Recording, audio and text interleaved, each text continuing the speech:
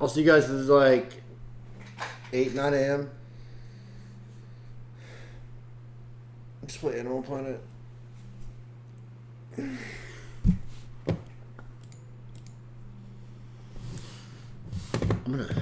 Hey, wait, last look. Progress was good today, guys. It was good. I'm telling you, tomorrow, I'm going to get these connected. We're going to get a connection between these. It's going to look so good. That's my goal tomorrow. Is to get a connection, like, right here. This whole area I want to connected.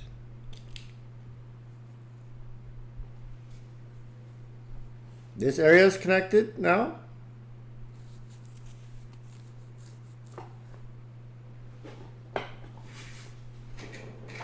All right. Enjoy your night. Peace. Dream.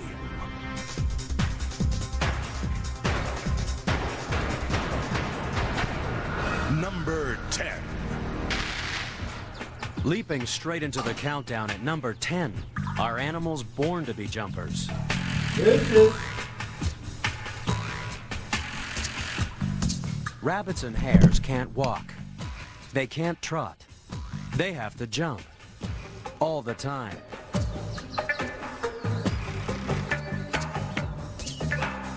They kick off the countdown because those big back legs are incredibly powerful. Watching a bunny hopping gently in a field, you'd never guess the extreme distance it can leap. You have to see them sprinting to discover how far they can jump in a single bound.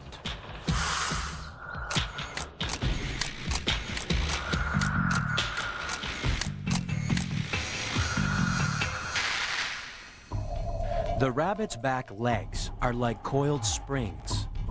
They power the leaps that can carry the rabbit 10 times its body length. That's a jump of up to 19 feet. Compare that to the distance Olympic athletes can jump. If you could leap like a rabbit, you'd jump twice as far as any human in history. An incredible 60 feet.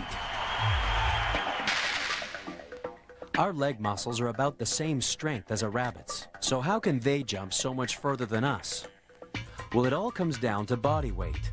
The heavier you are, the harder it is for those muscles to push you off the ground.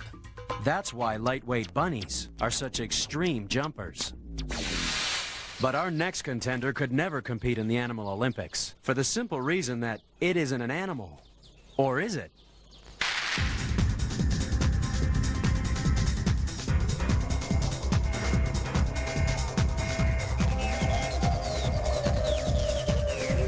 Number 9.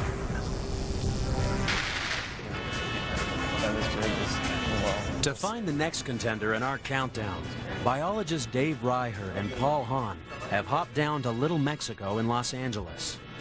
For hiding somewhere in these market stalls is the most unusual animal in the countdown.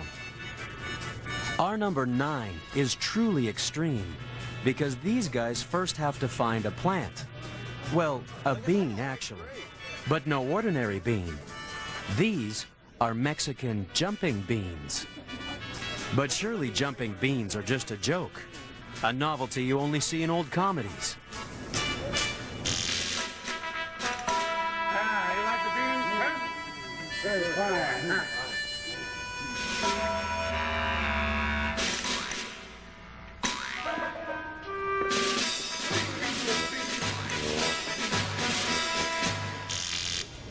But do Mexican jumping beans really jump?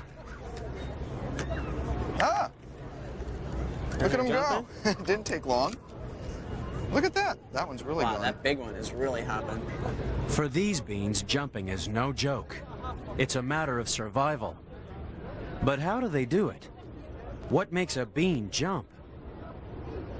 To find out, you need to take a look inside at the most unusual jumping device in the world.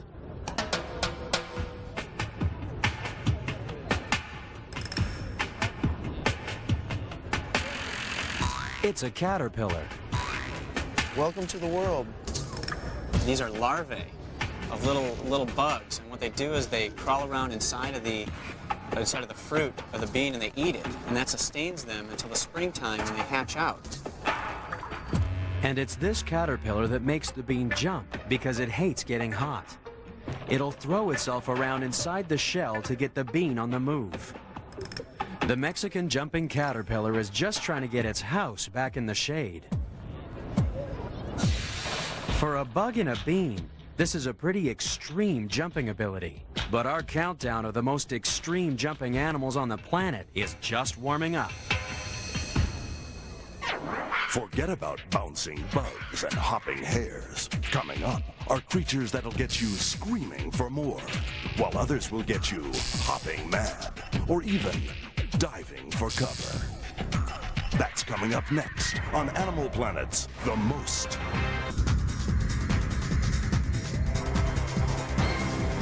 Number 8. How'd you like to live on the highest mountains in the world?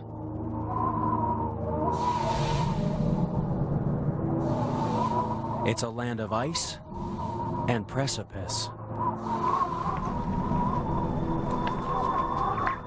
And it's home sweet home for the Tibetan Baral, a mountain sheep that lives life on the edge. Baral are number 8 in our countdown because they're extraordinary rockhoppers. They have to be. When you live above 14,000 feet in these mountains, one slip can be fatal.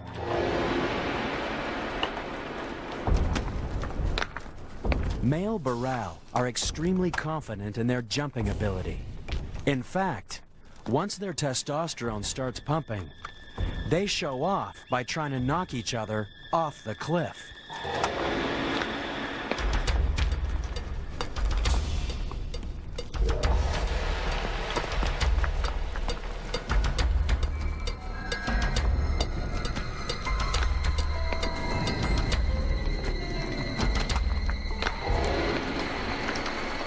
Baral may be happy bouncing off rocks, but most humans try to hang on for dear life. We use ropes, crampons, anything to get a grip on the cliff. But not the Baral.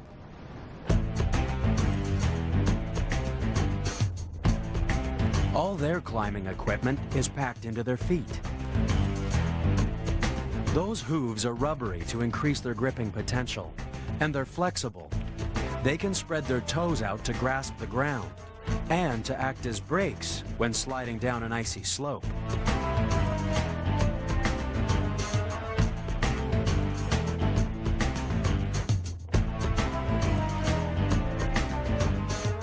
And since human mountaineers can't tiptoe down the rocks like Baral, they've had to come up with a different way of getting down the mountain. It's a little extreme, but a lot faster.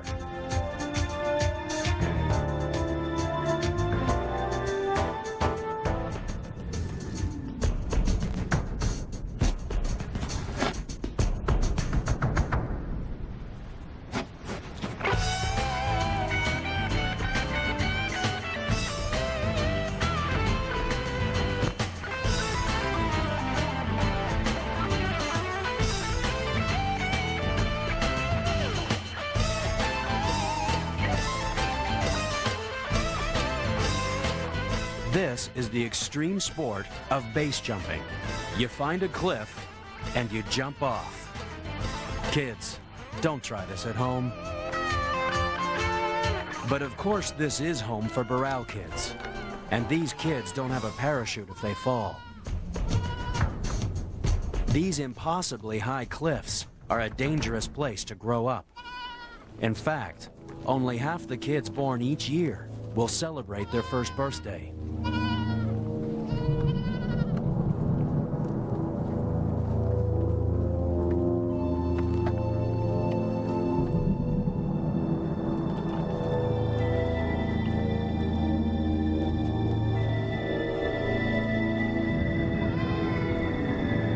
Those sure-footed babies that survive really are extreme jumpers.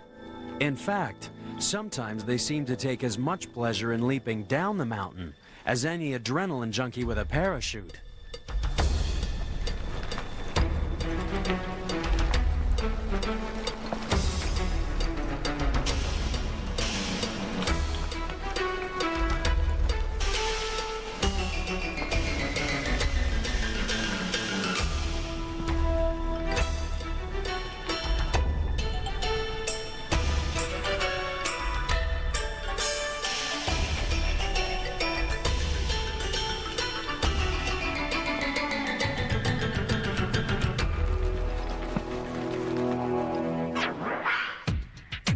From mad mountaineers, bouncing beans, and racing rabbits, we've bounded through 3 animals on our countdown. But coming up is a whole army of extreme jumpers. These are the hoppers from hell.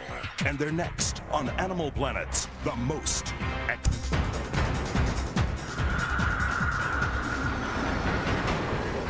Number 7.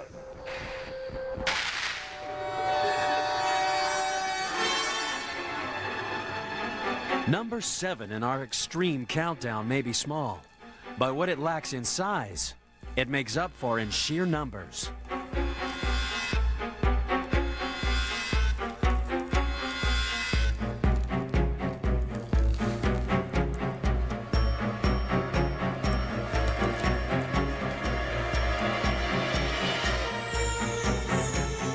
These are locusts.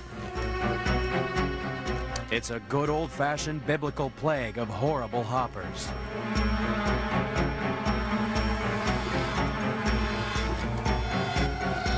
Locusts are a kind of grasshopper, and they can really hop over a lot of grass.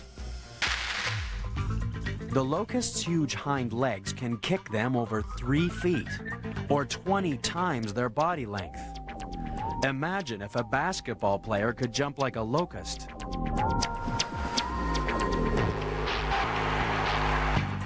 How'd you like to be able to jump 300 feet for the ultimate slam dunk? Basketball players would kill to have legs like a locust. That's because in addition to the massive muscles in its thighs, the locust has elastic bands in its knees. These bands are like stretchy springs that store energy. They work a bit like our tendons, which store enough energy to let us snap our fingers. When you push your thumb against your finger, the tendons of the muscles are stretching, storing more and more energy until... That rapid finger movement has mostly been powered from energy stored in the springy tendons. And that's how the locust's springy knees power those magnificent jumps.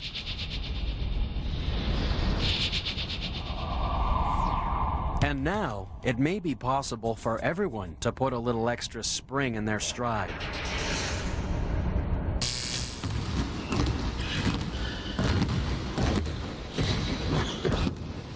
Even the shortest basketball players could slam dunk with the best of them, with a little help of an artificial knee.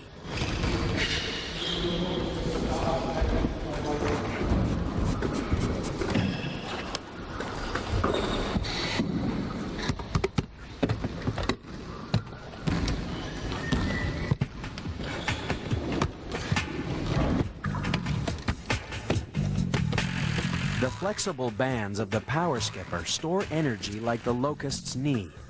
And when the energy's released, you get a jump that would make any grasshopper proud.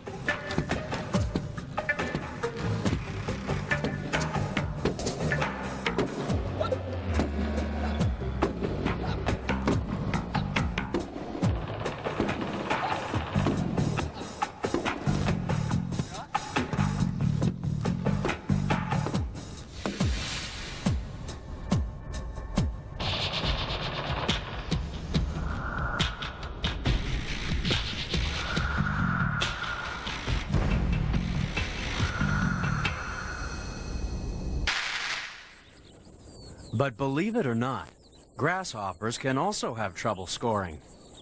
When you're in long grass, it can be hard to see a prospective partner, no matter how high you hop. That's why grasshoppers have another string to their bow legs.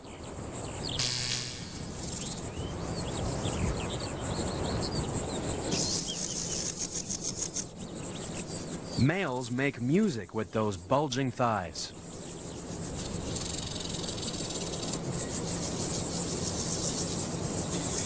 Males advertise how strong and sexy they are by rubbing those long jumping legs against their body. Their inner thighs are lined with a row of pegs that lets them scrape out their high-pitched love song. And the better the music, the luckier the male.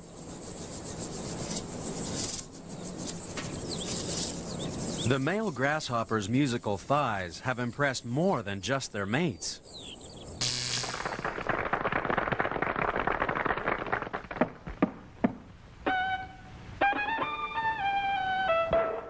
And while the next animal on the countdown may not be able to hold a tune, it too can do amazing things with its legs.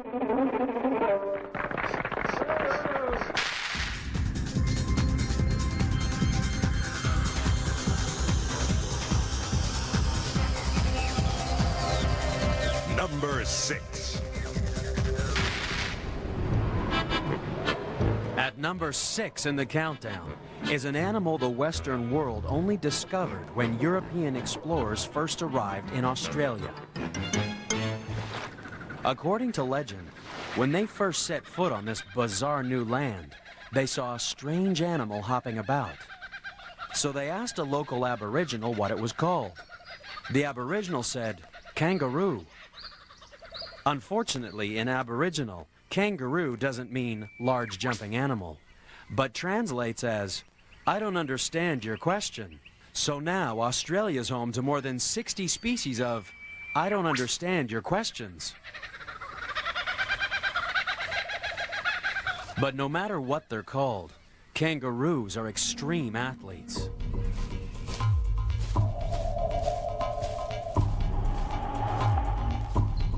It's not just the fact that they're incredible jumpers. They're also extremely fast.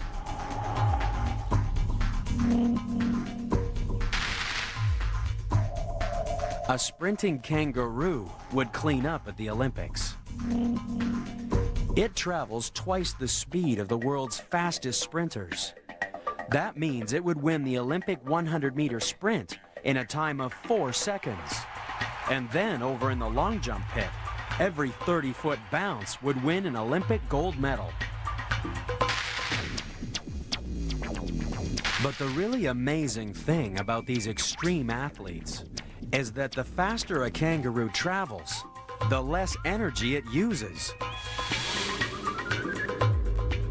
When we want to run faster, we have to increase the number of strides we take each second.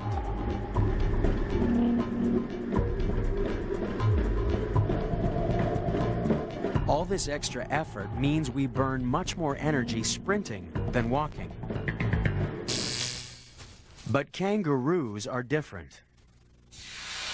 To go faster, a kangaroo doesn't take more steps.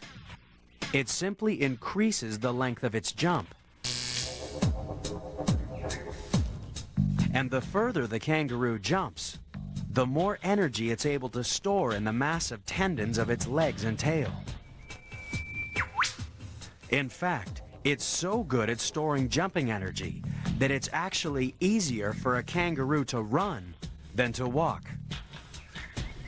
But some people have made use of a different method of storing energy for a high jump.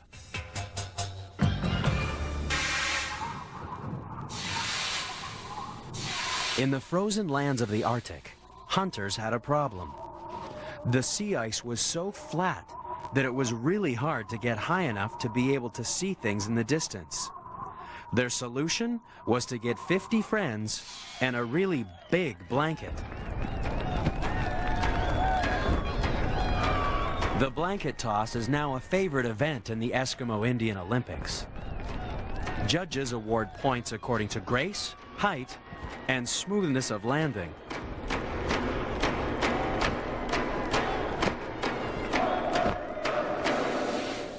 But once, this wasn't just a sport. It was an old hunting technique to give the added elevation needed to spot prey far across the sea ice. We use a similar jumping device today, but not to spot whales. And instead of a blanket, we use an invention that was inspired by a very different kind of festival.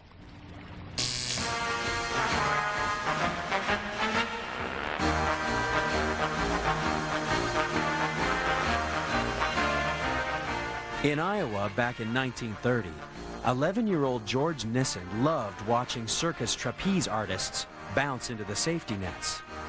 It started him thinking. Over the next few years, he developed the idea of stretching canvas between springs. But he still didn't know what to call his invention until he traveled to Mexico. He loved the sound of the Spanish word for diving board, and that's how we got El Trampoline. Unfortunately, no amount of canvas and springs can match the power and the amazing legs of the kangaroo. But coming up next on the countdown is a kangaroo copycat.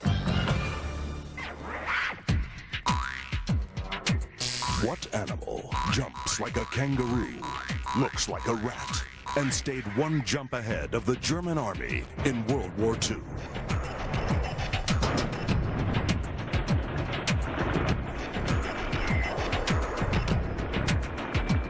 Find out next on Animal Planet's The Most Extreme.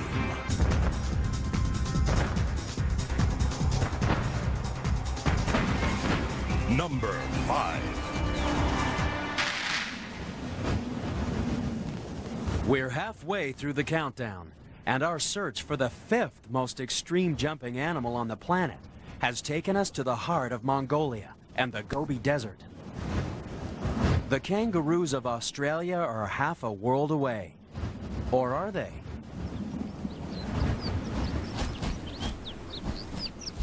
This is a kangaroo. Well, it's actually a kangaroo rat, a rodent that uses those long back legs just like a kangaroo. But the kangaroo rat takes hopping to new extremes because a single bound can carry it 15 feet.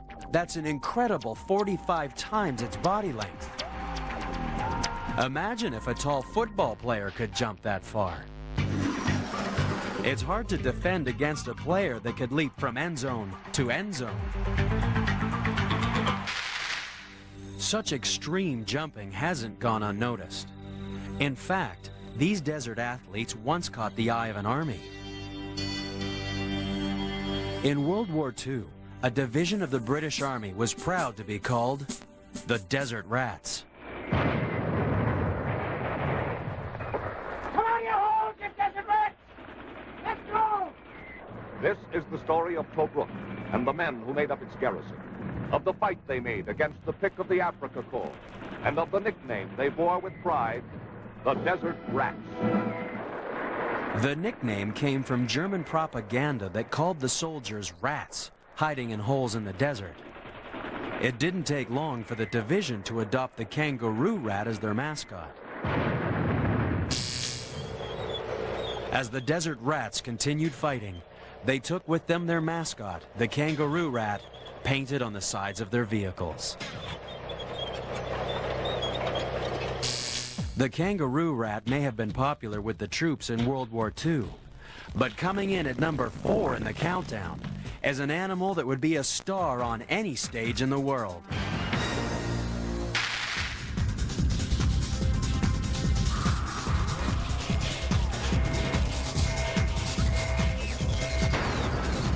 Number 4.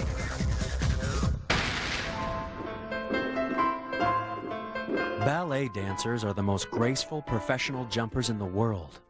They train for years to stand on the very tips of their toes. But our next animal in the countdown has been jumping on tiptoe for millions of years.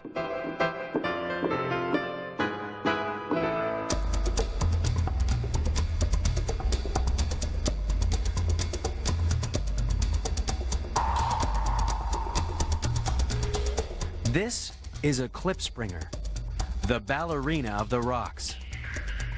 This dainty little antelope lives high on rocky outcrops that jut up from the plains of Africa.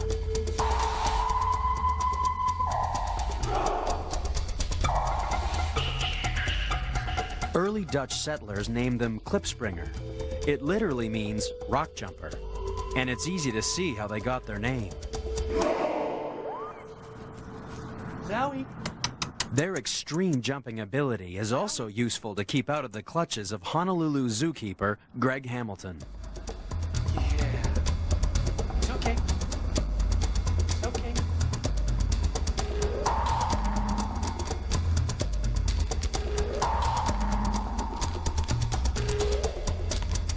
Like any ballerina, the klipspringer dances lightly on the tips of its amazing toes. In the middle of this hoof, this split hoof, is a fleshy area that allows them to grip fairly readily to rock surfaces and allow them to maintain their positions on the rocks. Their ability to escape basically is to get into areas that are inaccessible to other animals. These guys can land on a shelf that is about the size of a quarter and stay there. But what makes these rock hoppers different from other mountain goats are their extreme leaps. The klipspringer may be tiny, but it can leap 15 times its own height. That's 25 feet. The best Olympic high jumpers can't clear even twice their height. But if they could jump like a klipspringer, they could leap from the shoulder of the Statue of Liberty and soar 75 feet right over the torch. It's no wonder that looking after such extreme leapers can be a bit of a challenge.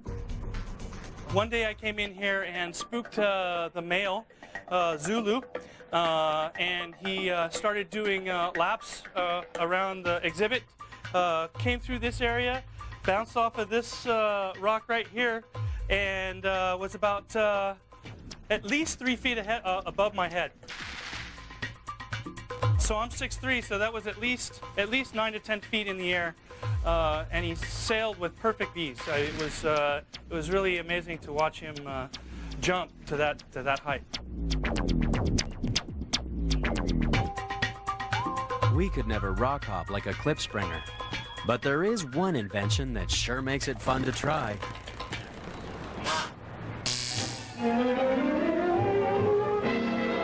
Young people of New York are all hopped up about the newest rage in sidewalk entertainment. It's the pogo stick, suddenly American youth's most popular way of doing something different. The pogo stick continues to entertain kids today, but its origins go back more than 100 years. There was once a poor farmer in the country formerly known as Burma. The farmer invented the prototype jumping stick to help his daughter dodge muddy puddles on the path to a temple. And the name of the farmer's daughter? Pogo, of course. Even though klipspringers have 4 built-in pogo sticks, they're still only number 4 in our most extreme countdown. It seems incredible that anything could leap ahead of klipspringers, desert rats, or kangaroos. But coming in at number 3 in our countdown is an animal that can jump so far, it's frightening. That's coming up on Animal Planet's The Most Extreme.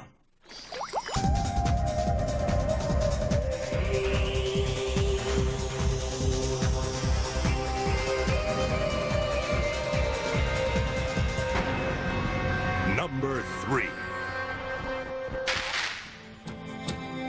If you're frightened of spiders, just wait till you see what these guys can do.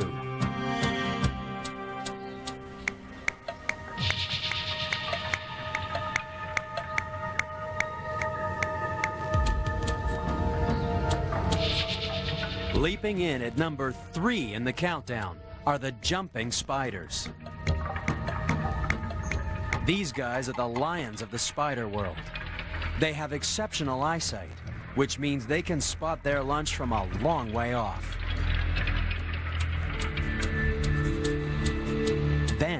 Like a big cat, they'll slowly sneak up on their prey and pounce. And what a pounce it can be! The jumping spider can really jump. Those 8 legs can push it more than 6 feet. That's 100 times its body length. A human athlete who could jump 100 times his body length might as well be flying. It would be like leaping clear over 2 jumbo jets, well over 400 feet.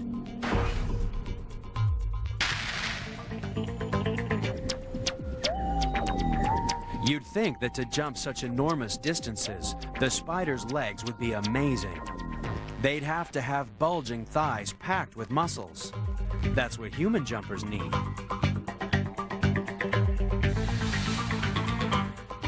That's because human jumpers need well-developed thighs and firm butts to get their bodies up into the air and to absorb the shock of the landing. But you don't need a firm butt to look for jumping spiders. You just need good eyesight.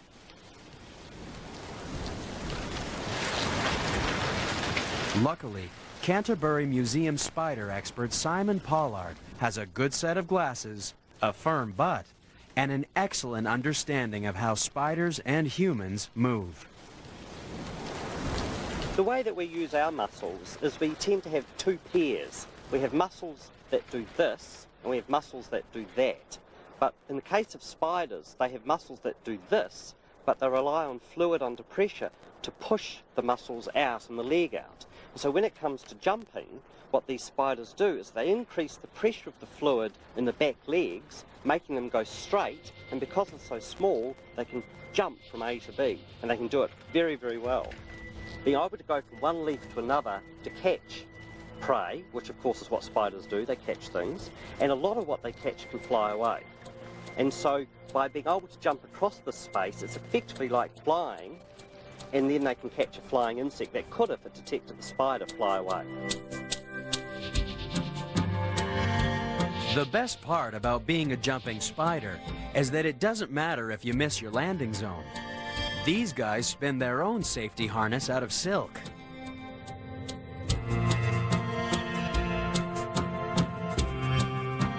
But it's not just spiders that use a safety line when making death-defying leaps. On the Pacific islands of Vanuatu, young men have been making huge leaps of faith.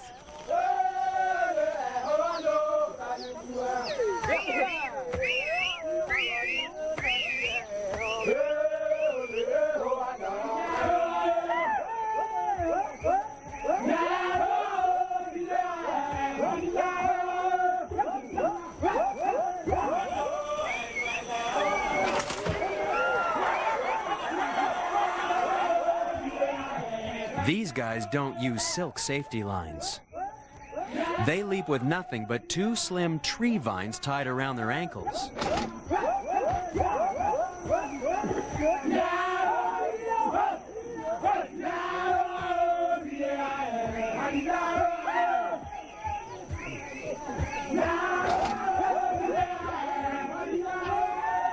The land divers of Vanuatu jump as part of the celebrations associated with the traditional festival of the yam harvest.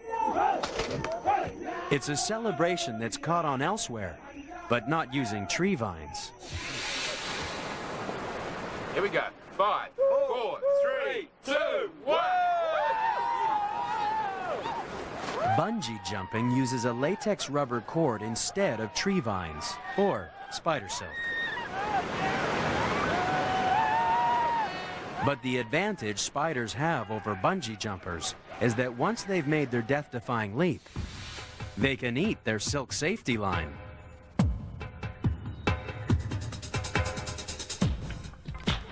But safety lines are not enough for our next contender in the countdown. There's one animal that jumps so high, it needs a parachute.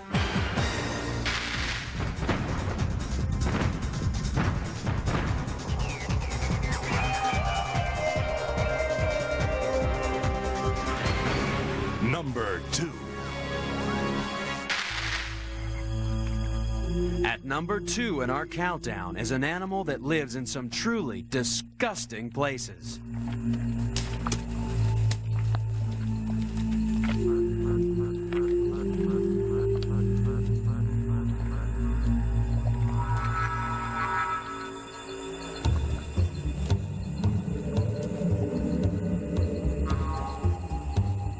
Frogs are legendary jumpers. Anyone who's taken a good look at a frog knows that its leaping ability lies in its long, long legs.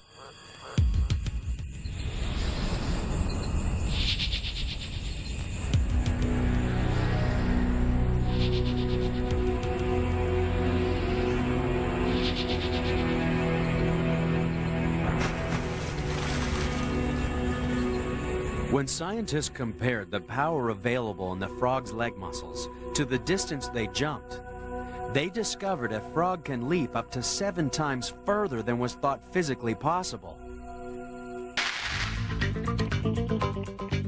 So the scientists took a closer look at the frog's legs.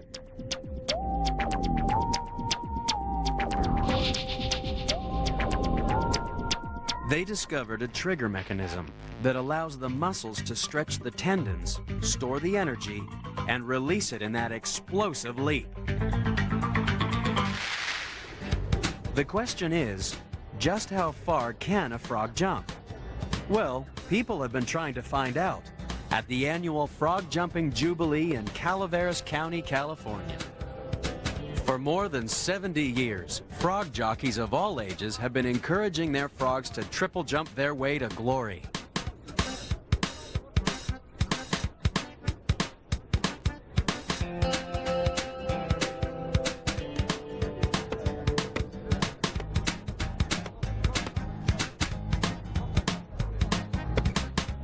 Apparently, frogs leap well when they get a surprise. Well, that's the theory anyway.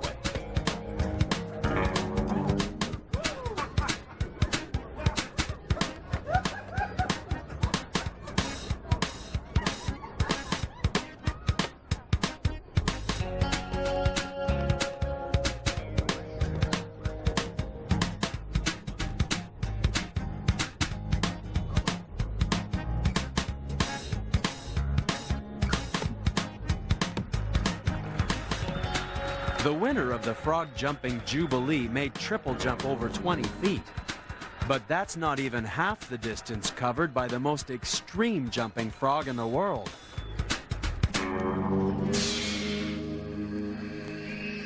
High in the forests of Southeast Asia lives a tree frog with a difference. It's a frog with extra webbing between its toes. So when it leaps out of a tree, it opens 4 little parachutes. These flying frogs can glide more than 50 feet between trees. Imagine being able to jump 150 times your body length.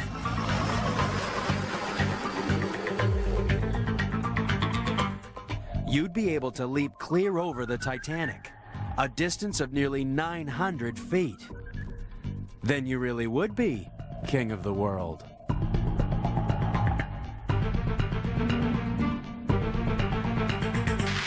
But the incredible frog is still only number 2 in our most extreme countdown.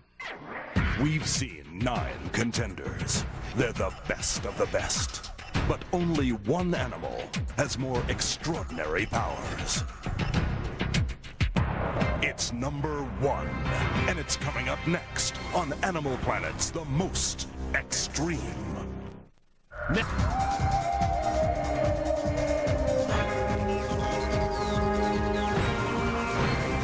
Number 1. You don't have to travel far to find the most extreme jumper on the planet.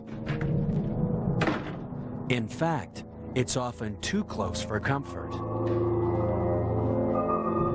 It can spend months waiting patiently for entomologists like Ruud Kleinpas to return home from vacation. Vibrations on the floorboard signal the time to leap into action.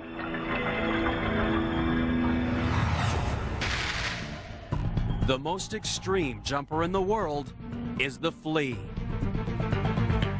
A leap of 13 inches may be one small jump for a bug, but it's one giant leap for mankind. We're talking a leap that's 220 times your body length. With the superpowers of a flea, we'd be able to clear the Brooklyn Bridge. That's nearly a quarter of a mile. But a flea can also jump more than 150 times its own height.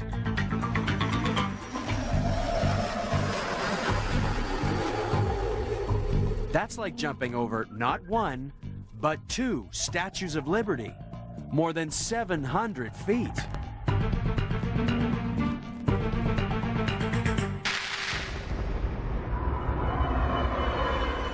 So what makes fleas such extreme jumpers? Well, they don't use muscle power like we do. Their legs act more like a catapult. You see, the flea stores its energy in a pad with the resilin. Now, that's one of the most elastic materials known on this planet. And it winds this pad up. And when it pulls the trigger, pow! It releases all this energy at once, and the flea jumps away. With such incredible powers, it's no wonder that people are prepared to pay to see performing fleas. Roll up to Maria Cardosa's traveling flea circus. And here are the stars, 300 highly trained fleas. Training begins by looping a tiny wire around the body, for no fleas are harmed for this performance. The next stage of training. Once harnessed, the fleas are natural performers. They can be trained to follow the carbon dioxide breath of their trainers, jump towards the heat of a lamp, and even sway to the vibrations of the tango. The tango, please.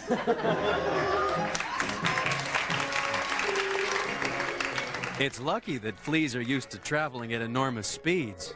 3, 2, 1, go! La pulga mala! 3, 2, 1, jump! Fantastic! And like performers the world over, at the end of the show, the fleas like to kick back, put their feet up, and have something to drink.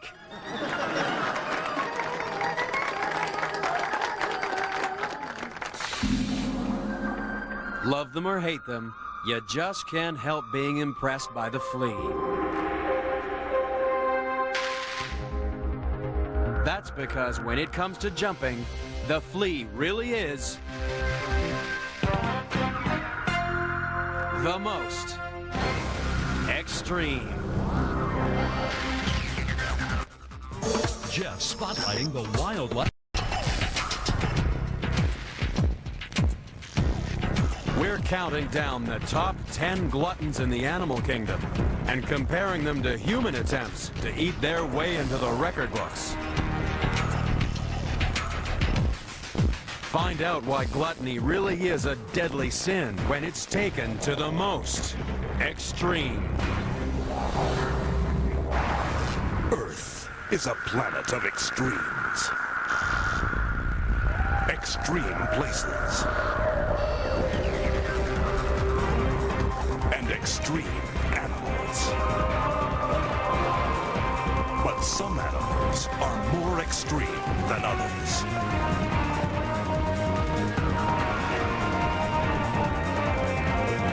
Join us as we count down to find the most unusual and the most extraordinary on Animal Planet's The Most Extreme.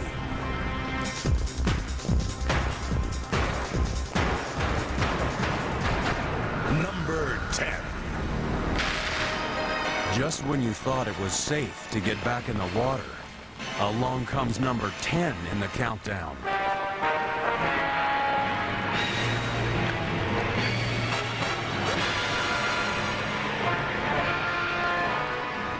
The tiger shark has a terrible reputation.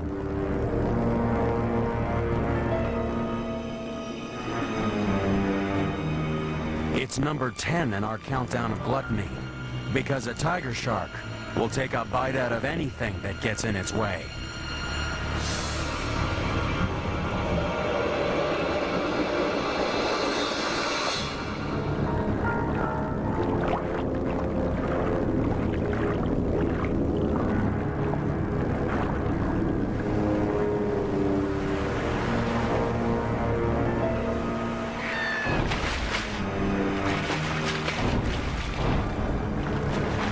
It doesn't matter if it's dead or alive.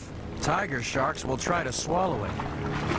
These sharks have been called the garbage cans of the sea because they'll take a bite out of any old rubbish. Strange things have been found in the stomachs of tiger sharks. Things like tom-tom drums, car license plates, 9 shoes, deer antlers, a coil of copper wire, lumps of coal, a can of salmon, and even bits from a suit of armor. And while that's a recipe for extreme indigestion, just wait till you see a human tiger shark in action. But be warned, this extreme eating could seriously damage your health. Berlin is a city of many gastronomical delights, but we'd like to cast a little more light on the subject. After much research, we've been unable to find another man like our hero, who is the chef's delight. He won't blow a fuse no matter what you set before him. And what's more illuminating, he sometimes dines with gusto. But most of the time he eats alone.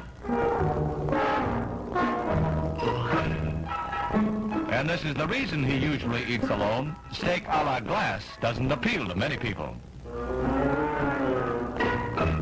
For a side dish, he goes off on another tack to sharpen up his appetite. Come here a minute and be quiet. We'll give you an inside look.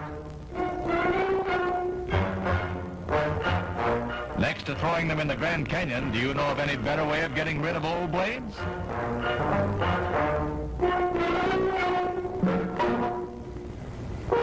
Speaking of inside information, his name is Jaipur, and he does this for a living. Maybe he hasn't got the stomach for any other kind of work. Naturally, when he shaves, he uses an electric razor. He can't keep a blade in the house.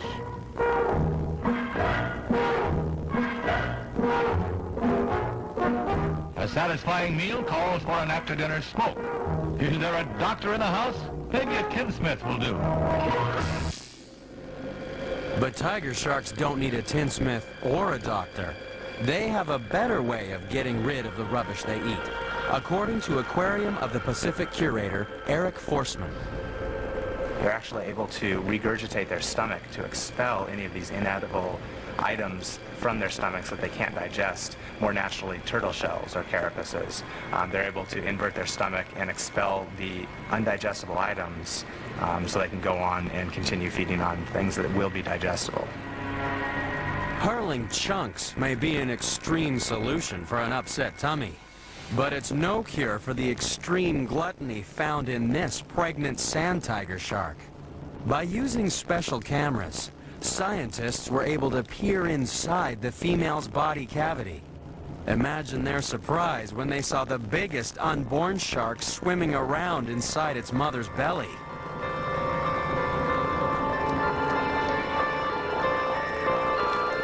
It was busy finding all its unborn brothers and sisters and eating them.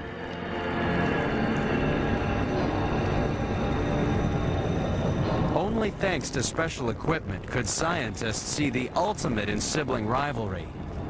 But the extreme gluttony of the countdown's next contender is out there for all to see.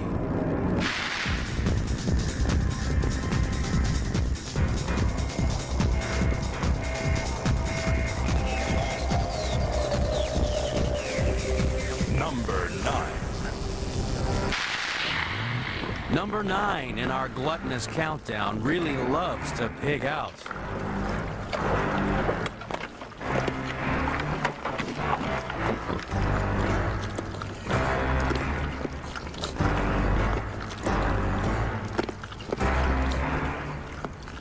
Everybody knows that pigs are the greediest animals on Earth.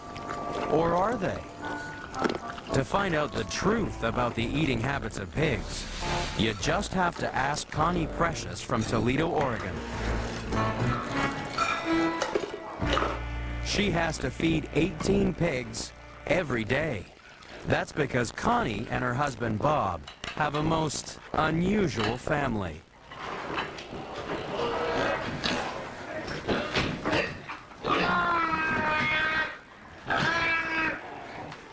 "18 pigs live with Connie and Bob inside their house they call Pigtasia.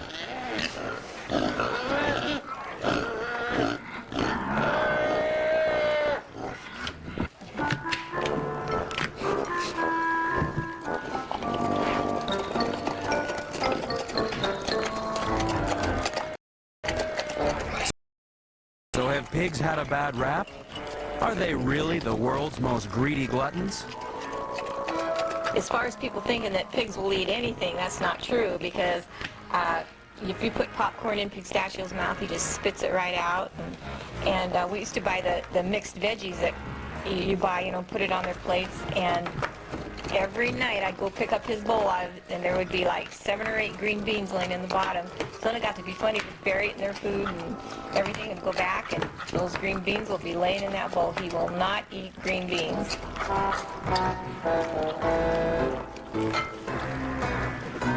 And we have some pigs that won't even eat carrots, so it's not that they'll eat anything. Yeah, he's really fussy, aren't you? You little fussy boy. Yes, you are. Kisses. Do you want kisses? Thanks, Dash.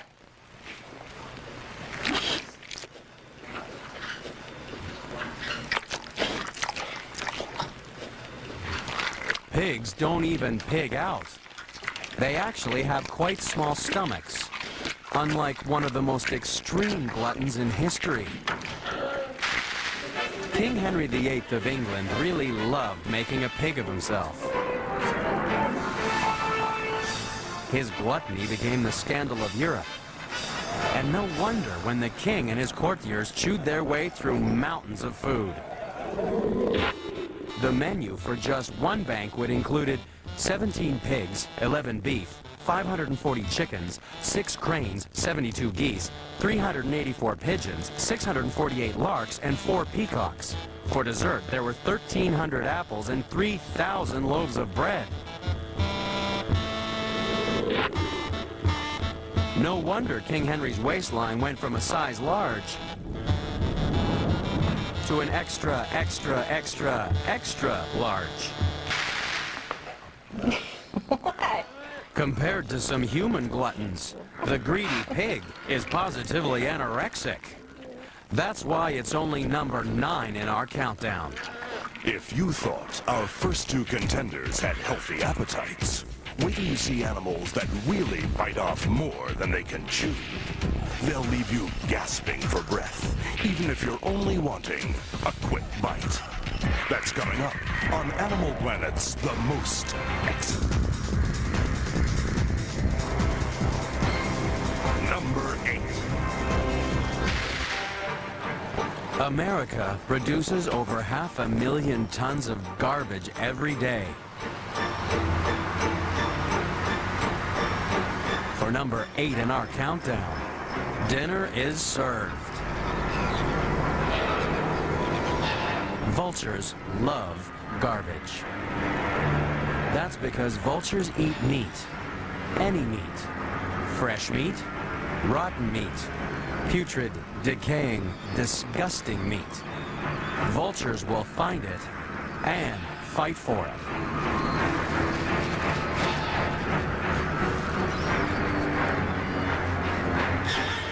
Vultures are extreme scavengers.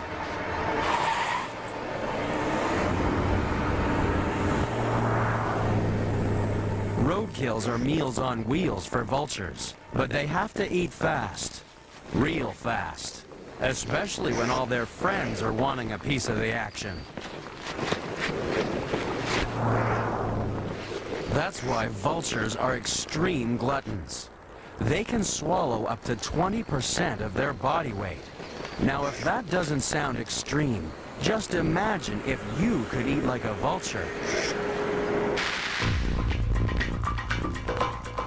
20% of your body weight is an awful lot of hamburgers.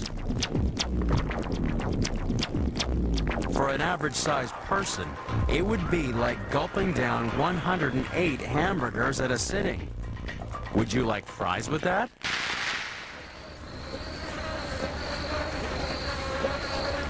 But of course, vultures don't often get to eat hamburgers. Their idea of a happy meal is something dead and really rotten.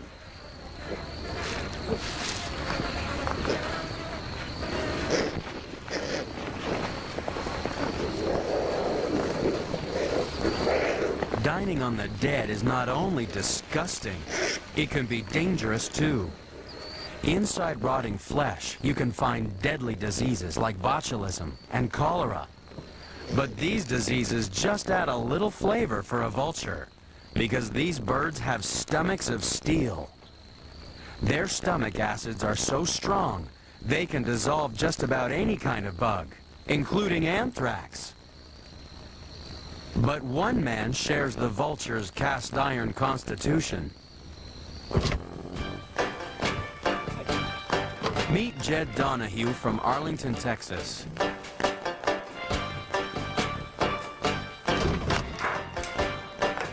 Jed likes jalapeno peppers. He likes them a lot. In fact, Jed can eat 152 in 15 minutes. I got started with jalapenos in high school, actually. There was a Spanish club contest. There was a jalapeno eating contest, and I looked at one of these things. I thought I could probably win this contest, and it was a 2-minute contest. I sat down and ate 40 of them in 2 minutes, and it was just one after another. Second place ate 6. So right then and there, I thought I had a talent that maybe other people don't have, and they went down easy. They came out not so easy. Eating a jalapeno is like kissing a hot light bulb and drinking molten lava. This is almost like a little green bullet. Fights back. They kind of explode with juice when you bite into them, and bystanders beware, because it will fly. And I'll show that to you right now.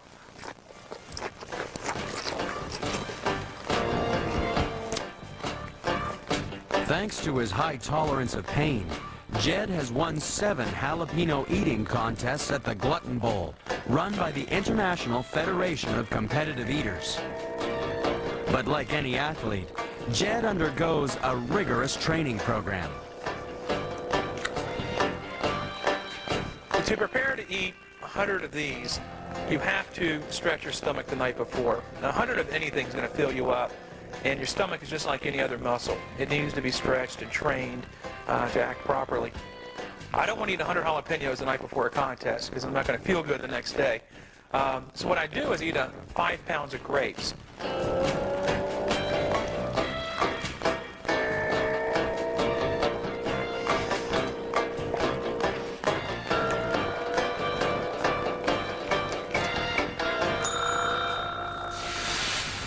No vulture will ever break Jed Donahue's record. Vultures don't eat jalapenos, or any other vegetables for that matter. Luckily for us, what they do eat is rotten meat. Their cast iron stomachs let them clean up the dead and diseased. So vultures are nature's undertakers. Their extreme gluttony is actually making the world a safer place for all of us. We've invited revolting vultures, hampered pigs, and scavenging sharks to join us at our smorgasbord of extreme diners. But coming up is an animal that would eat them all for breakfast. Dine with the devil, next on Animal Planet's The Most Next.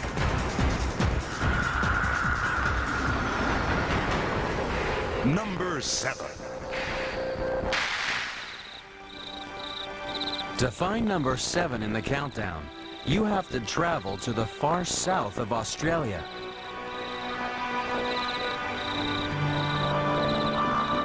This wombat isn't dreaming of food.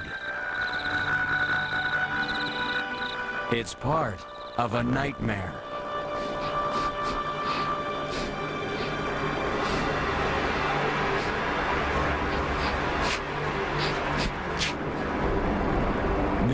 Tasmanian devil.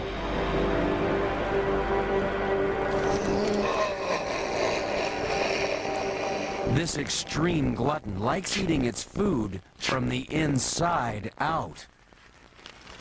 The pit bull terrier of the marsupial world was called a devil by early European settlers who were terrified by its demonic cries.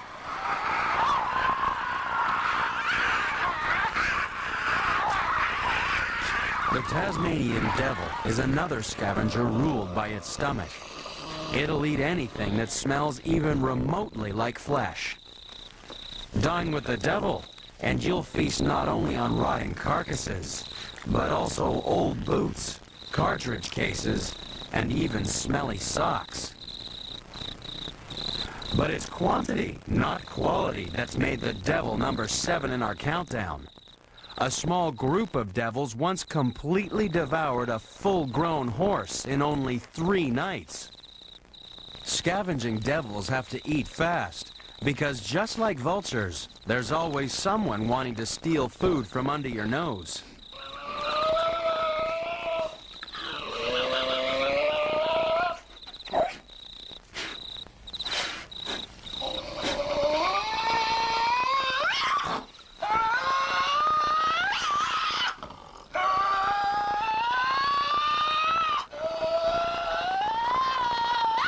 Devils will gorge themselves until they can barely waddle.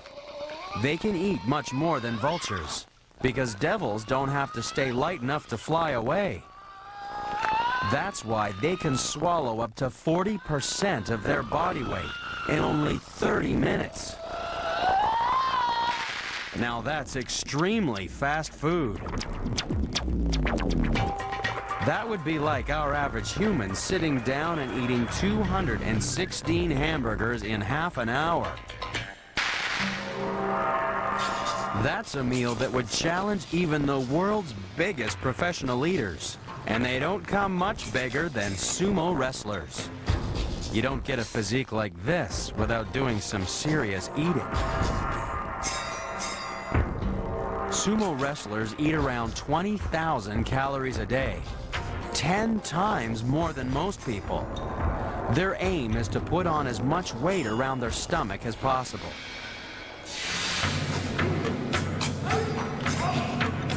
That's because in the competitive world of sumo wrestling, the lower your center of gravity, the harder you are to push over.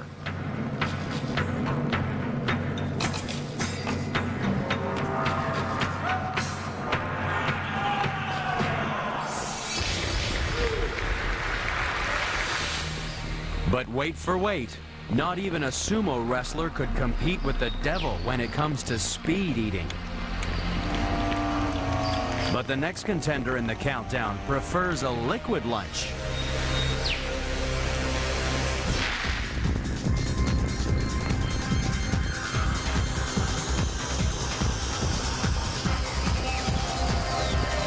Number 6. Hollywood has an insatiable appetite for hungry horrors. After all, nobody likes a good feed more than Dracula.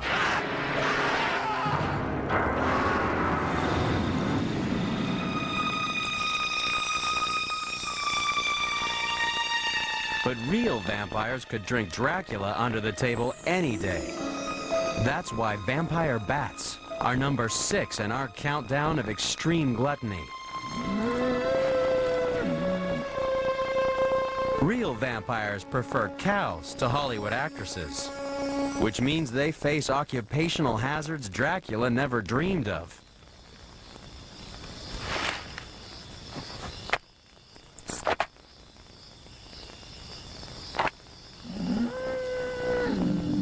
And unlike Dracula, real vampires don't suck blood. These bats use razor-sharp teeth to painlessly open a vein, and then they drink. A vampire bat can swallow up to 5 teaspoons of blood. That's a lot of blood for a little bat. Imagine if Count Dracula had to drink like a real vampire. He'd have to drink his own weight in blood every day. That's about 17 gallons, nearly a bathtub full of blood. But vampire bats have a drinking problem. The main constituent of blood is plasma. It's a clear fluid that's not very nutritious, but takes up an awful lot of room in the stomach.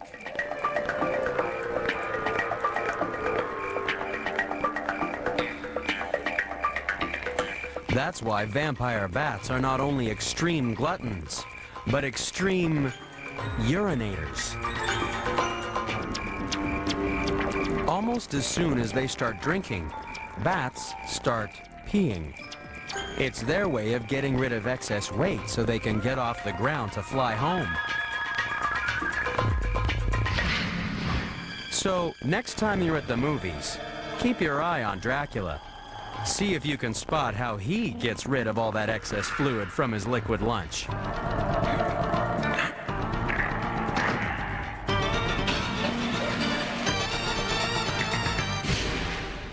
But the real vampires have another problem. If someone in the roost goes thirsty for more than a day or two, they'll die. That's why these bats have developed the world's first blood transfusion.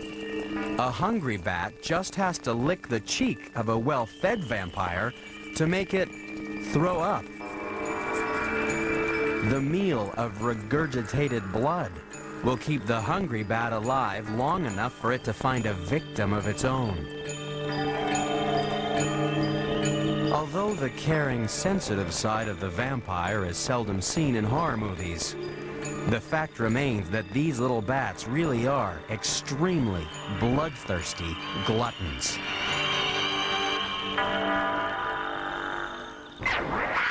Vampires, both real and imagined, are only number 6 in our countdown of extreme gluttony. Coming up is another terrifying man-eater.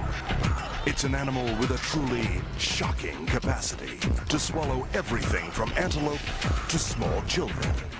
That's next on Animal Planet's The Most Extreme.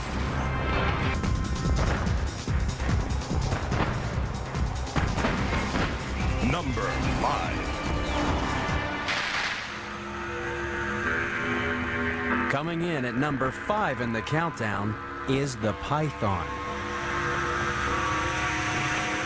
This giant snake can easily swallow things larger than its head.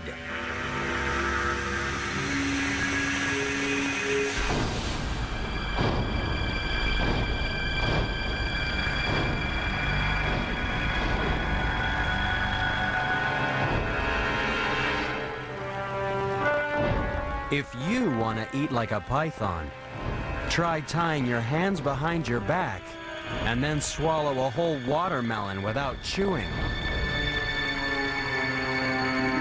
To find out how snakes manage to bite off so much more than they can chew, you just have to talk to biological educator Paul Hahn. They have very flexible jaws, and their lower jaw, kind of the two sides of it, work independently of each other. And what they do is they feed the animal in by pulling from one side or the other, and it helps draw the animal into their mouth. And using that technique, they're able to eat animals that are quite a bit larger than the size of their head. This animal, for example, could swallow something this big around. But some incredible humans can swallow like a python. Meet Henri Ansel. He can't eat a whole watermelon, but he can swallow swords.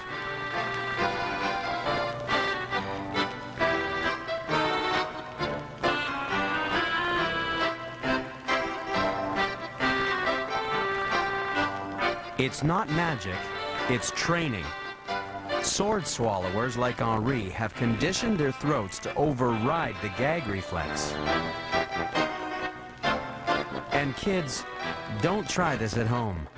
Most modern record books ignore sword swallowing for the simple reason that it's too dangerous for publication.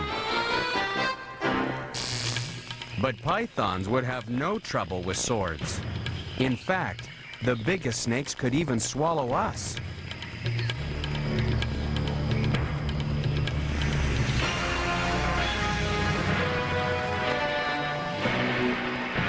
big pythons can eat antelope that weigh as much as the average human adult. And as we don't have horns or hooves, we'd be much easier to swallow. So why would anyone want to take a python into a classroom of bite-sized children?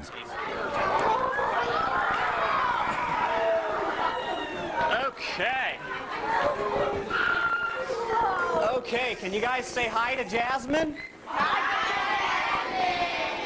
Paul Hahn and Dave Ryherd know that Jasmine's already eaten and isn't interested in swallowing small children. That's because pythons have a really slow digestive system. One big meal can last for days, even months. So these kids are in no danger. She's still a living thing. So what do you think? Is she heavy? Okay. But our next contender is a danger to itself, for it can literally eat itself to death.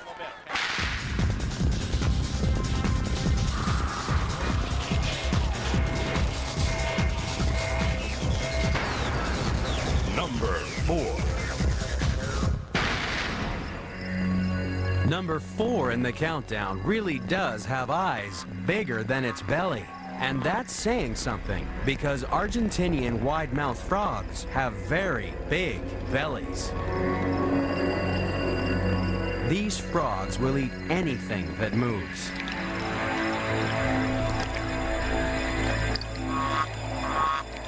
Usually, it's a case of bite first, ask questions later.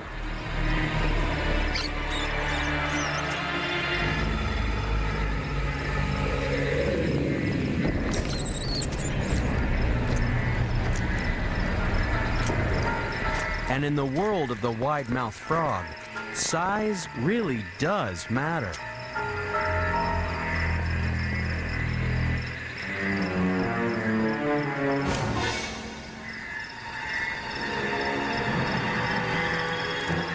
These extreme gluttons invite their family around for dinner. The only trouble is that these frogs don't know when to stop. They'll keep stuffing food down their throat until they rip their stomach open. But then some people can be just as stubborn. The motto of the International Federation of Competitive Eaters is, "Nothing in moderation." But to minimize the risk of injury from excess consumption, competitive eaters today focus on speed eating. And these guys can eat fast. Could you eat 38 soft-boiled eggs in 75 seconds? Or how about raw eggs? Could you swallow 13 in just 1 second? But eating too much too fast can spoil your dining pleasure. That's why in ancient Rome, they found an unusual way to regain their appetite. If guests at a sumptuous banquet found themselves full to bursting, they'd visit a special room in the house called the vomitorium. Having lightened the load, they could then return to the feast and continue stuffing food down their throat. A vomitorium is exactly what a wide-mouthed frog needs when it discovers its mouth just isn't wide enough. These dedicated gluttons won't let go of a possible meal, even if it's bigger than they are, and even if it means choking to death. In this case, having a frog in your throat can prove fatal. But even these kamikaze eaters are still only number 4 on our extreme countdown. It seems incredible that anything could be more greedy than frogs, snakes, and vampires. But our next contender fits in a shoebox and burns energy 5 times faster than a marathon runner. That's coming up next on Animal Planet's The Most Extreme.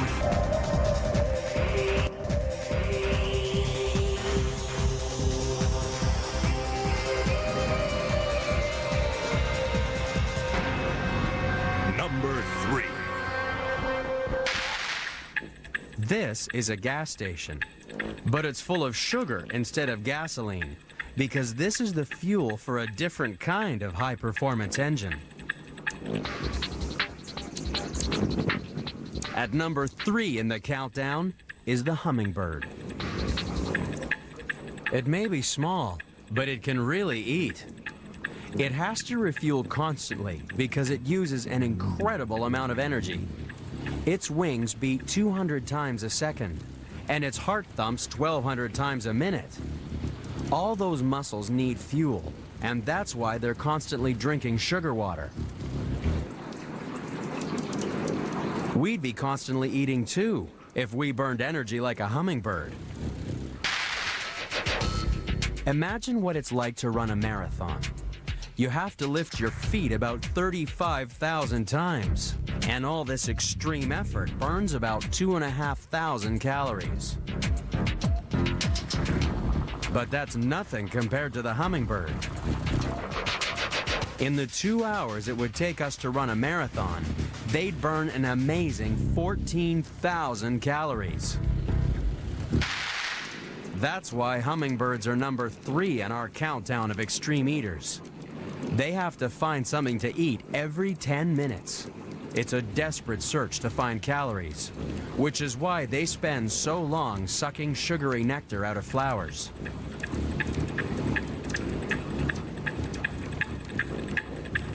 And that's why looking after these compulsive eaters can be incredibly demanding.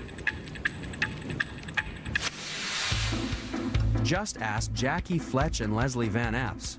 They're Project Wildlife rehabilitators who devote a big part of their lives to looking after hungry hummers. Well, the hummingbird team actually receives over 400 hummingbirds a year here in San Diego County. We have 6 people on our team that take care of hummingbirds in their homes. Taking care of hummingbirds is really an intensive job. The babies have to be fed every 30 to 45 minutes, and if you get in injured or sick adults, they have to be fed that often as well. So it's a pretty intensive volunteer job. It takes a lot of time and a lot of commitment to do that.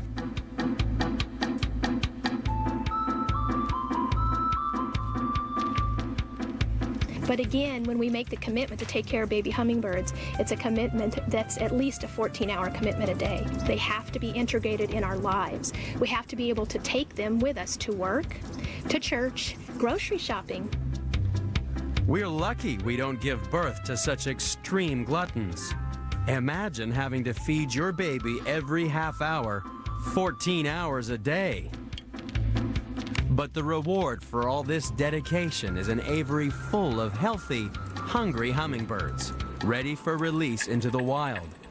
But if you think these tiny gluttons are a handful, our next extreme eater is 100 million times heavier than a hummingbird.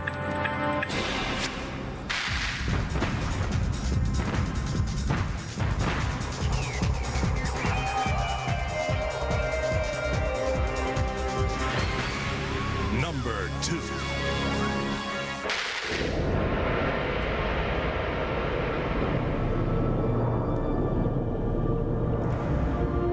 Whales are big, very big. And that's why whales are number 2 in our countdown of extreme gluttony. Because big bodies means a very big appetite.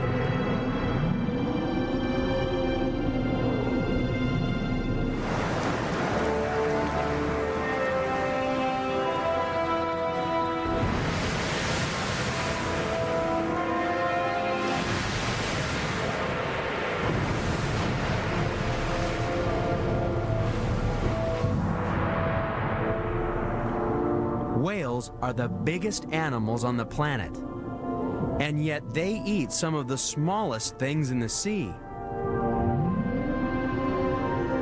Krill may be small, but there are an awful lot of them. Countless billions can form a single swarm the size of half a football field.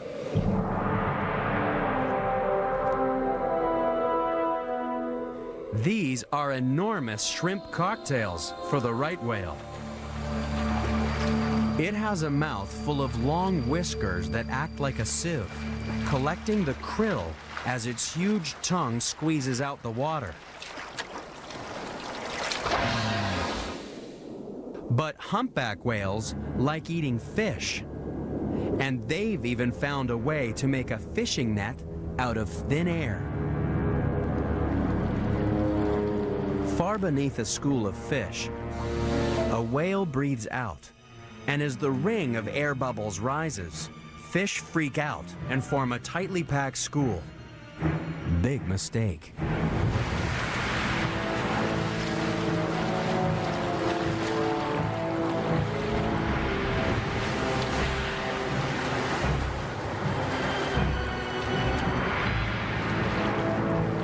A humpback whale can swallow 100 pounds of fish in a single gulp.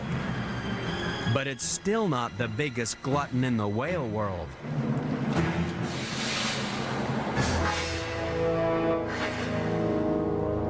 This is the biggest animal on Earth, ever.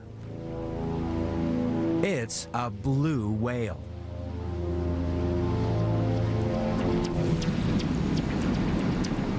It's hard to comprehend just how big a blue whale is.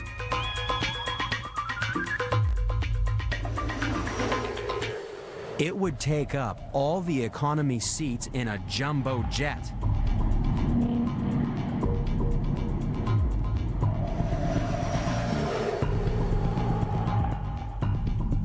Its mouth is so big that 50 people could stand on a blue whale's tongue.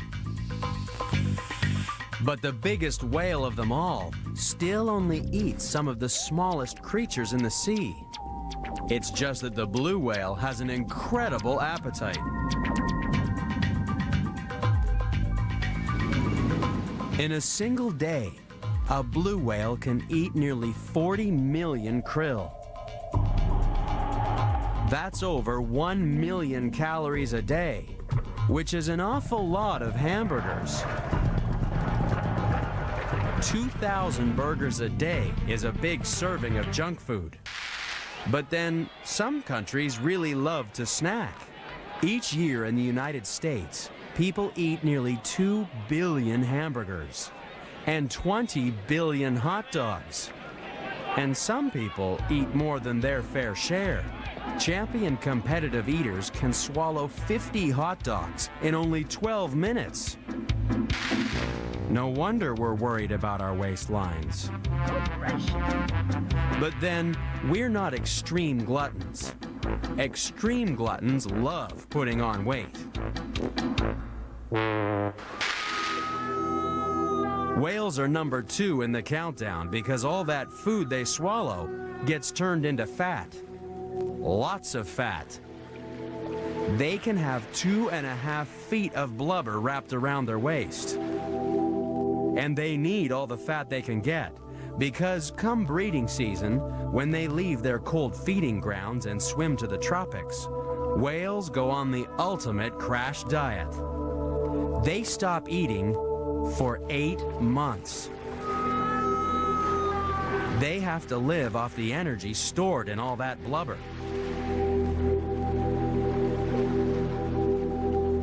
And it's this enforced anorexia that leaves the way clear for the ultimate eater on the planet. We've seen the 9 contenders. They're the best of the best. Only one animal has a more extraordinary appetite.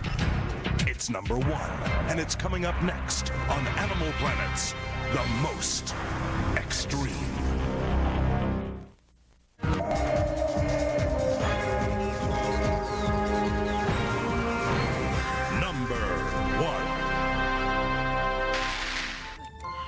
Just imagine if you had a baby that ate as much as the most extreme glutton on the planet.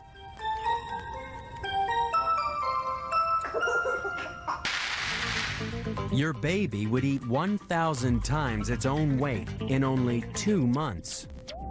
That would be like eating the equivalent weight of 3 blue whales, some 300 tons of baby food. And all that eating would make your baby grow 80,000 times bigger.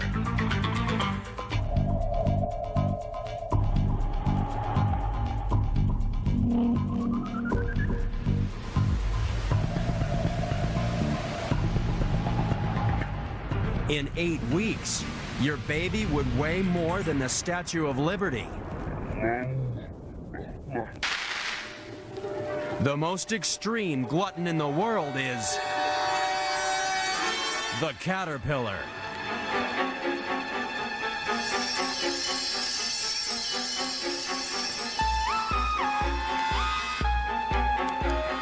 Millions of gardeners around the world have suffered at the mouths of hungry caterpillars, including professional bugman Ruud Kleinpast. Caterpillars are basically nothing more than giant feeding machines. If you look at their body, it consists of body fluids and a little bit of muscle, I suppose, and then through the middle is this huge gut. And all they want to do is process vast quantities of food. Why? Well, simple, because they want to go through their life cycle as quickly as possible. I suppose that's why they make such a mess of my plant, eh? But we should never forget that it's also the #1 glutton on the planet.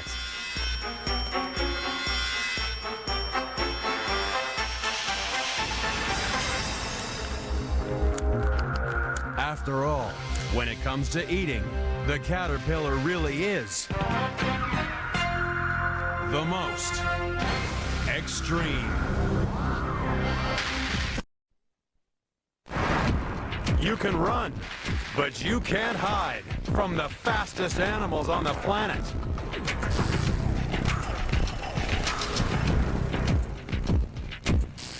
We're counting down the top 10 most extreme speed freaks in the world and comparing them to human attempts to race their way into the record books. Strap yourself in, because you're in for a wild ride when you travel to the most extreme. Earth is a planet of extremes. Extreme places. And extreme animals. But some animals are more extreme than others.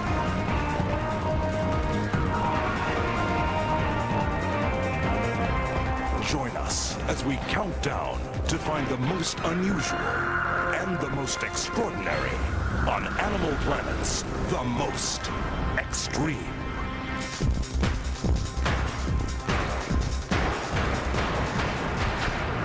Number 10. Our countdown begins deep in the jungles of Central America.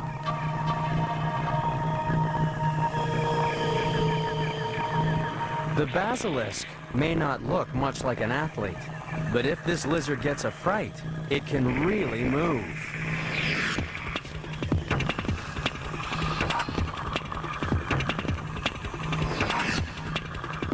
But this is no ordinary sprinter. The basilisk is number 10 in our extreme countdown because it can walk on water.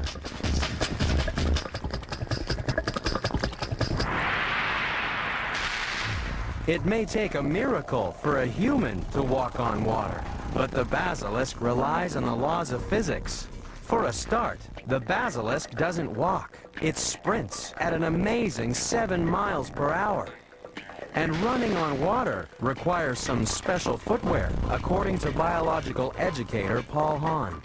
They have these modified scales on the bottom of their feet, and if you look very closely, you can see the dark little spots. Those are modified to grab little parcels of water to be able to float them over the top of the water very briefly, holding onto the surface tension. And there's not very many animals that would be able to pursue an animal that is able to do that.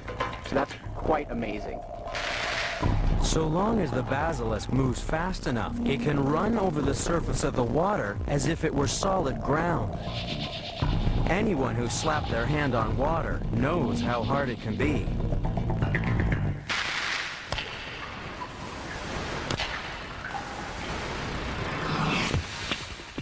For centuries, people have been trying to find ways of walking on water like the basilisk.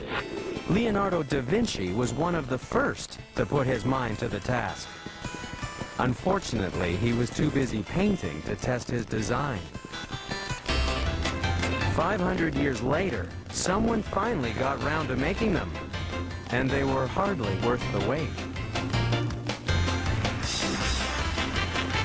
Even when you're up a creek with a paddle, you're still no match for a basilisk. If we wanted to copy the basilisk, we'd have to grow feet the size of open umbrellas and take 20 steps a second.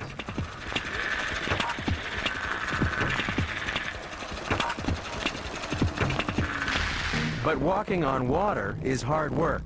It's an escape tactic adults leave for the young and energetic. While older lizards may prefer swimming to running, our next contender is also extremely fast. Not underwater, but underground.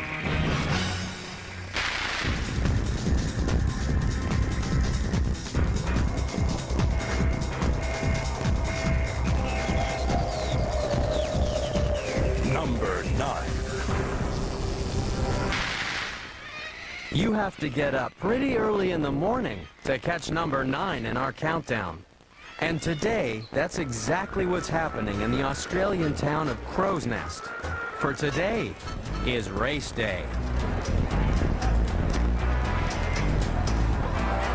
This parade is for the support crews of the most unusual racing animal in the countdown. It's the worm. The highly trained racing worms of Crow's Nest are subject to rigorous veterinary examinations. And then it's off to the track. Worm racing is simple. First one out of the circle wins. Worm racing has a lot of advantages, according to race organizer Jeff Close. We're very proud of our little worms. They're friendly little fellas and kids can race them and they don't bite and they don't bark, and so we've gone for worm racing. This year's winner was said to have come all the way from Egypt.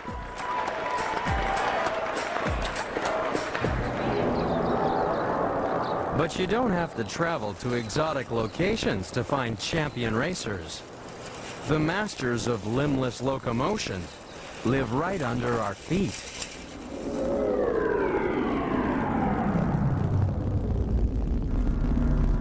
Worms are number 9 in our extreme countdown because they're the fastest thing on no legs. Worms have to chew themselves a tunnel. How'd you like to eat your own weight in dirt each day?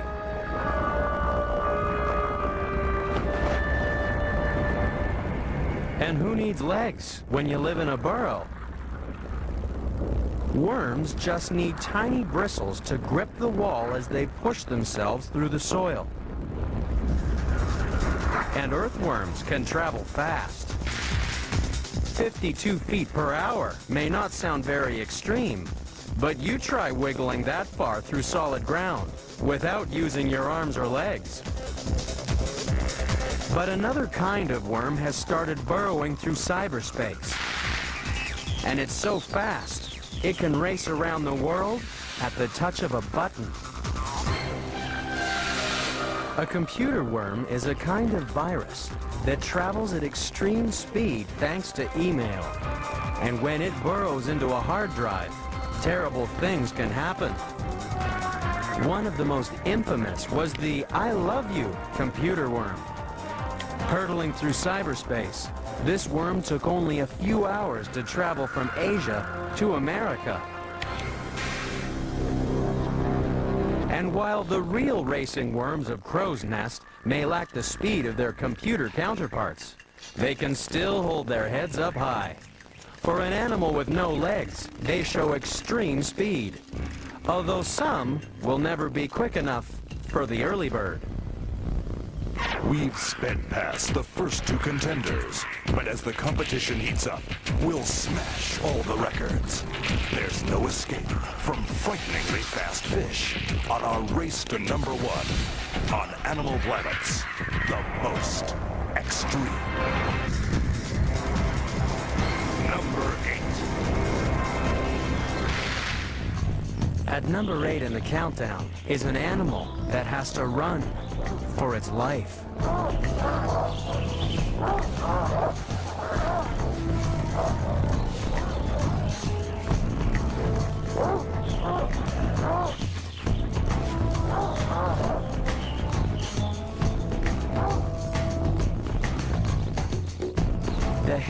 an impressive track record of extreme speed.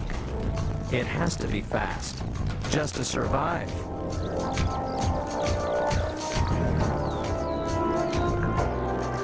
But how fast is the hare?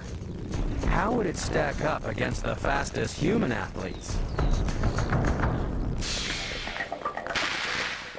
If the hare entered the Olympics, it would be chasing human sprinters that could run at 22 miles per hour. But that's no problem for the hare.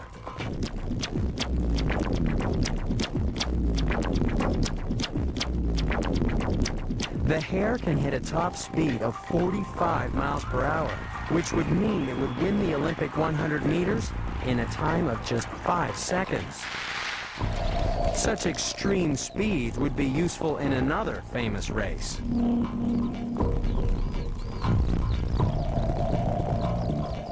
A hare running at full throttle would be able to keep pace with the horses running in the Kentucky Derby.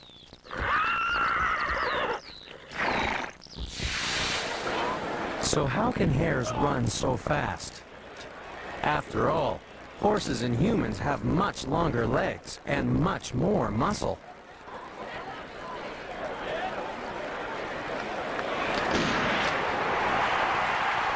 Well, for any competitor, extreme speed comes from two things: how fast you move your legs and how long your stride is.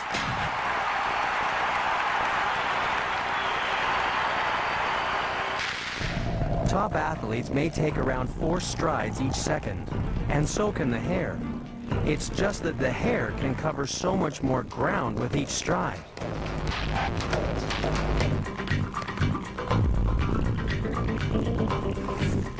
The hare carries much less body weight than either a horse or a human, so its muscles can push its body much further every jump it takes.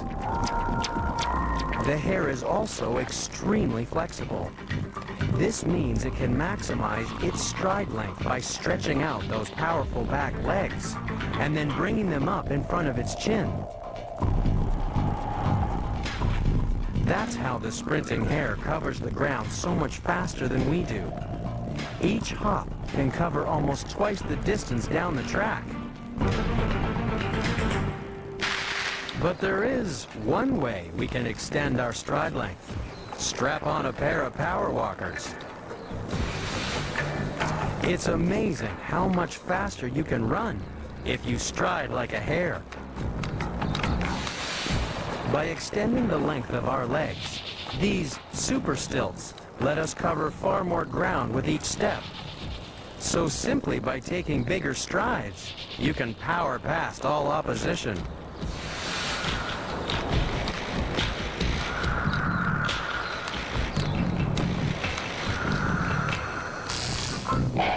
The extreme speed of the hare can get them out of all sorts of trouble. But they're still a whole lot slower than the next animal in the countdown.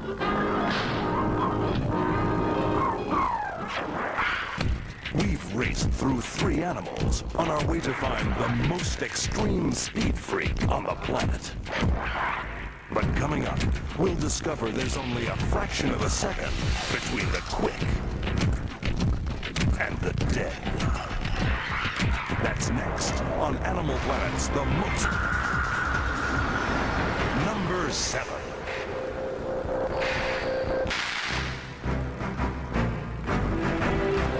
So just who is the fastest draw in the West?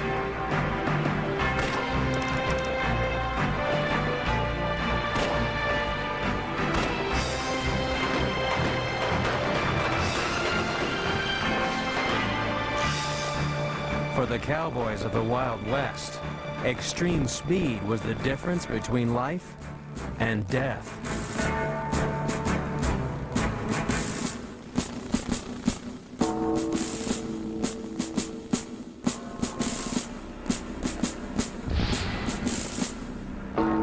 It only takes 0.2 of a second for the fastest gunslingers to draw and shoot.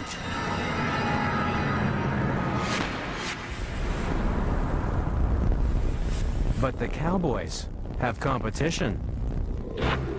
This is one of the fastest claws in the West. But you won't find the mantis shrimp walking the main street of some dusty western town. This varmint hides at the bottom of a fish tank.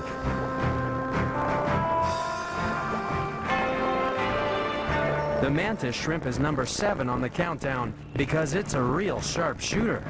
It doesn't pack pistols, but it uses clubs to knock its opponent senseless.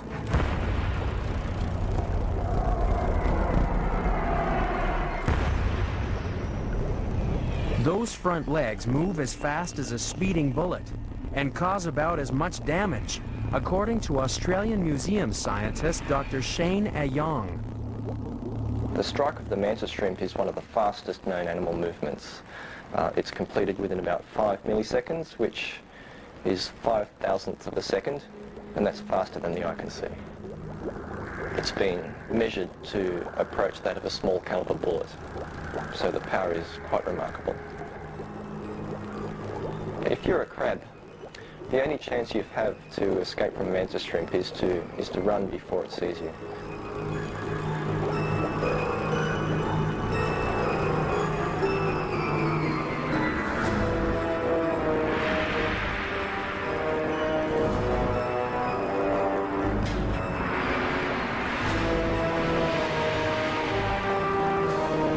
But it's not just crabs that suffer at the hands of a mantis shrimp. Anybody who's tried to pick up a mantis shrimp quickly learns why it's nicknamed the thumb splitter. And it's even got a reputation for destroying expensive aquariums.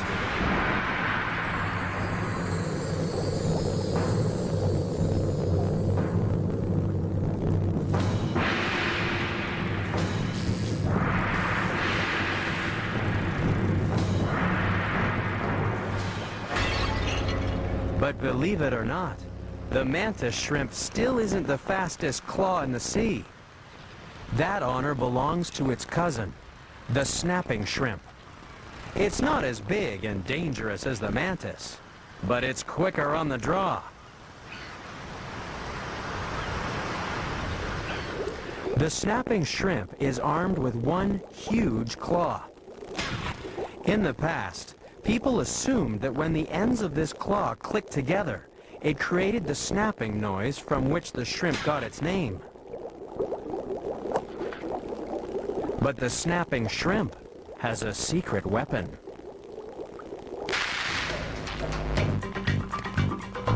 When scientists took a closer look at the snapping shrimp's incredible claw, they discovered the snapping noise wasn't caused by the pincers slamming together.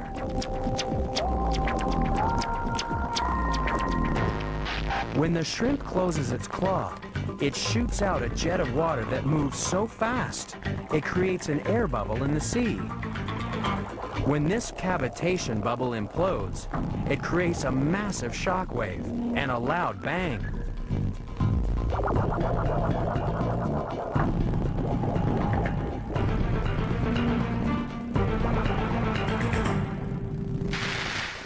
The snapping shrimp uses this shock wave like a stun grenade to knock its prey out cold. So how would the fastest claw in the sea compare to the gunslingers of the Wild West? It's time for a showdown at the OK Coral.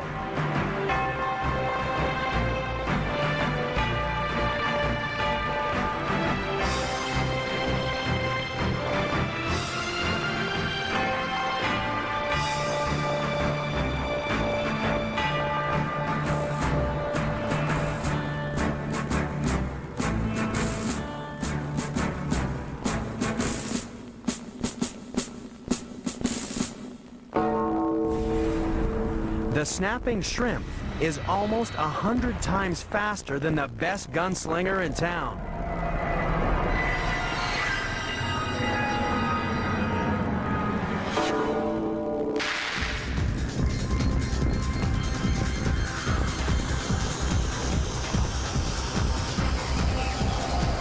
Number 6.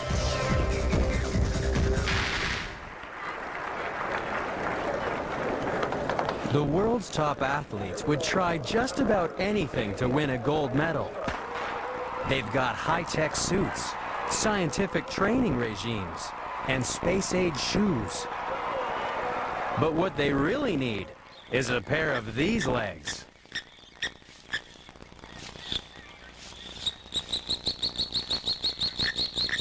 The ostrich is the fastest thing on two legs. Sure, it may look a little ungainly, but the ostrich would leave our fastest athletes in their dust.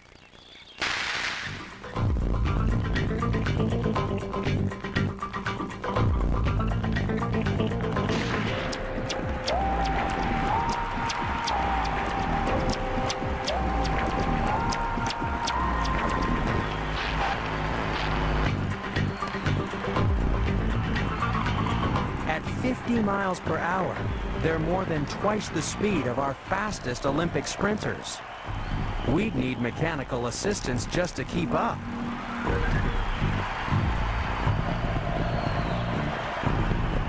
An ostrich runs as fast as an Olympic sprint cyclist.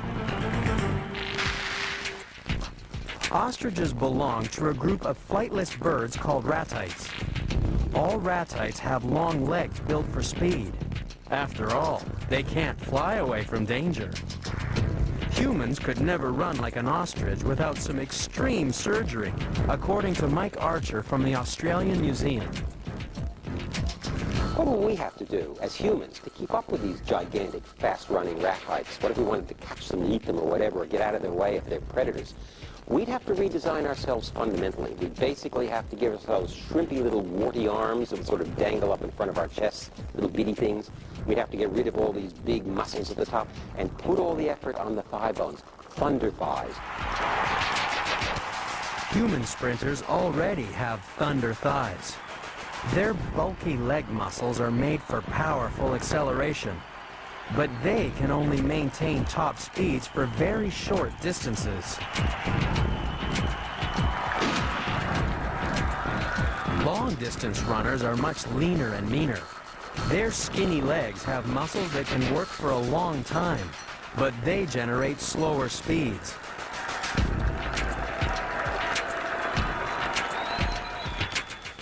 The ostrich is the perfect athlete. Its leg muscles combine the strength of a sprinter with the stamina of a marathon runner. The ostrich can maintain twice the speed of the best human sprinter for half an hour. But the ostrich's long legs have another use. These birds are also the undisputed dancing champions of the savannah.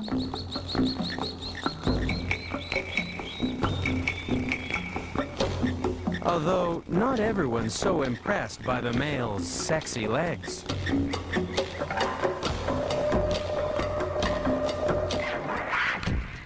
Even with those amazing legs, the ostrich still only finished number 6 in our countdown. That's because coming up next, we'll discover that speed kills. And what deadly assassin lives inside these shells? Find out next on Animal Planet's The Most Extraordinary.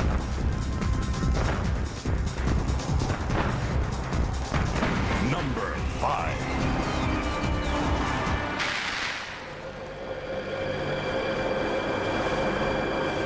These marine biologists are on a fishing trip with a twist. They're trying to catch up with one of the fastest fish in the sea by towing a specially baited camera. At this speed, no ordinary fish could keep up. But the mako shark is no ordinary fish.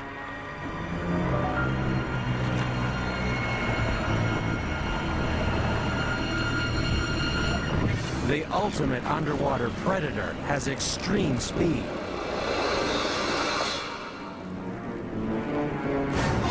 It's 10 times faster than the best Olympic swimmer. And that's why the mako powers in at number 5 in our countdown. It can swim up to 30 miles per hour, which is faster than we could sprint on dry land. We can't swim as fast as a shark because we don't have the muscles driving the sideways sweeps of that enormous tail fin. But we can copy its design. This is the new sport of fin swimming. With the help of an artificial shark's tail attached to their feet, fin swimmers generate much more power. And this results in a 70% increase in their speed through the water. But the shark also manages to swim faster thanks to its sandpaper skin. The scales on the skin serve to channel water over its body. This reduces the friction between the scales and the water, so the shark swims faster. And now, so can we. All you need is a swimsuit made from a synthetic replica of shark skin. It's covered with a series of tiny channels that can reduce drag by as much as 10%. That's a big advantage when gold medals are won and lost by just tenths of a second. We may be able to copy the shark's skin and tail fin, but we're still a very long way from swimming as fast as a shark. It's that extreme speed that makes sharks so fascinating and so deadly. But believe it or not, there's another predator in the sea that can kill you quicker than a shark.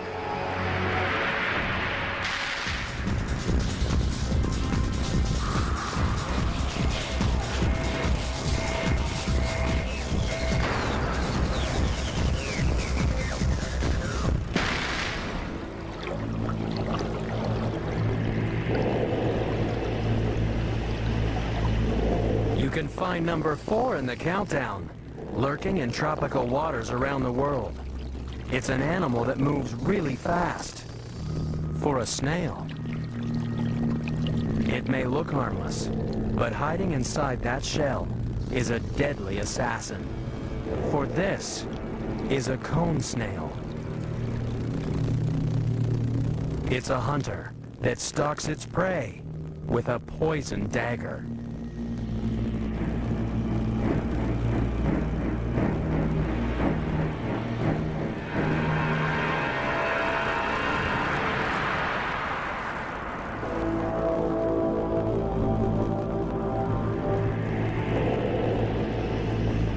The cone snail is number 4 on our countdown because it stabs with extreme speed. But it injects a deadly poison that moves even faster. If you could travel with the poison inside the fish, you'd see it speeding straight to the nervous system. The poison molecules jam the nerves, stopping the signals responsible for moving muscles. It means the fish is completely paralyzed. And all this happens in a fraction of a second.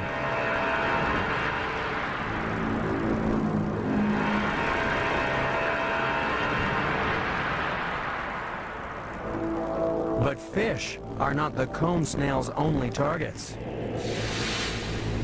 These innocent-looking shellfish are wanted for 70 deaths around the Pacific.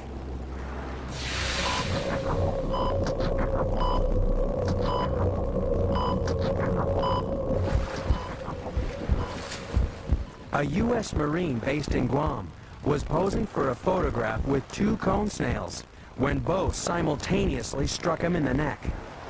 He died in just 4 seconds.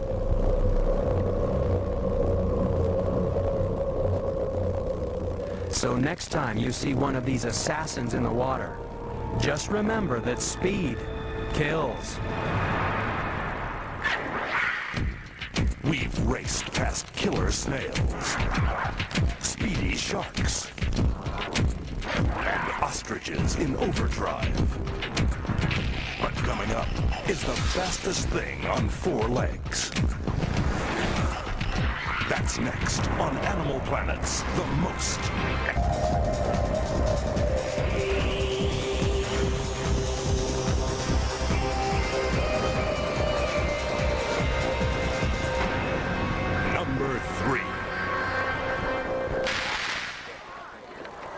These people are heading to Foothill College in California to watch an extraordinary athletics event.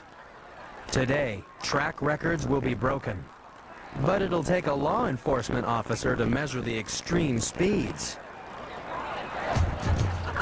These competitors have a natural advantage, for they come equipped with sophisticated footwear, and they're extremely aerodynamic. The athletes running today are cheetahs. They're competing in a race to raise money for the Cheetah Conservation Fund. Their extreme speed will also raise more than a few eyebrows. That's because the cheetah is the fastest thing on 4 legs. It's 3 times faster than the best human sprinters on the planet. In fact, the cheetah's specifications are more like that of a racing car than a track star. It can go from 0 to 70 miles per hour in only 4 seconds.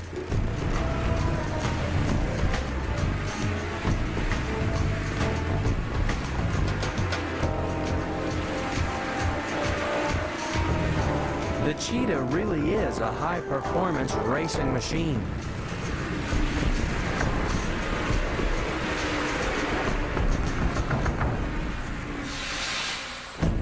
It has to be quick, because out on the African savanna, the cheetah has a taste for fast food.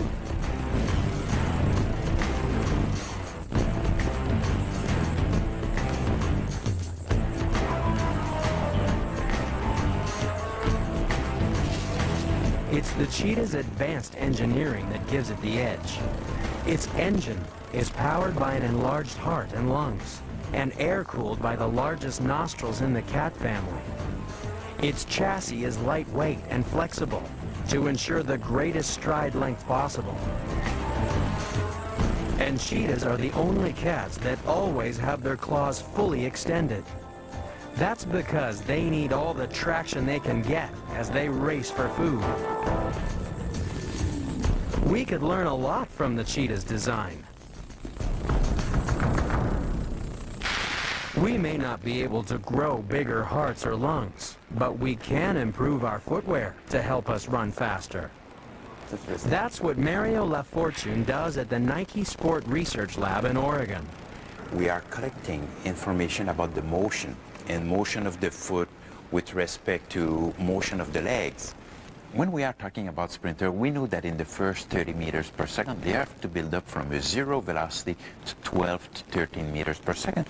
And all of the propulsion takes place under the forepart of the shoe. Therefore, we are positioning the cleats there such that they move and they can really apply a lot of force that is going to accelerate them to run faster and faster.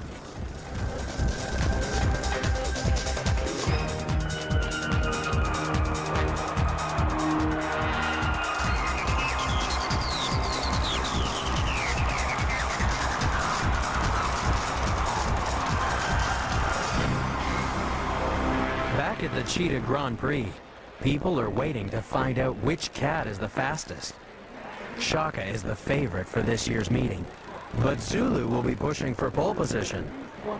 No one knows the form of the 2 racers better than trainer Don Simas. Shaka is larger, so he has a longer stride. Zulu is shorter. We always expect her to be slower. She always does better, and I think it's because she's lower to the ground. As an incentive, the world's fastest mammal chases something small, fast, and colorful to guarantee maximum speed.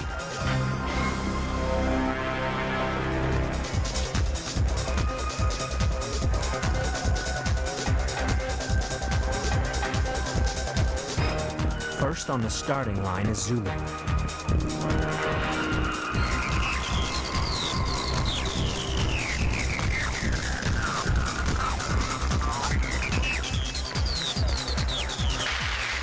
"50 miles per hour is a disappointing speed.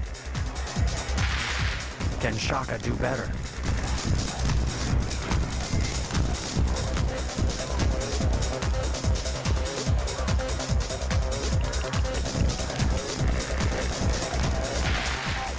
At 67 miles per hour, Shaka is the winner. And his reward is the same as the first Olympians. Back in ancient Greece, the Olympics were a little different to today's competition. For a start, all the competitors raced in the nude. The Greeks believed that clothes just got in the way. That's why the word gymnasium comes from the word gymnos, which is Greek for naked. And the naked athletes didn't compete for lucrative sponsorship deals. The winners received nothing more than an olive branch and a free dinner of meat.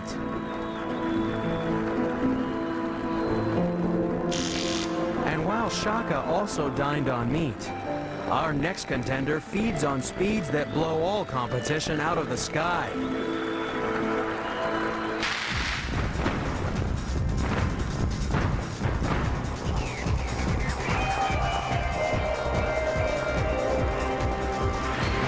Number 2.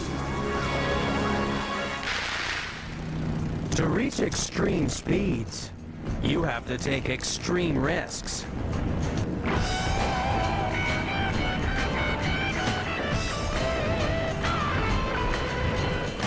Spiraling down to Earth with only gravity to assist you, it's possible to reach speeds of 100 miles per hour. But you might as well be standing still compared to the speeds reached by the animal hurtling in at number 2 in the countdown. It's the peregrine falcon. A 200-mile-an-hour power dive makes this the fastest animal in the sky. Most parachutists are happy they don't dive like a falcon. After all, the lower speed means they can open their chute and not have the impact rip their shoulders off.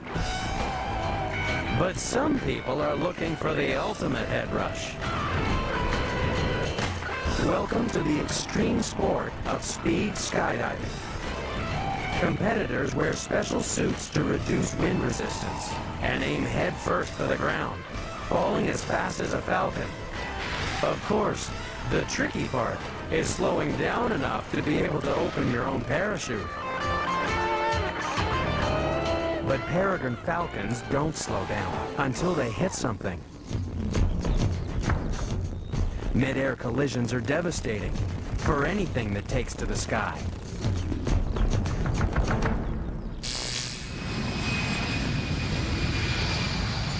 Airplanes and birds just don't mix. In America alone, collisions with birds cost airlines an estimated $500 million a year. No wonder people take extreme measures to reduce the problem.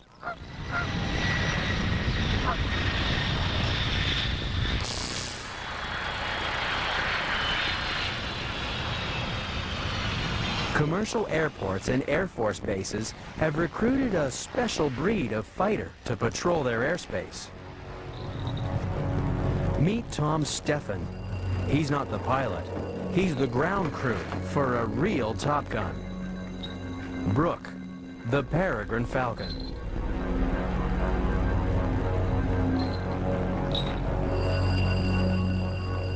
Brooke and Tom create no-fly zones around airports.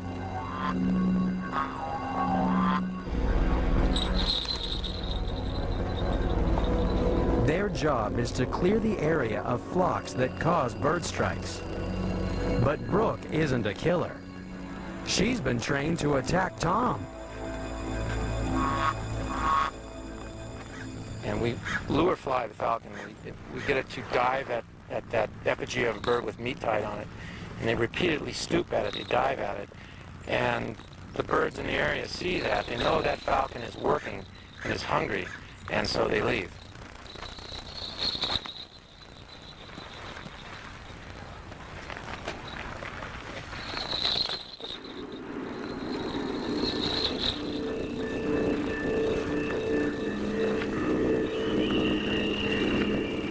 This demonstration of power is enough to scare the local birds into the middle of the next county.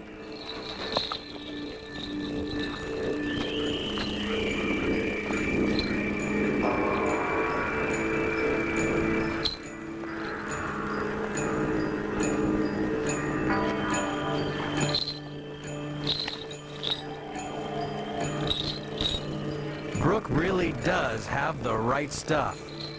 But not even Brooke can keep up with the #1 animal on our countdown.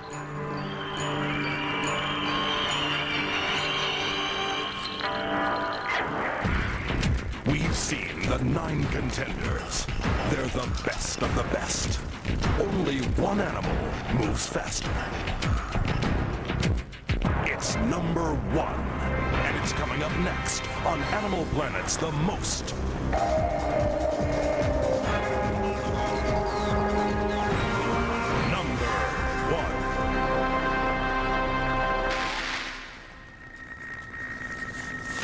You can find the most extreme speedster almost anywhere on Earth.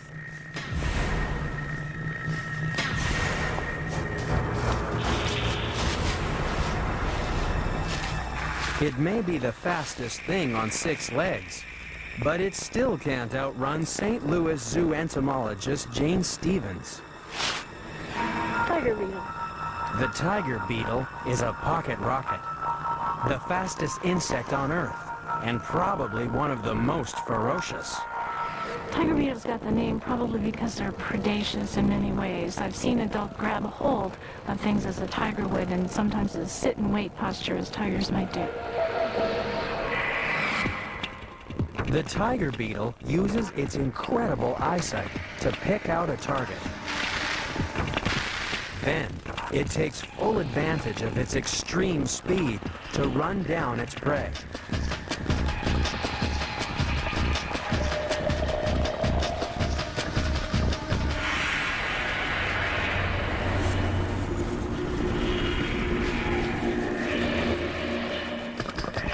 So, just how fast is a tiger beetle?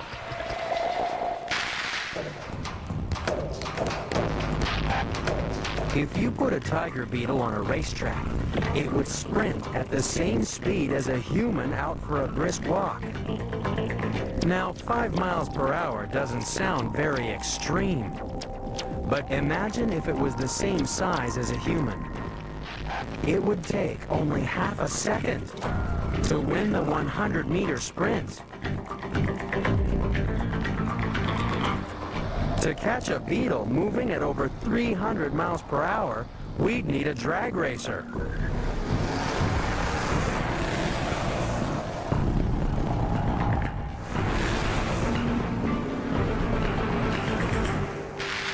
But there's a problem with being the fastest sprinter on the planet. Tiger beetles run so fast, they go blind.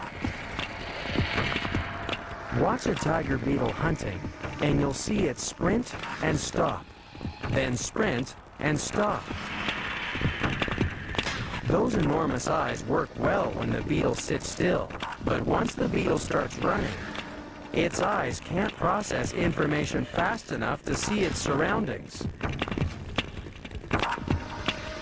The tiger beetle is the #1 most extreme sprinter on the planet because it's literally running blind.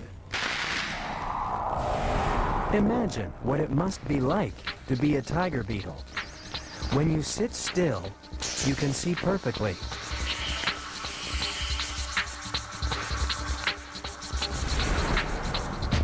But then you take off, and you have to search your surroundings again. Locked onto your target, you take off, and your eyes just can't cope. You go blind until you stop, search, and start again. This is an extremely unusual way of hunting. But when you move as fast as the tiger beetle, you have to find some extreme solutions. No wonder this is the #1 sprinter in our countdown. After all, when it comes to speed, the tiger beetle really is the most extreme.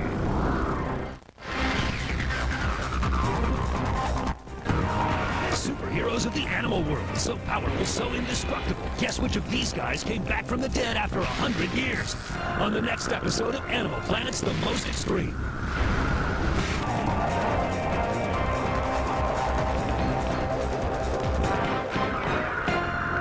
Hard labor, just wait till you see the most extraordinary births in the animal kingdom. Breathe deep, because we're delivering the top 10 most extreme animal births on the planet and comparing them to human labors in the delivery room. Discover things that'll make your eyes water when giving birth is pushed to the most extreme. Earth is a planet of extremes. Extreme places and extreme animals. But some animals are more extreme than others.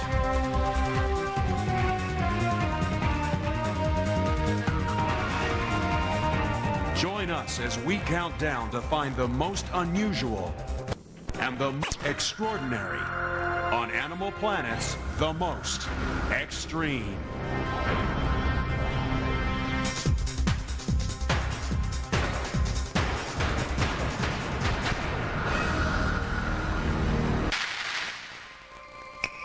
Our extreme countdown begins with the she-devil.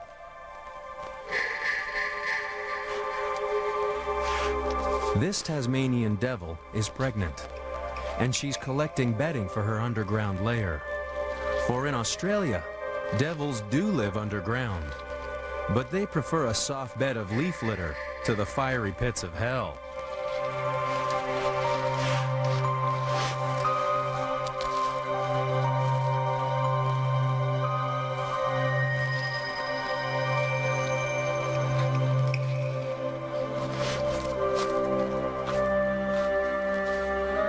But no matter how soft the bedding, giving birth appears extremely uncomfortable.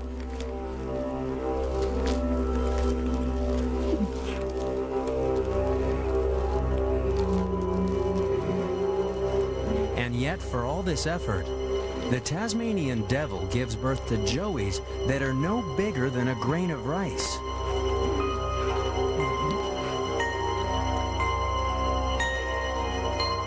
Imagine if we gave birth like a she-devil. Life would be so much easier. Because if we were like the Tasmanian devil, we'd have a newborn baby the size of a ping pong ball.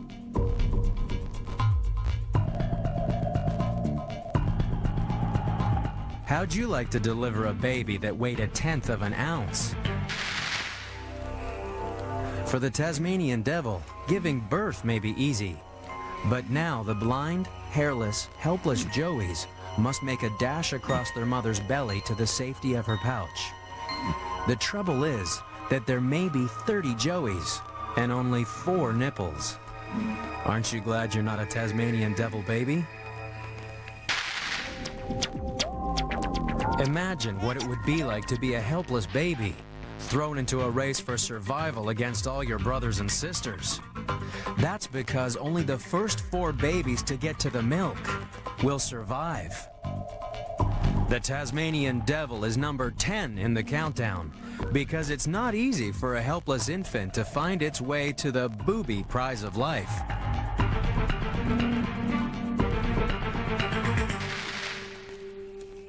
For the winners, life is good. For the losers, life is short. Because the she-devil will eat the babies that didn't make it to the safety of the pouch.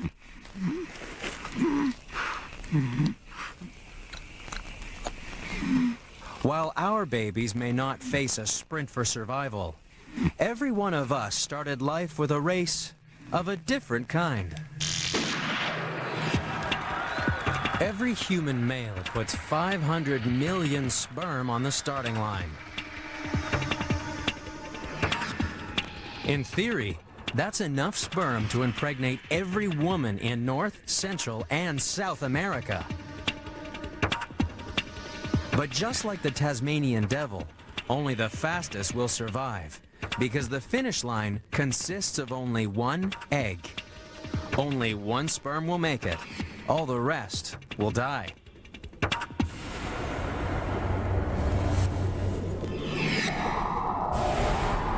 It's a tough race, but it's one that every human takes part in, just to be born. Back at the Devil Den, things are getting tough for the she-devil too. For although giving birth to grains of rice may have been easy, as the joeys grow bigger, these little devils make their mother's life a living hell.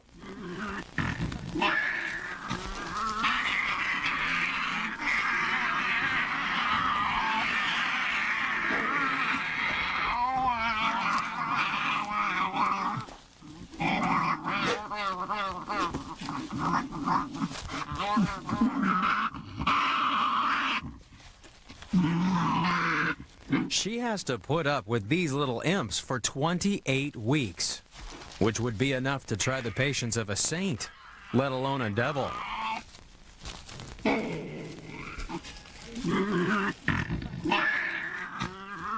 Perhaps understandably, the male Tasmanian devil has nothing to do with the raising of his offspring. Unlike our next contender, who takes the role of sensitive new age guy to the ultimate extreme.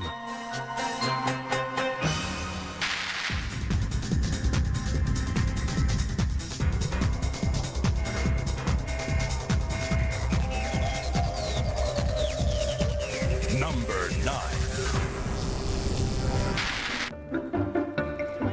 When it comes to births, usually men are pretty useless. Congratulations, gentlemen. The stork has just delivered your babies.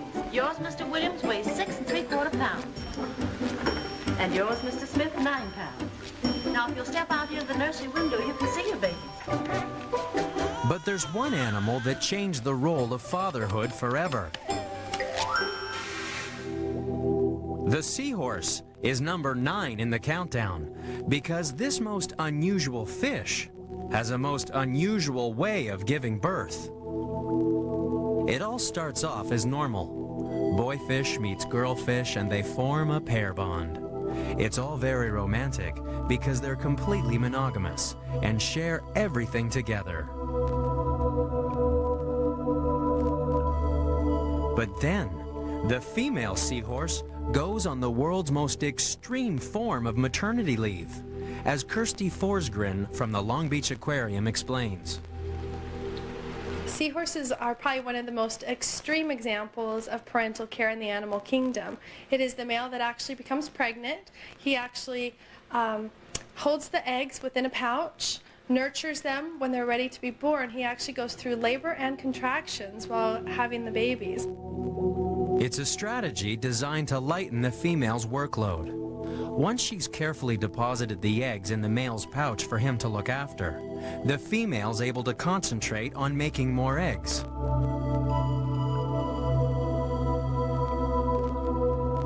After the female gives the eggs to the male and he's incubating them, these animals form monogamous pairs, and the females probably stay around to give moral support to the male. She's got him pregnant. She wants to stick around, make sure that her offspring are born. The seahorse is number 9 in the countdown because after a month of being pregnant, it's the male that gives birth.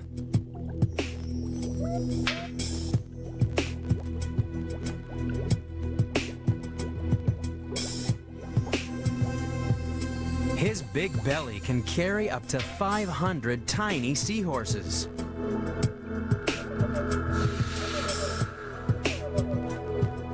It doesn't matter if you're a seahorse or a human. Being pregnant isn't easy. Carrying a baby places all kinds of stresses on your body. Unlike seahorses, human fathers have never been able to really experience the physical demands of pregnancy. That was until the invention of the empathy belly.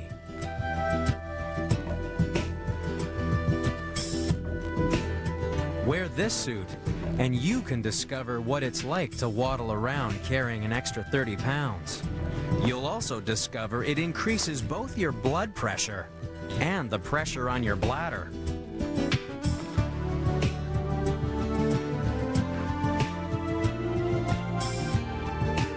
Wear an empathy belly for a week, and you'd quickly develop a new respect for both pregnant mothers and male seahorses. But for most males, pregnancy is best left to the experts, especially when you see how hard carrying a baby can be for our next contender. After all, this is the most extreme countdown ever conceived. We're still to deliver the biggest babies on Earth, breeders that know no bounds, and a baby that's born pregnant.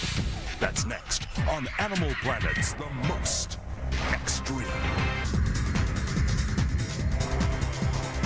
Number 8.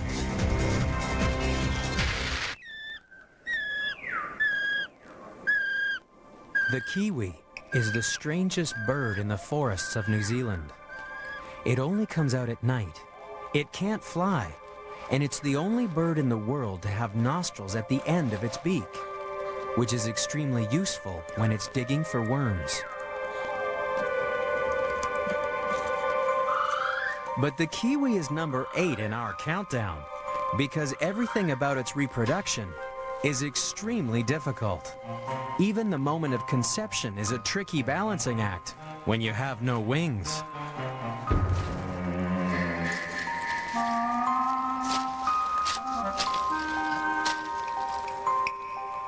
The kiwi is not the world's greatest lover. It seems to put in an awful lot of effort for very little reward.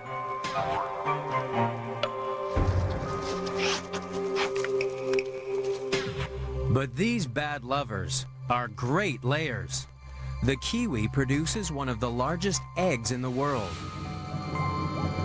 It takes up an awful lot of room inside a little bird. Somehow, the female kiwi has to squeeze out this enormous egg. And if it looks painfully impossible, it's because the female kiwi is the size of a domestic hen, but its egg is 10 times bigger. How'd you like to be a pregnant kiwi? Imagine giving birth to a baby that weighed 20% of your body weight. If we gave birth like a kiwi, we'd have a newborn baby that weighed in at a massive 30 pounds. So spare a thought for the mother of a 23-pound baby delivered by Tennessee doctor Lowell McCauley. Biggest one I've ever delivered prior to this was 12 pounds 5 ounces. This child here is 1/4 of the weight of my 9.5-year-old daughter. This is a big child. He may be big, but he's still not as extreme as the kiwi. That's because the kiwi's hard labor doesn't finish when the egg is laid. Now it has to be kept warm for nearly 3 months. And since the female is completely exhausted, it's up to Dad to incubate the egg. And he does it all by himself because Mom is off for a well-earned rest.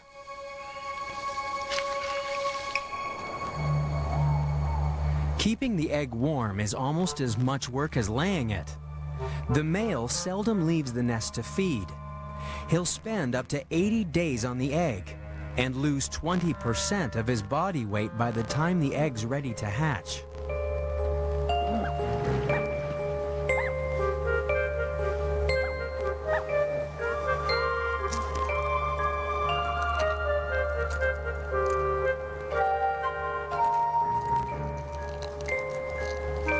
So why does the kiwi put so much effort into one huge egg? Most birds lay lots of small eggs that produce chicks that are helpless for weeks after hatching. But the kiwi chick is able to look after itself in only a couple of days.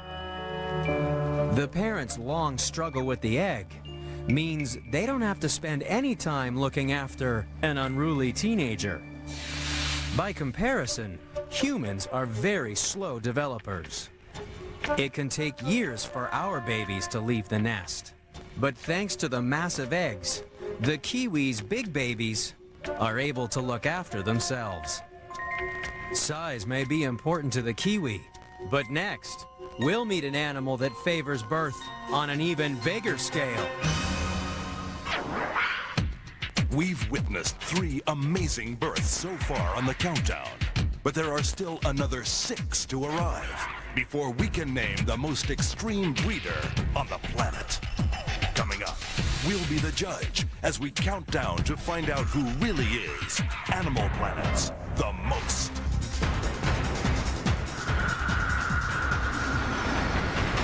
Number 7. Rabbits are number 7 on our countdown because they're natural-born breeders. Rabbits have a talent for making more rabbits. All you need is a grassy field and a pair of bunnies.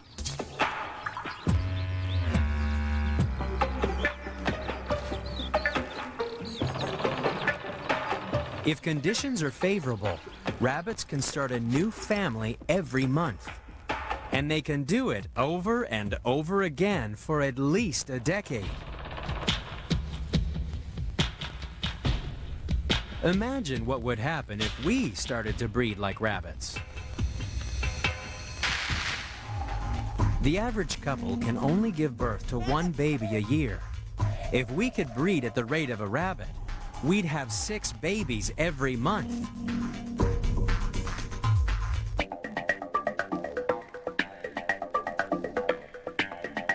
And it would only take 6 months before those babies can get pregnant too.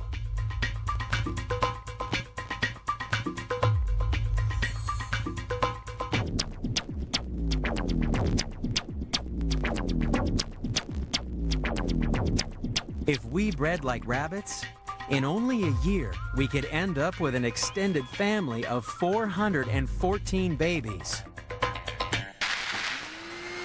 So why can't we give birth like a rabbit?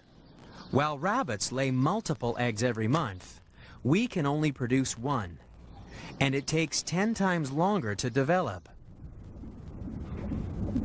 After 38 weeks in the womb, the baby is becoming a tight squeeze.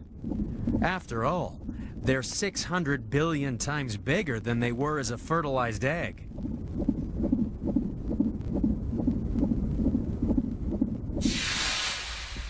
Not only do we spend a longer time being pregnant than a rabbit, we invest even greater time in raising our slow-developing offspring. The rabbit only needs to visit her baby bunnies for 10 minutes a day. That's enough for a quick drink, and then they're on their own.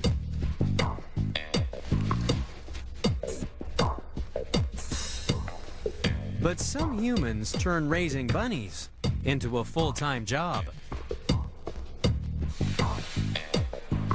These people encourage rabbits to breed, so they can show them off. Rabbit breeders have taken control of rabbit births. After all, they don't want their show rabbits getting pregnant to just any old rabbit. That's why they make sure that it's always 1 rabbit to a cage.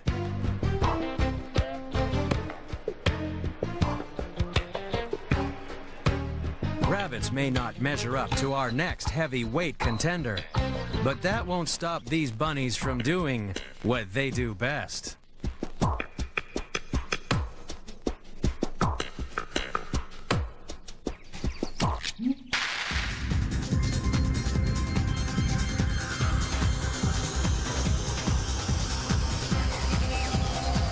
Number 6.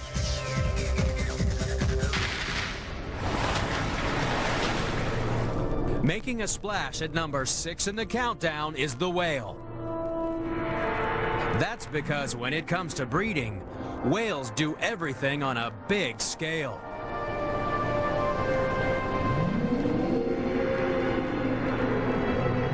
Even before birth, some whales will swim 4,000 miles to reach their favorite breeding ground.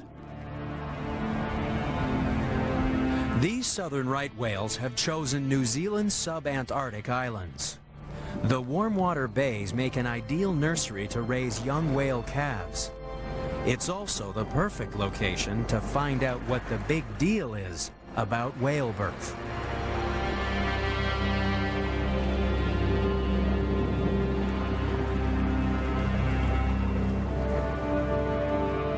For a start, a female southern right whale is pregnant for an extremely short time. The fertilized egg of a southern right whale only needs 12 months to develop into a 2,000-pound calf. Yet it takes one of our eggs 9 months to grow into a puny 7-pound baby. It's hard to imagine a single egg growing into a baby the size of a small car. At least humans can watch their babies grow, thanks to the invention of the sonogram. Sonograms are sound pictures, painted by a medical probe sending out ultrasonic sound waves.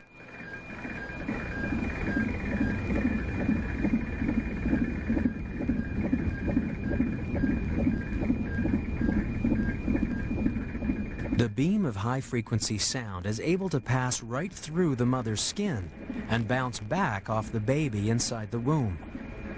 By reading the echoes of the probe, we can build up a picture of the unborn child.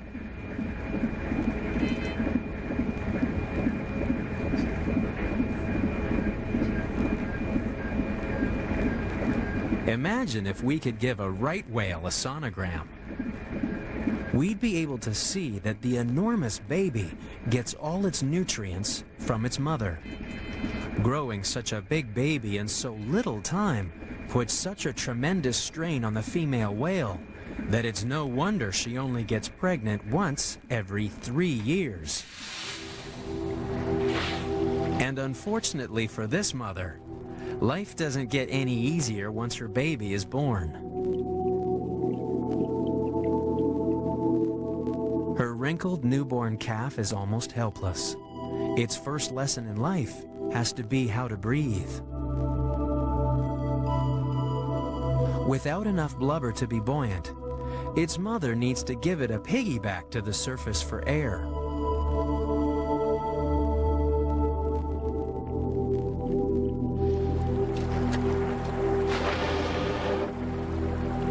Once the calf starts breathing for itself, the mother's work really begins.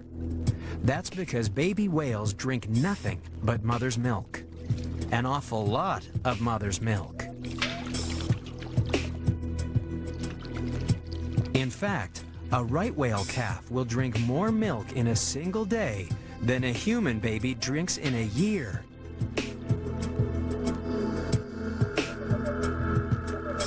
And because whale milk has 10 times more fat in it than the milk we drink from the carton, whale babies grow fast. In only 1 year, the right whale baby will have doubled in size. But believe it or not, it's still not the biggest baby in the sea. The blue whale is twice the size of a right whale, and its calf is the biggest baby on the planet. It's a hefty 3 tons at birth, but it grows fast.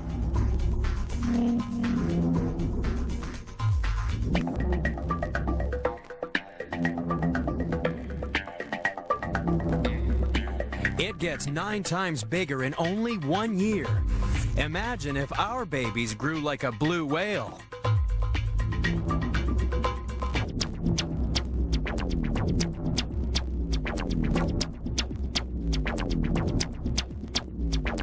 On their first birthday, they'd weigh 60 pounds. That's the size of an average 10-year-old. Whale calves may be extremely large, but there are still 5 other contenders that are more extreme.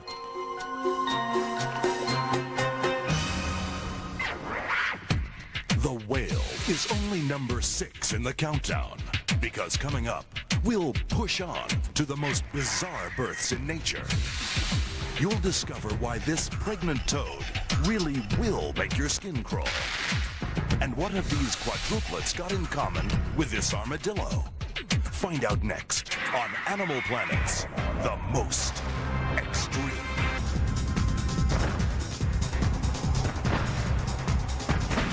Number 5. Some of the most bizarre births in nature are normally kept hidden away. But today, Becky Choquette is lifting the lid on the birthing rituals of the Suriname toad. Come February, things will be hopping here in the Suriname toad tank at the Honolulu Zoo. Dwayne and Darla will be feeling romantic and going through their mating ritual, and hopefully, in the months to come, we'll have lots of little baby Suriname toadlets. Suriname toads have a wonderful romantic mating ritual. They spawn like most frogs and fish, and what happens is when the female is full of eggs and receptive, the male will court her and he'll grab her around the waist in a mating embrace. And while they're in this embrace, they'll swim in circles upside down in the water. So the couple is going to go like this. When they hit the top of the circle, she's going to release her eggs and he will release his sperm, so they'll be fertile. Then as they come down at the bottom of the circle, she'll catch all the little eggs on her back, and the male will kind of help tamp them in with his hand. And then hormonal changes in her body will take over and cause the skin of her back to swell up, mostly covering the eggs, leaving just a little spot on the top.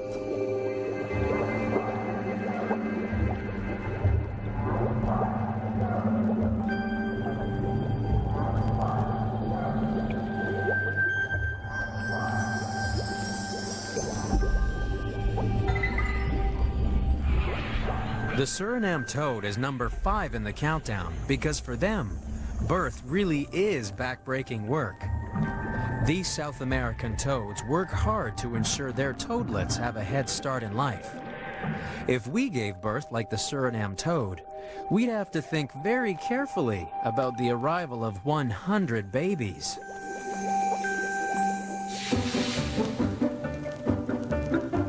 But every day, over 350,000 new humans are born. And believe it or not, you share your birth date with over 16.5 million other people on the planet. Luckily, they didn't all pop out of their mother's back. It's uncomfortable enough having a baby in your belly. So imagine having 100 on your back. You'd definitely like to be able to accurately plan and postpone your own pregnancy, just like our next contender.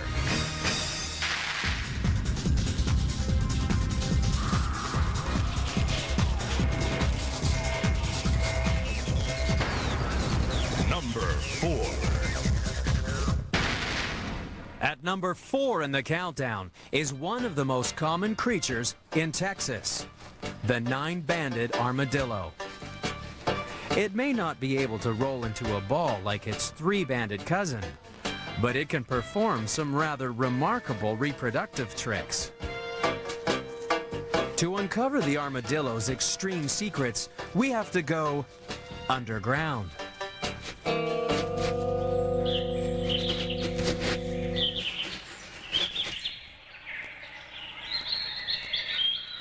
This armadillo is getting ready to give birth.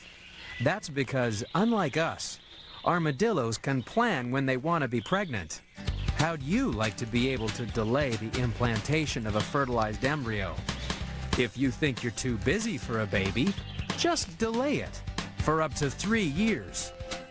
The 9-banded armadillo can postpone pregnancy to avoid a drought or a food shortage, and so give her offspring a better start to life.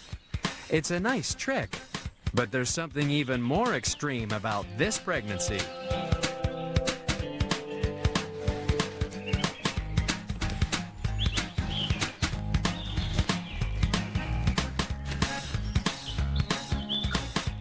The 9-banded armadillo always gives birth to identical quadruplets.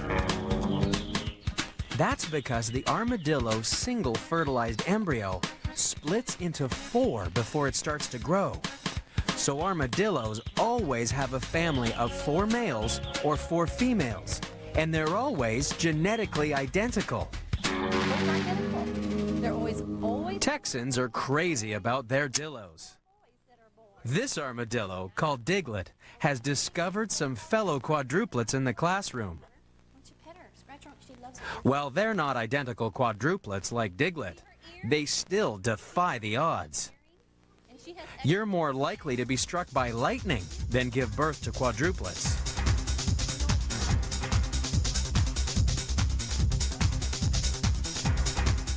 And while quadruplets are still fairly rare, multiple births in America are becoming as common as Texan dillos.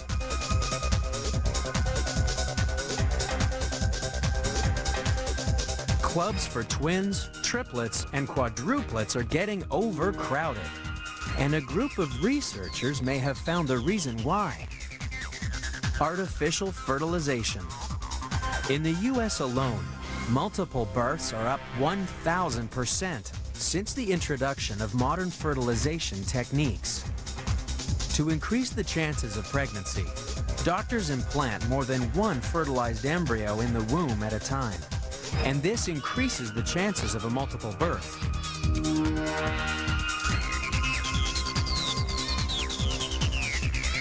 But the record for the most children born to one woman predates modern fertility methods by more than 200 years. Spare a thought for Mr. and Mrs. Vasilyev of Russia, who started a family back in 1725. Over the next 40 years, she gave birth to 16 pairs of twins, 7 sets of triplets, and 4 sets of quadruplets. That's a world record 69 children. Perhaps Mrs. Vasilyev wished she could postpone her pregnancies like the 9-banded armadillo. So far, in our extreme countdown, we've seen multiple births, back-breaking labor, and one gigantic baby. But still to come are feisty females that don't need males to get pregnant. That's next on Animal Planet's The Number 3. Spring has sprung. Flowers are blooming. And number 3 in the countdown is getting ready for a big summer of breeding. Aphids have a fast and furious lifestyle. After hatching from their winter state as eggs, they're ready to reproduce rapidly. Aphids can bear live offspring when they're only 5 days old. That's why they're one of nature's fastest breeders. One female cabbage aphid can have up to 41 offspring in her lifetime. If all her offspring survived, by the end of the summer, there would be a population of nearly a billion aphids.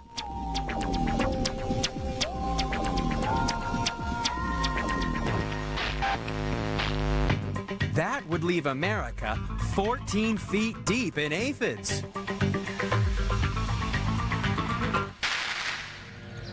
Aphids have to breed fast because they only live for about 3 weeks. So aphids are born pregnant. How would you like to be a grandmother as soon as you had your baby? This extreme breeding is only possible because aphids can get pregnant without a boyfriend, as entomologist Ruud Kleinpast explains. It's not much fun being an aphid, you know. They can have all the hassles of being pregnant without the fun of having sex. That's because all these girls, because that's what they are, they're all parthenogenetic, and that means that they can reproduce all by themselves without the bothersome interference of males. It's, if you like, nature's extreme solution to rapid breeding. But according to Greek legend, there was once a civilization a lot like the aphids. Amazons, shock troops of a civilization of superwomen. They are trained in the deadly arts of mortal combat. Their goal is to conquer, subdue, and enslave the world of men. The male of the species is the most inferior creature on earth.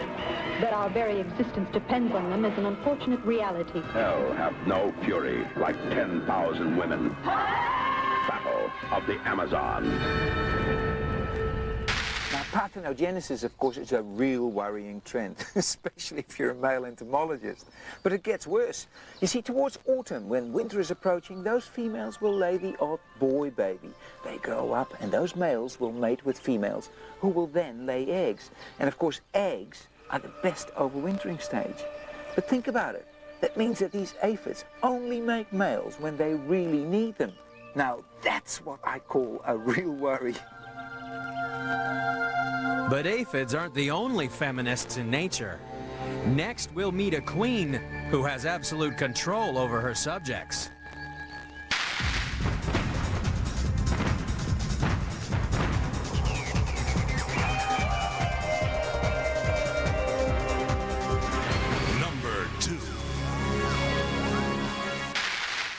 Our number 2 in the countdown lives inside a clay castle on the African plains. Up to 5 million termites live in this stately home. But it's the termite queen who's really extreme. Extremely large, that is. Her body is so swollen with egg-producing tissue that she can hardly move. But then, she doesn't have to, because she's so pampered by her trusted subjects. All the workers in the colony are her own daughters. The queen gives them instructions by emitting pheromones, odorless chemicals that she uses to keep the colony running smoothly. And thanks to pheromones, the queen suppresses her daughter's fertility, meaning that she's the only female able to lay eggs. Lots of eggs. And that's why the termite queen is number 2 in the countdown.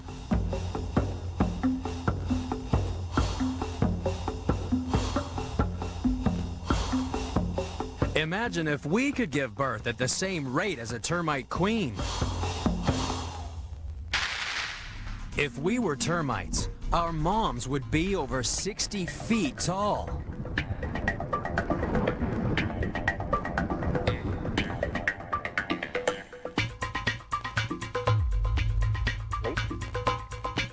She'd be giving birth so quickly that in only 2 days, we'd have enough babies to fill Yankee Stadium.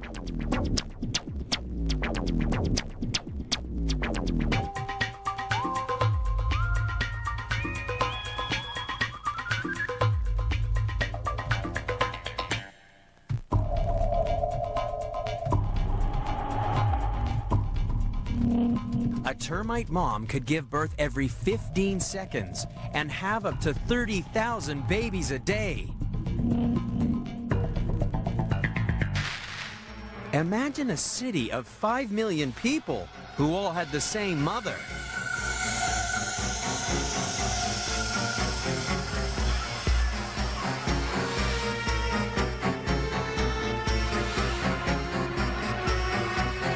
There would be no sex, because everyone you met on the street would be your brother or sister.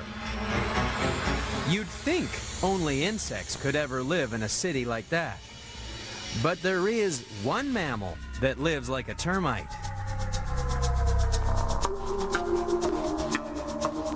Meet the naked mole rat. Like termites, mole rats spend their life underground, excavating tunnels that stretch across an area the size of a football field.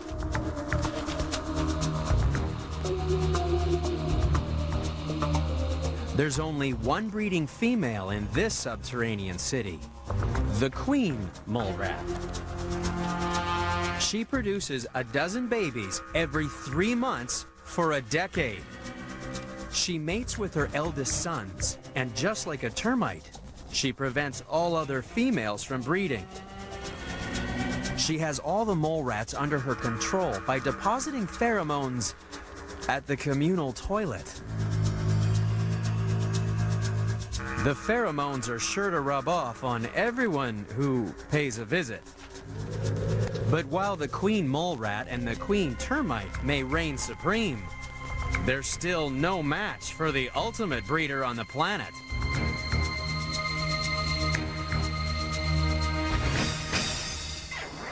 We've seen the 9 contenders. They're the best of the best. Only one animal is a more extreme birthing machine. It's number 1, and it's coming up next on Animal Planet's The Most.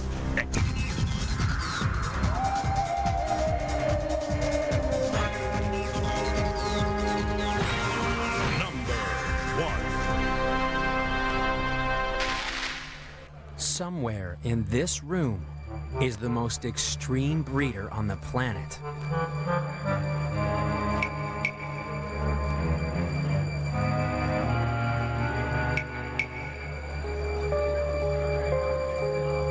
But the countdown's number 1 isn't human. It's a parasite. Dining out in the gut of most mammals is the tapeworm. This parasite produces more offspring than any other creature on Earth. If you could give birth like a tapeworm, your children would fill the city of New York in 2 weeks.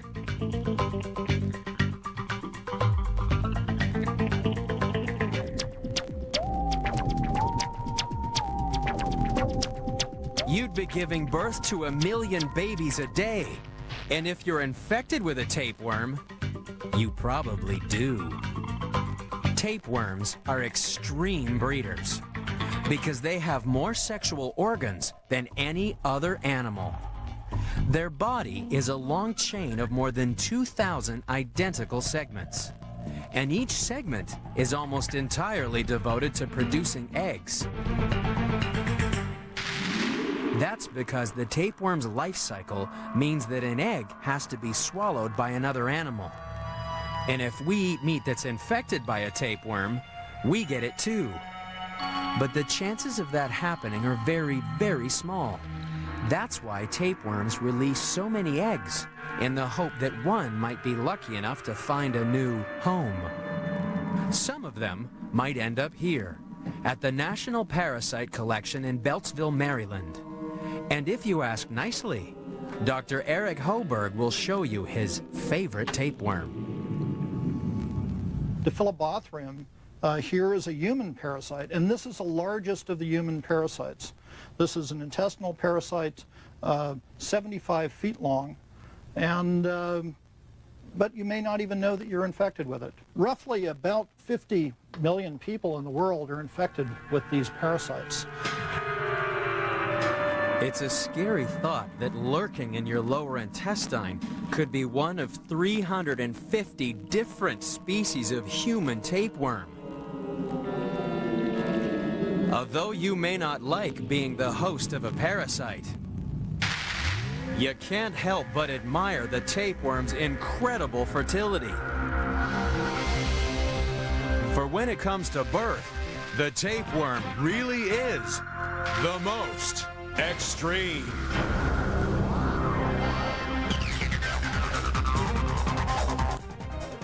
Jeff's driving toward danger down under. And if you think you're sneaky, just wait till you see the dirtiest, rotten scoundrels in the natural world.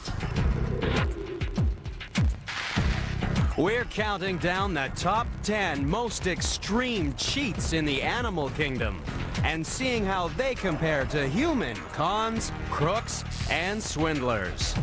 You'll discover that for some animals, crime really does pay when it's taken to the most extreme. Earth is a planet of extremes. Extreme places. And extreme animals.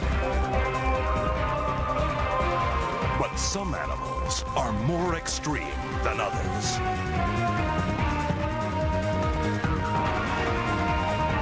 Join us as we count down to find the most unusual and the most extraordinary on Animal Planet's The Most Extreme.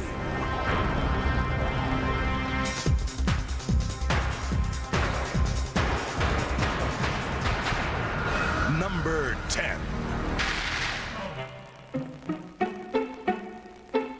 Sneaking in at number 10 in the countdown is the fox.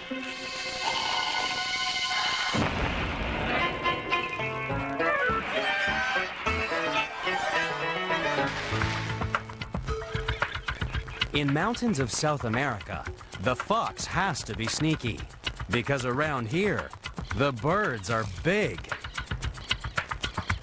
The rhea is a flightless bird that's more than a match for even the hungriest fox, so it can't use a frontal attack.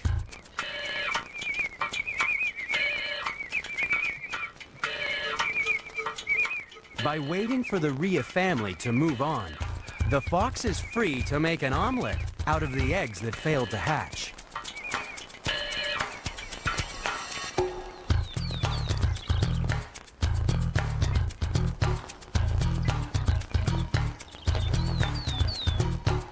The only trouble is that big birds lay big eggs. It's more than a mouthful, but the fox is number 10 in the countdown because it has a reputation for coming up with sneaky solutions to difficult problems. If you can't bite it, kick it.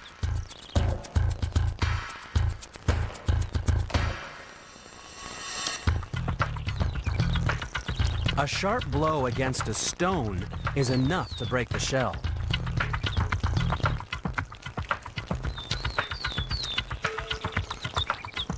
With the cunning fox around, it's no wonder that most birds keep their eggs in nests far from the ground.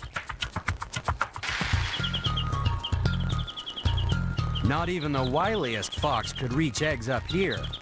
Or could they?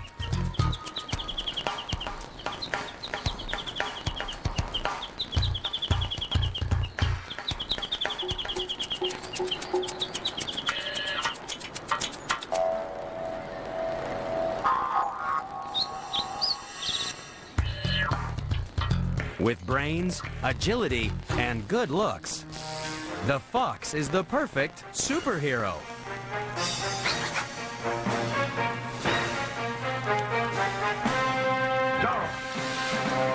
Zorro is the Spanish word for fox, and the name of the swashbuckling hero of countless movies.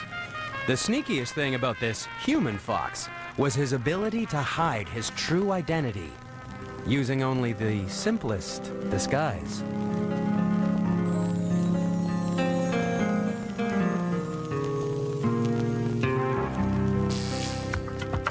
Few animals have a sneakier reputation than El Zorro. But even the wily fox can't escape the fact that it's only number 10 in the countdown.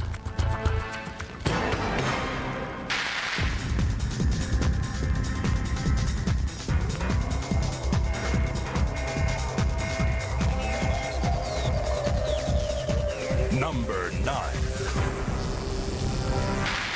If you live in garbage, you've got to expect people to talk trash about you. That's why the rat creeps in at number 9 in our countdown. Rats have a reputation for cheating everything, including death.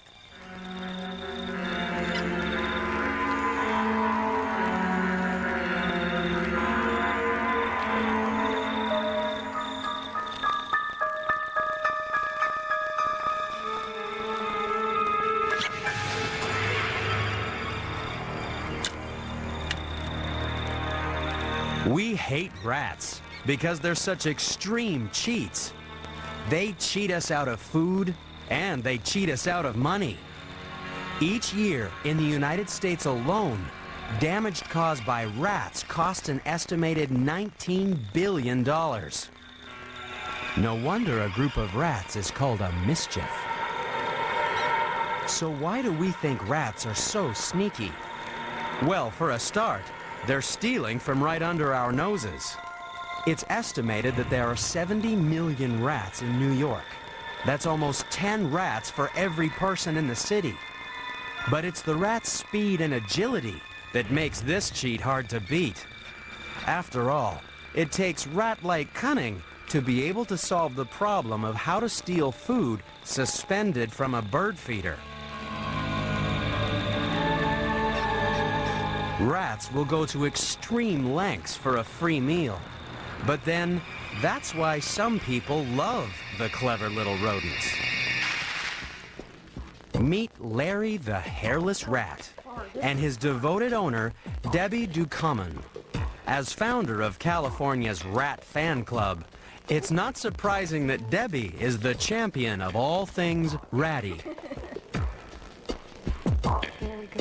Rats have a bad reputation, but, you know, wild rats are just like any other wild animal. They're just trying to survive, and it's not like they're trying to hurt us. It's just that they are smart enough and brave enough to figure out that they can live off of, you know, food that we leave laying around. Debbie is determined to clean up the rat's rotten reputation. We're here. We've done a lot of traveling, especially this year. We go to pet fairs or pet expos where we have a booth where we educate people about rats, tell them about rats so that they learn how, you know, how they really are instead of how they imagine them to be, especially what's shown in television and movies. Well, rats are very social animals, which means that they form strong social bonds. So they really bond to people, they really know who you are and have a relationship with you. So that's the main reason why I like them so much. The much maligned dirty rat may actually be closer to humans than we'd like to think.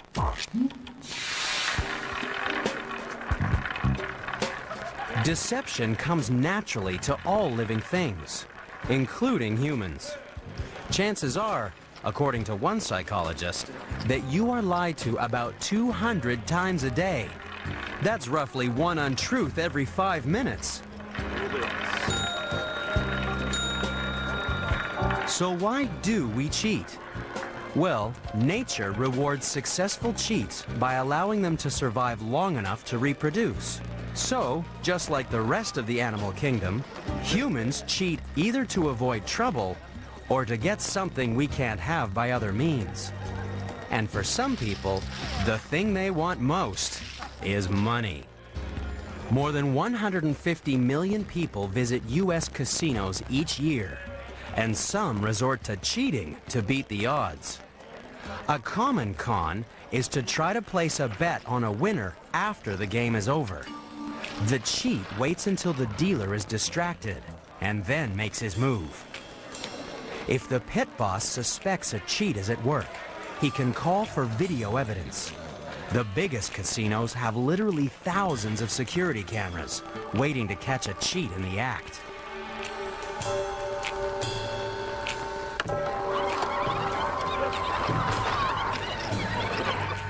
This cheat was caught trying to place a bet on the winning number 26 after the result was known. He thought he could get away with it by blocking the dealer's view of his cheating hand.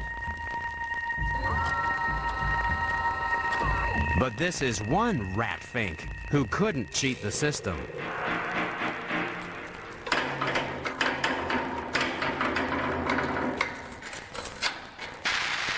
Perhaps if we took a closer look at rats, we may discover that they too can beat the odds and win their way into our affections.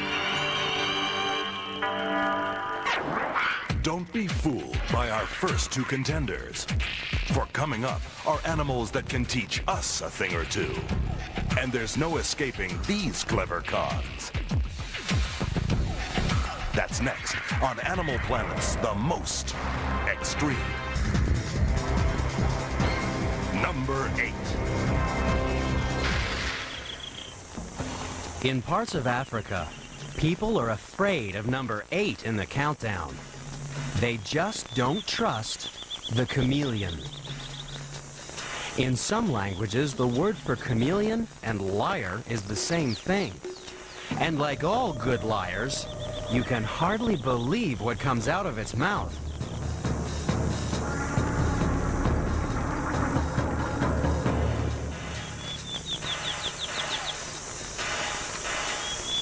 How'd you like a tongue that's twice as long as your body? It's like an elastic harpoon tipped with sticky chewing gum.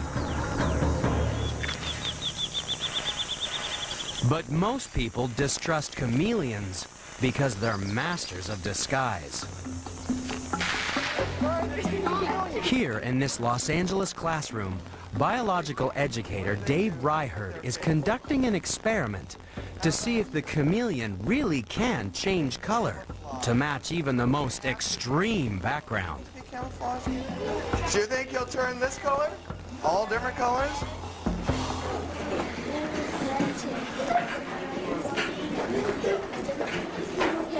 Okay, let's see if he turns to match his shirt.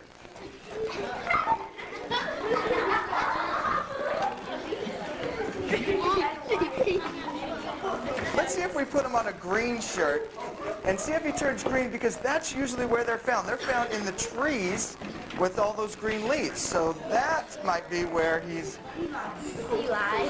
best able to change colors.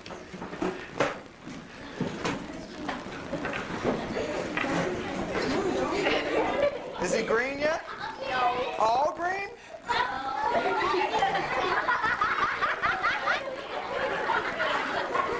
Well, let me explain. That is a common myth, that chameleons can change colors to match their background. They can change slightly, but it's usually to express a mood.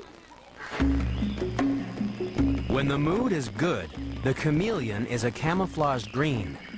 But if two males get together, they really see red.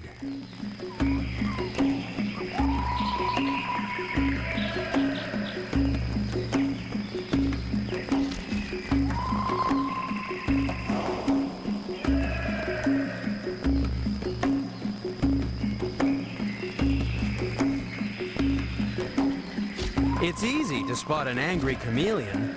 It's written all over its body. That's because its skin has special expandable cells full of color pigments. It's a shame human cheats don't send out such obvious warning signals. A good liar will never turn red, but there are subtle ways of seeing past even the best poker face. If you're looking for a human cheat, watch out for symptoms of anxiety, like an increased heart rate, sweating, fidgeting, or nervous touches to the face. But scientific research shows the greatest giveaway may be in your voice.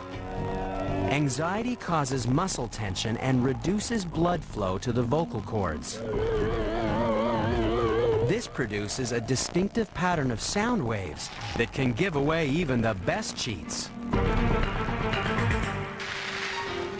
Unfortunately, it often takes sophisticated voice analysis equipment to detect good liars, which is why so many people get away with cheating.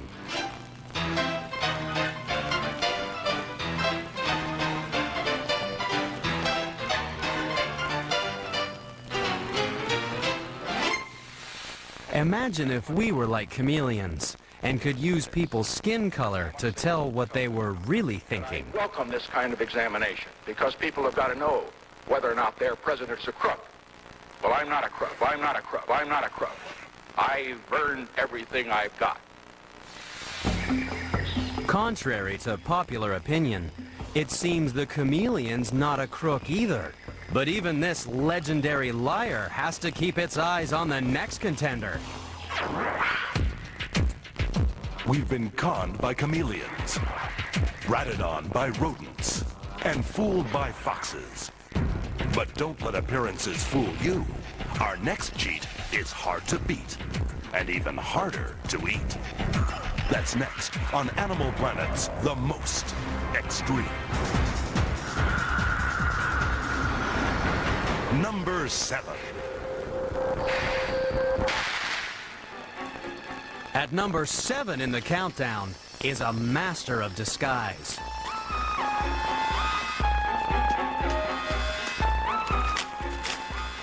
Even entomologist Ruud Kleinpass has to work hard to see through the incredible camouflage of the caterpillar.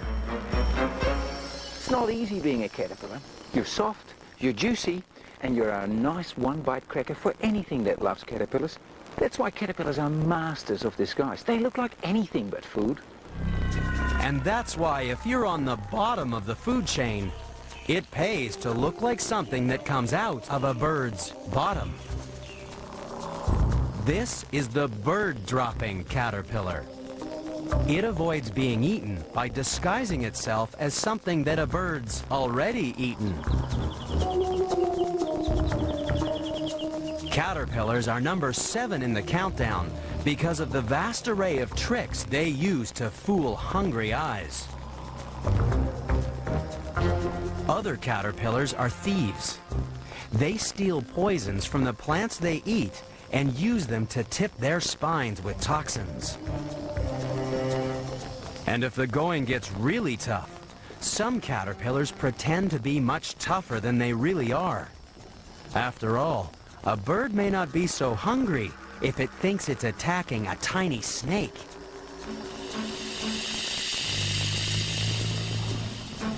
But the most extreme caterpillar on the planet lives in Hawaii. It cheats death by becoming a killer.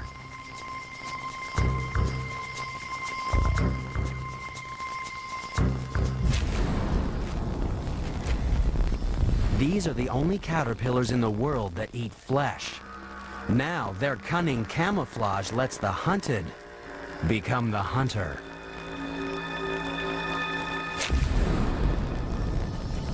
It's amazing the scary things you can do with a good disguise.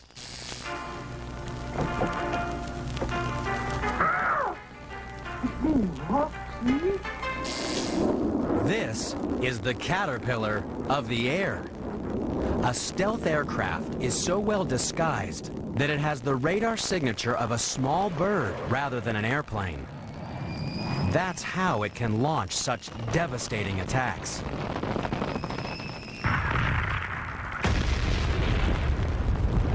Stealth technology means that the airplane's shape and skin materials are designed to minimize radar reflections. But this state-of-the-art technology is nothing new for one adult caterpillar. The tiger moth has its own stealth technology on its wings. A covering of fuzzy scales absorbs not radar, but sonar signals used by hunting bats. Just like a stealth bomber, the tiger moth's able to fly through the night sky, secure in the knowledge that it's almost invisible to the hungry bat's sonar signals.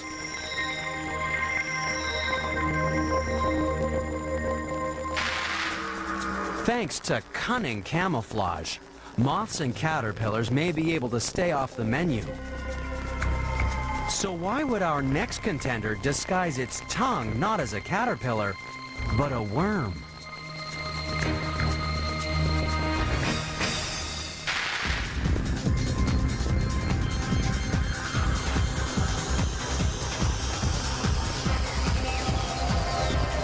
Number 6. Every fisherman is a cheat. He just wants to fool a fish into taking the bait. But some cheats are better than others, which is why this turtle is number 6 in the countdown, as St. Louis zookeeper Peter Taylor explains. This is a 5-year-old alligator snapping turtle. He's a bit threatened having come out of the water here, so he's gaping. And you see the wonderful profile of those raptor-like jaws. As a demonstration of the fast reflexes of this turtle, I'm going to take a soft object, which is just a rubber tube here, and we'll see what happens when I just touch the inside of the jaws. You can see the speed of that. If I were to put my soft yielding flesh in there, a finger, he could probably cut me rather deeply, and an adult turtle could certainly remove a finger. The tricky part is getting a fish to swim between these lethal jaws. And that's where this little pink worm comes in handy. The alligator snapping turtle is number 6 in the countdown because it really does speak with a forked tongue.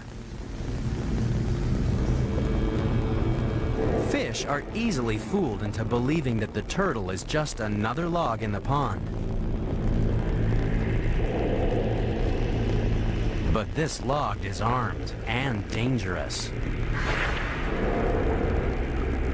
To increase the chances of a fish swimming into the trap, the tip of the snapper's tongue does a remarkable impersonation of a worm-like tasty treat. Then, it's just a matter of time before the worm turns.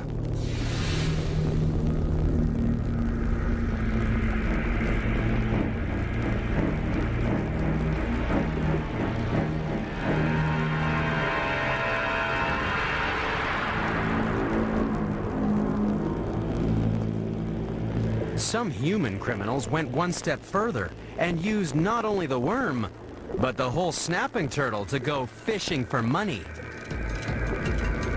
In Bouch Springs, Texas, a pizza delivery guy was robbed of $50. Two crooks cornered him in a phone booth and threatened him with a loaded alligator snapping turtle.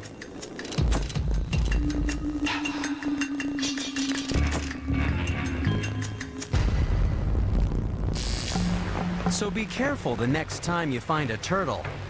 These animals are experts at deception and will get you when you least expect it.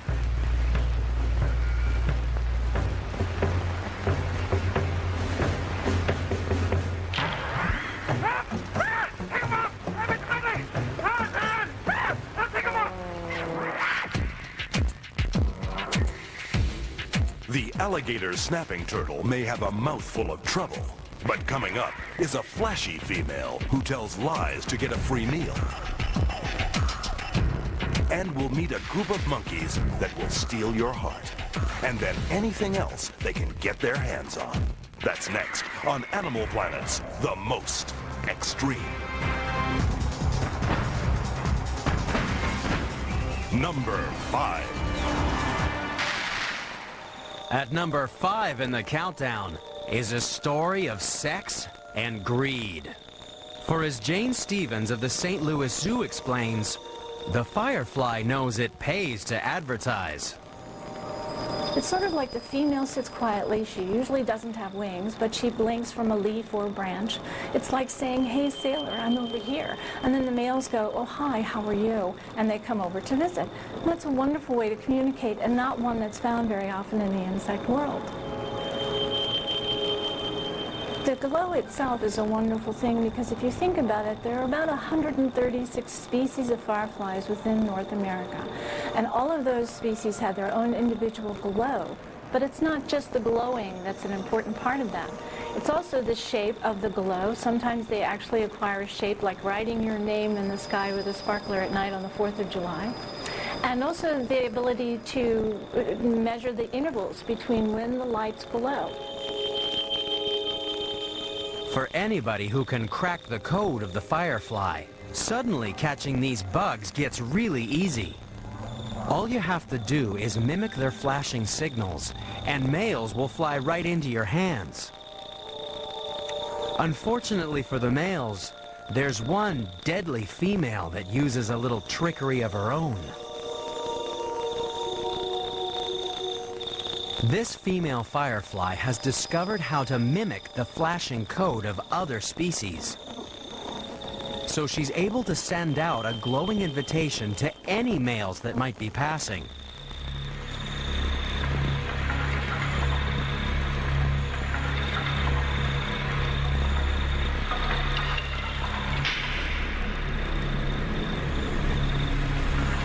The firefly femme fatale is number 5 in the countdown because having responded to her call, the male doesn't get lucky. He gets eaten. She fools the male into thinking he's on a hot date when he's actually just a hot meal. So don't be fooled the next time you see fireflies advertising for love. Males beware, for somewhere there's a lover who really will steal your heart away.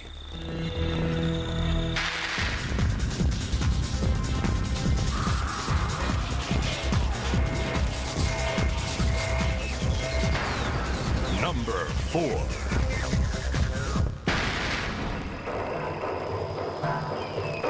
Number 4 in the countdown once lived in the jungles of Southeast Asia. But then humans came along, and good monkeys went bad. This temple is devoted to Hanuman, the monkey god. And these are Hanuman monkeys. They have a charmed life because their namesake is worshipped by millions of people. Hanuman is a powerful god and wouldn't take kindly to anybody hurting the animals that carry his name.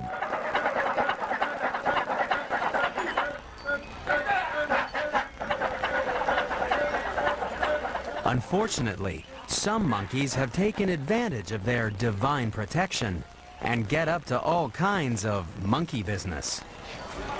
These privileged primates are number 4 in the countdown because they've become terrible thieves. Tourists love watching the monkeys' antics until they discover they've lost not only their water and their lunch, but also handbags, sunglasses, and cameras. Locals are terrorized by street gangs of hungry monkeys, and yet their religious beliefs mean they can't harm even the worst offenders. But some monkeys have even learned to get food by extortion. They'll wait for people to hang their laundry out to dry. Then they pounce.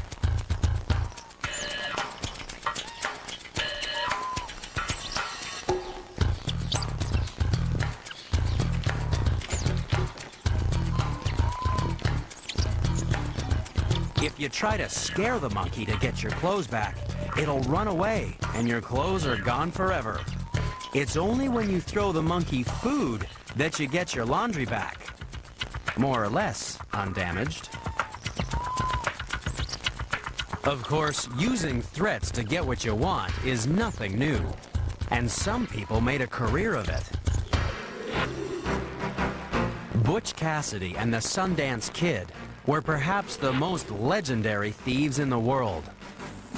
With the rest of the Wild Bunch, they specialized in holding up trains, although sometimes things didn't go quite as planned.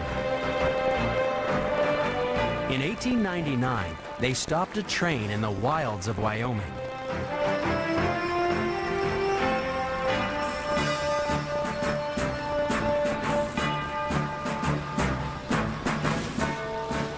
They boarded the train carrying more than enough dynamite to blow up the safe in the express carriage.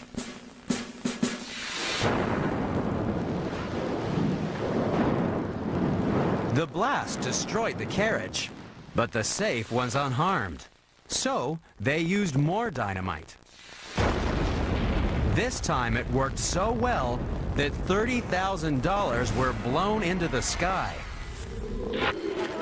Perhaps it's fortunate that monkeys don't have access to dynamite, but some humans are training monkeys in the fine art of stealing.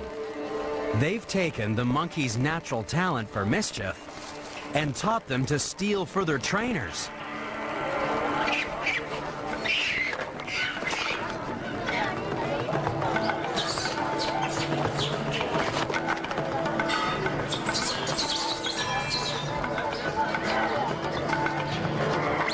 Forget Butch and Sundance. These monkeys are top banana when it comes to thievery.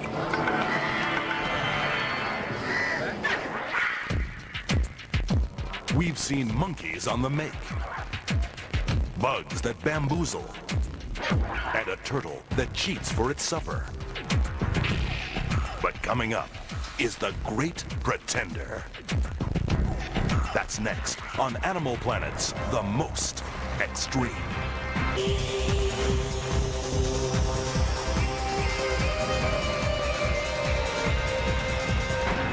Number 3.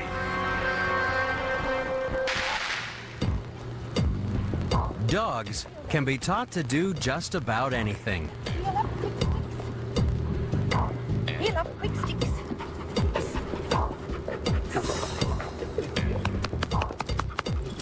They can even learn to play dead. A trick that was inspired by the animal coming in at number 3 in the countdown. Play For to play dead is to play possum. Okay. And this is the possum.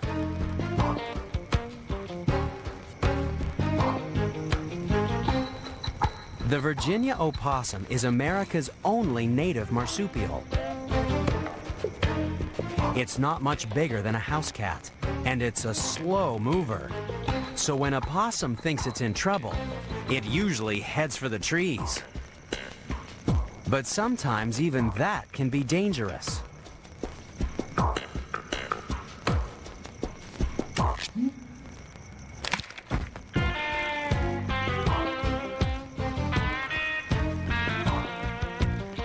Possums will generally try to keep out of everybody's way.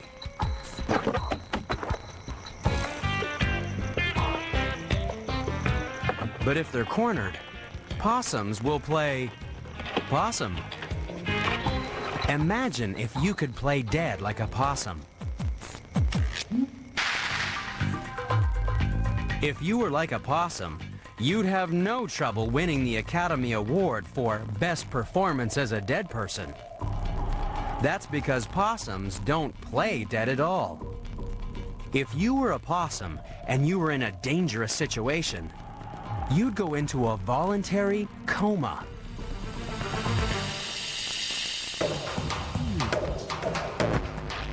First of all, you drool a little saliva and even excrete a greenish, foul-smelling mucus. But the possum's not just pretending to be dead. It really does go into a catatonic state. So if you were a possum, it would look as if you'd been frightened into cardiac arrest. You'd feel no pain, no matter how much you were poked or prodded. One theory is that most predators like fresh meat. So if you're already dead, maybe you're rotten and full of nasty diseases. So predators leave you to die another day. Humans can cheat each other by playing possum because we're so gullible. We'll believe anything, which is why traveling medicine men were so successful. They'd claim to have invented a miracle cure for any ailment, even though they had no medical training. But one such inventor did go on to make the most extreme medicine in the world. In 1886, John Penderton was working on a cure for sore heads. It didn't cure many headaches, but when mixed with soda water, he'd found the recipe for Coca-Cola.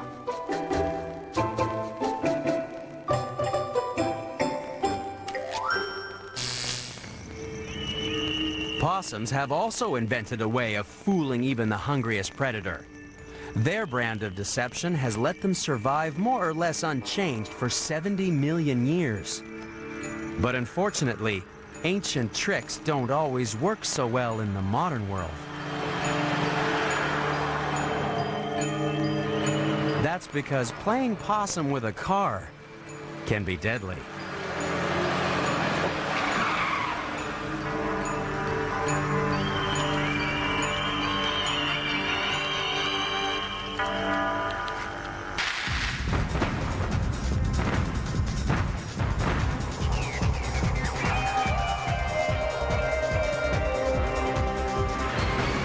Number 2.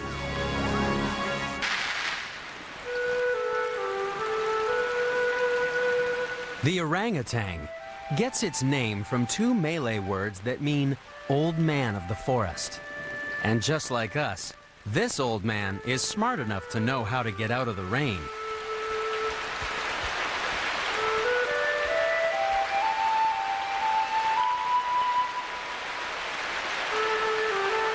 Orangs are primates, and like us, use tools to solve problems.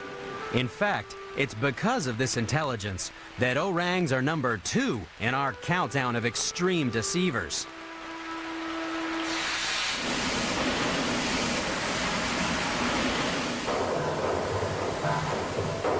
Spend any time with an orang, and you'll quickly discover just how clever it is. Just ask keeper at the Pittsburgh Zoo, Michelle Farmery. Orangutans are excellent problem solvers. I've seen them on many occasions work through a problem. One occasion that I can think of is when one of our female orangs got a piece of rock, and she used that rock to break free the metal grated drain cover at the bottom of their exhibit, which is a very heavy piece of metal, and she then used that drain cover, brought it up to the exhibit windows to work with the very heavy bolts on the exhibit windows to try to knock them loose. We have to be very mindful of what we give our orangs because of their intelligence and their ability to manipulate their environment. For example, when we give them browse, like pieces of bamboo, we have to make sure that the pieces aren't too long or too strong because they will put it through their holding mesh downstairs and manipulate the ductwork and spin their lights around and utilize it in ways for which it wasn't intended. That's why many zookeepers use orangs to test new enclosures. If an orang can't get out, nothing can. A few years ago at the Omaha Zoo, one orang became so famous for opening locked doors that he became an honorary member of the Greater Philadelphia Locksmiths Association. That's because for an orang called Fu Manchu, escaping from his enclosure became an exciting game he regularly played with his keepers.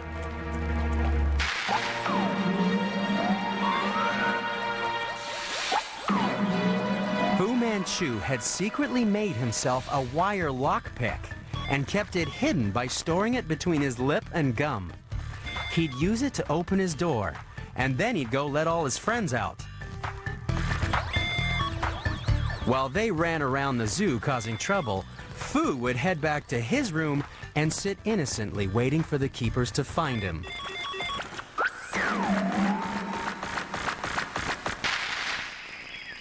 But not even the sneaky Fu Manchu could match the most extreme human escape artist of all time. Nothing could contain the incredible Harry Houdini. You are watching pictures of the greatest magician the world has ever known. A man who thrilled, baffled, and amazed the public and scientists with equal ease. The name Houdini meant startling, bewildering, impossible feats similar to this. Houdini claimed he could escape from anything. He even offered rewards to anyone who could successfully restrain him. Which is how he ended up escaping from such things as a burglar-proof safe, a piano, a coffin, a cask of beer, and even a preserved giant squid. The orangutan is the hairy Houdini of the animal world. Although we'll probably never find out for sure if an orang can escape from a preserved giant squid. But even these masters of deception are still not the greatest tricksters in the countdown.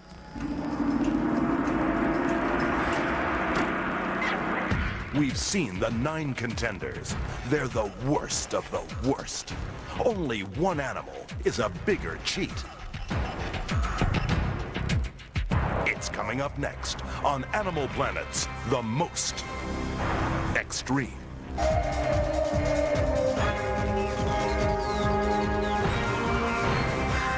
Number 1. Imagine if your family was duped by the most extreme cheat on the planet.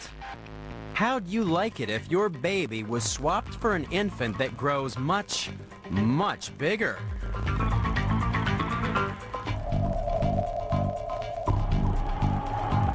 If you were conned by the number 1 cheat in the countdown, you'd be left raising a baby that grows 10 times bigger than you are. For that's exactly what happens if you're conned by the cuckoo. The scam begins when a female cuckoo raids the nest of a poor little reed warbler. First, she has to get rid of a warbler egg.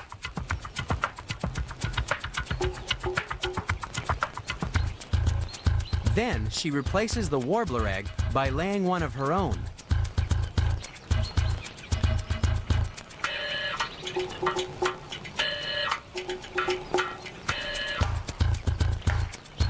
One reason the cuckoo is number 1 in the countdown is that it's a master of disguise. Its egg, sitting at the front of the nest, is so well disguised that it fools the reed warbler into believing it's one of her own.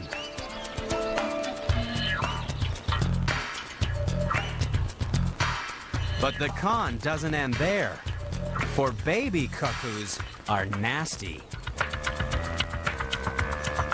As soon as it hatches, the cuckoo chick will get rid of all competition, and it does it right under its foster mom's nose.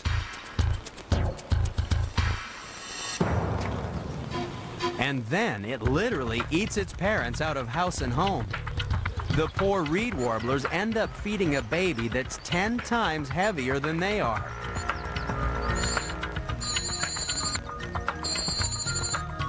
But warblers have no choice, because this baby is part of the mob.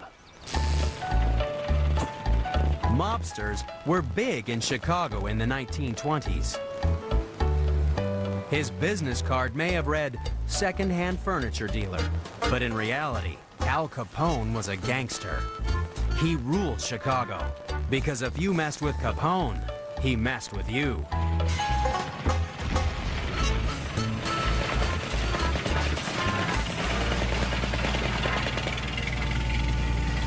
Scientists discovered that cuckoos are the Capones of the bird world. When researchers removed cuckoo eggs from magpie nests, a few days later, they returned to find that more than half the nests had been completely destroyed by the cuckoo mafia. It seems that cuckoos make birds an offer they can't refuse. Take care of my baby, or suffer the consequences. No wonder then, when it comes to treachery, the cuckoo Capones really are the most extreme.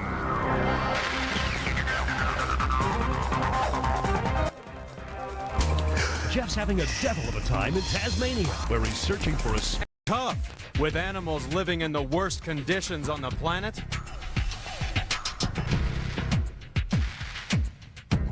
We're counting down the top 10 most extreme survivors in the animal kingdom and seeing how we stack up against their extraordinary endurance. Discover that when the going gets tough, the tough get pushed to the most extreme.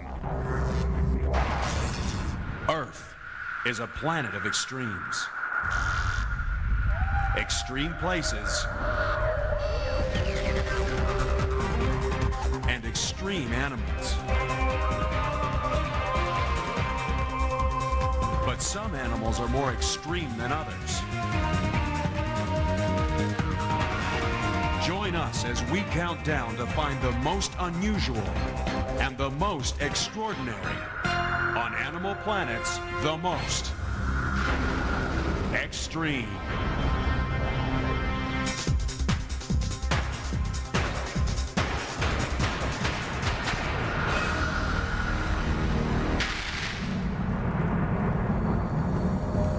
Our countdown begins in a land of extremes. Extreme heat and extreme dryness. You have to be tough to survive in a desert.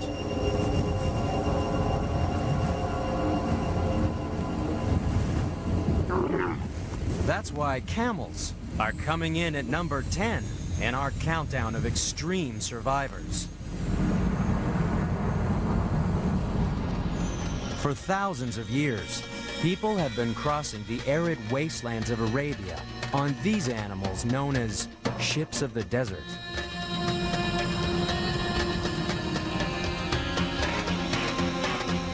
Other people have been less complimentary and called them horses designed by committee. But if so, the committee knew what it was doing. The camel might be ugly, but it survives in conditions that no horse ever could, as camel breeder Gil Riegler explains. Camels just have an amazing adaptation to the desert. It's arid, it's hot, there's not much food, but look how big these animals grow and how strong they are. They can carry 600 pounds of weight for 10 hours a day without that much water or food. Everything about them is adaptation to their environment. If you look at the nostrils are little slits and they have special muscles that will help them close them during a sandstorm. Little hairs inside them will siphon out the sand so they can actually breathe. When you look at the eyes, long eyelashes will keep the sand away from the eyes. And they also have a second eyelid that goes across it so they can walk in the desert with their eyelid covering their eye. The camel's most famous feature also comes in handy in the desert. But contrary to popular opinion, its hump doesn't store water. It's actually full of fat, which it can use as a fuel supply in times of adversity. So with all these built-in survival features, just how tough is a camel? Imagine if you were dropped into a desert. There's no water, no shade, and the temperature's 120 degrees. You start sweating at an alarming rate. Sweating drains your body fluids. Lose more than 12% of your body weight, and you're in big trouble. With nothing to drink, in less than 36 hours, you'd be dead.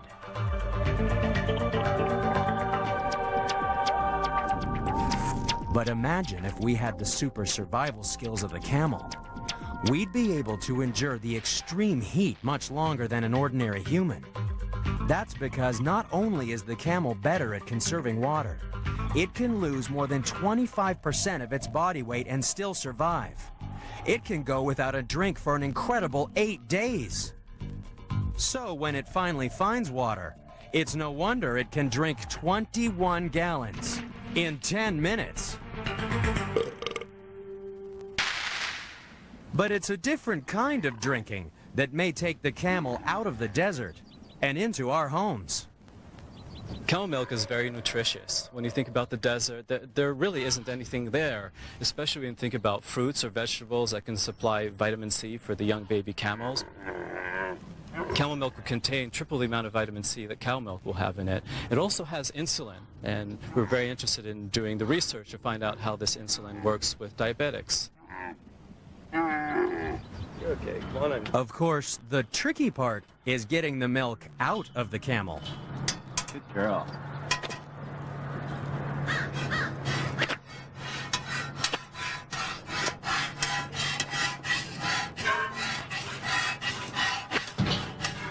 Gil not only breeds camels, but milks them. He set up the first camel dairy in the United States. But it's not a new idea. In deserts around the world, many people rely on this nutritious milk for survival.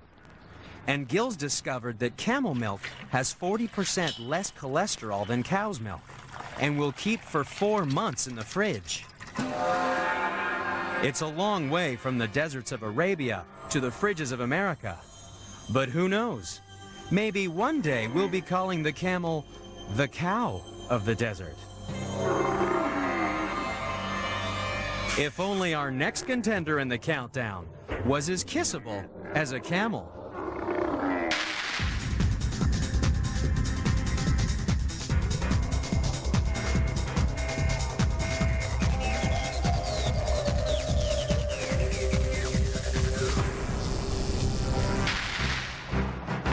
Welcome to Dry Bones, Texas. It's time for a showdown with pest controller Michael Bowden.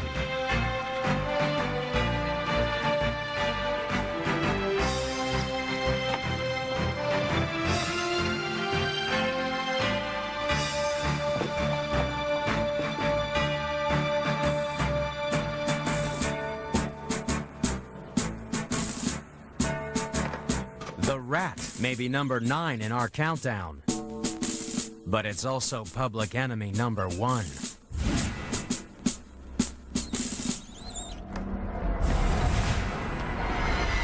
Rats have been around for millions of years, and they've always associated themselves with man, and as a result, they've been able to adapt their life, and they're very prolific.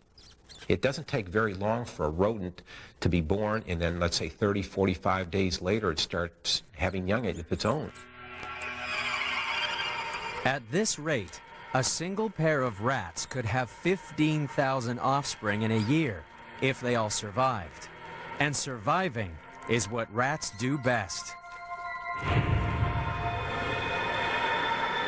Rats are number 9 in our extreme countdown because they're so tough.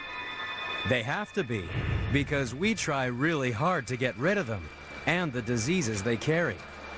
But rats just keep coming back for more. Take a look at most cities, and you'll find for every person, there's at least one rat making itself at home. So how do these wily rodents always stay one jump ahead of us?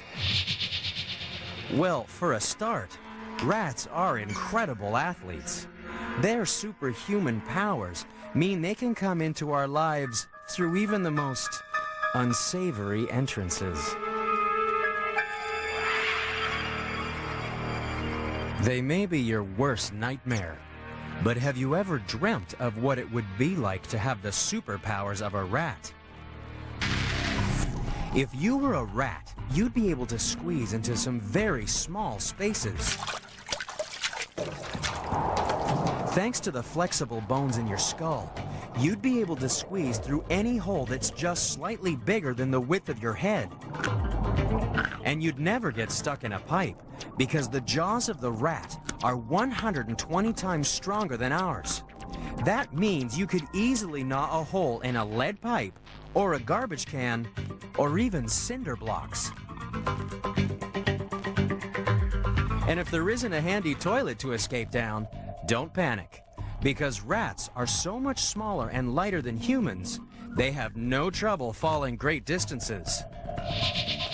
With the superpowers of a rat, you could survive a fall from a 5-story building. That's why we've had to try every trick in the book to get rid of these super survivors.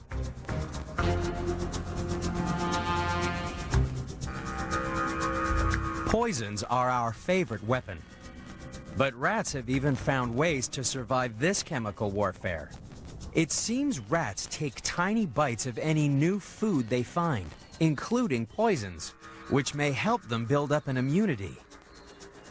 Coupled with the rat's fast reproductive rate, this has seen the emergence of super rats, animals that scientists have described as little bags of poison with 4 legs and a tail. Although rats may seem indestructible, they're still only number 9 in our most extreme countdown.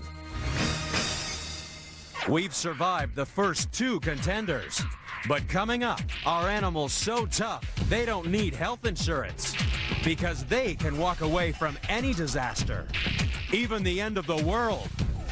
That's coming up on Animal Planet's The Most Extreme.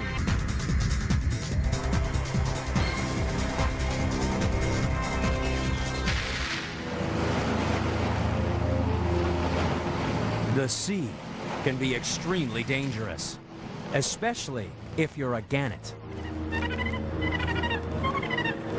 The Australasian gannet is a hunter of fish, so it has a problem. How do you catch a fish when you're soaring 100 feet above the sea? The solution is simple, if a little extreme.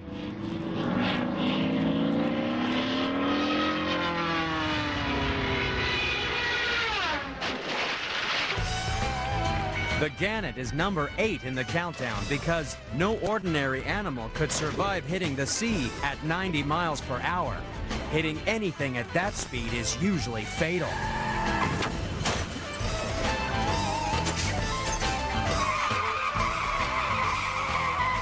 You'd have to be a dummy to try diving into the sea at these speeds. But gannets are extreme survivors thanks to their clever design. To make sure they don't swallow water, gannets have no nostril holes and can keep that beak tightly shut upon impact. And its body has built-in airbags just under the skin. Just before it dives, the gannet inflates these air pockets to absorb the shock of impact. We've installed a similar system in our cars.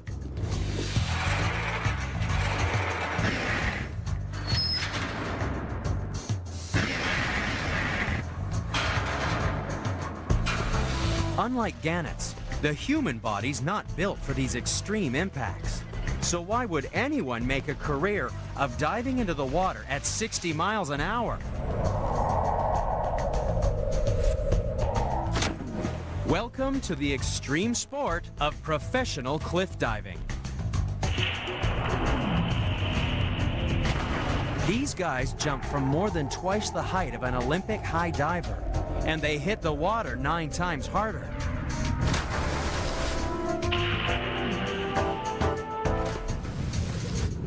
One of these human gannets is Dustin Webster. Why would I jump off of something? Well, unlike some animals, it's not for survival, that's for sure. The main reason I like to jump off is for adrenaline.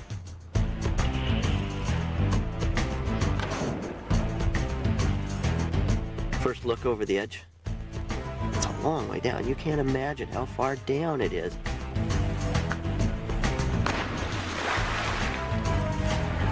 The height I was going from today is actually 63 feet. That's about 19 meters. Pretty high when you consider that the human body's not made for that kind of impact. The only thing I can tell you is when you hit, you better not relax until you take your first breath of air. Because if you relax, that water's going to tear you apart. It's going to shape you into a pretzel. You'd have to get in a car crash to feel a similar feeling.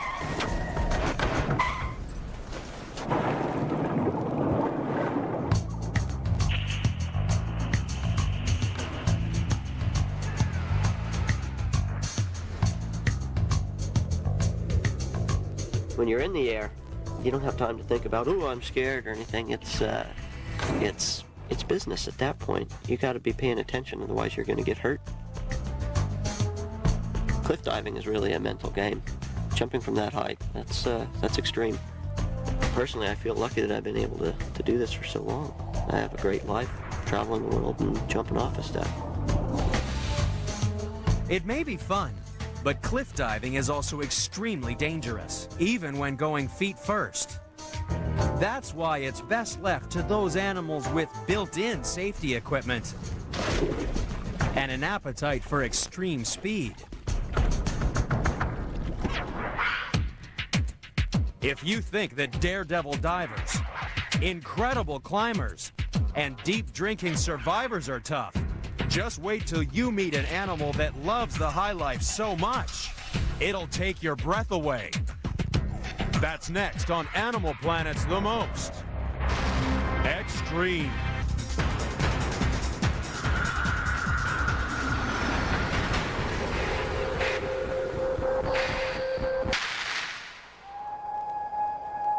Our next tough customer lives high in the Andes of South America. It's a cousin of the camel that doesn't survive extreme heat, but height. Meet the guanaco. It can be found more than 3 miles above sea level.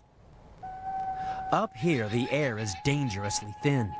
It contains only 1/3 of the oxygen it would at sea level. That's why the guanaco is number 7 in our countdown. It's perfectly adapted for living in conditions that would leave us gasping for breath. Imagine if you were dropped onto a mountain 11,000 feet above sea level. In the rarefied atmosphere, you'd soon be feeling sick and tired because the organs of your body need oxygen to work properly. And oxygen is carried by red blood cells.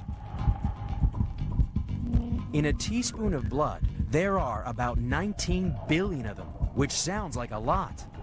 But in thin air, it's not enough. That's why climbing mountains can be a dangerous business. Above 16,000 feet, you're breathing 4 times faster than normal and still not getting enough oxygen. In the death zone, above 25,000 feet, your digestive system gives up and in a desperate search for oxygen, starts to eat itself. It's not a nice way to go.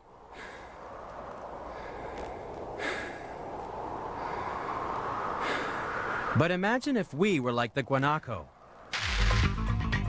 A human with guanaco blood would have 4 times as many red blood cells, and each blood cell would live twice as long. With so many more cells to collect oxygen from the thin air, the guanaco is much better suited to the high life than we are.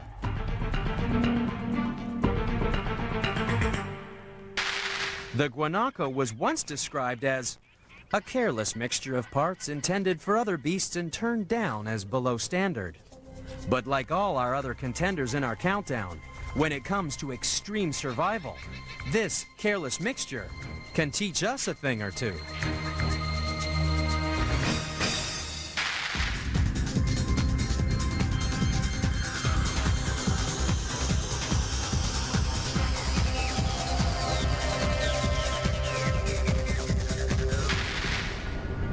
If rats are our worst nightmare, then cockroaches must be what rats have bad dreams about.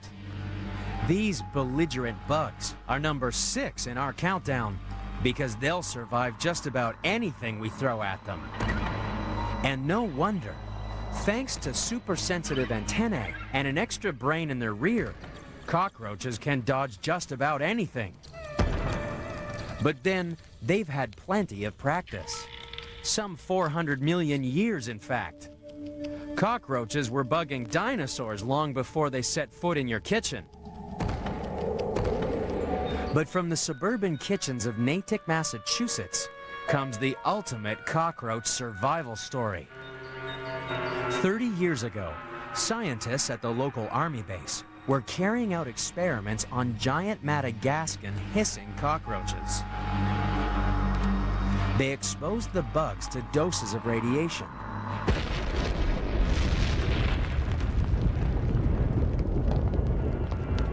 Cockroaches can survive 200 times more radiation than we can.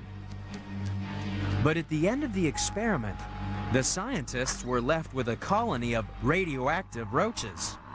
So they decided they better poison the bugs and then seal them in plastic bags to be taken to the local landfill. But these were bugs that just didn't know when to quit. They shrugged off the poison, chewed out of the bags, and were soon running amok in the burbs. One resident even had radioactive roaches for breakfast. That's why the Army decreed the only reliable way to kill these bugs was to hit them with a hammer. But even then, you'd have to aim carefully. Cockroaches can live for a month with no head, and only then die of thirst. Cockroaches may be too tough for their own good. Because they're so hard to get out of our lives, most people think cockroaches are revolting. Okay. Now these are giant hissing cockroaches.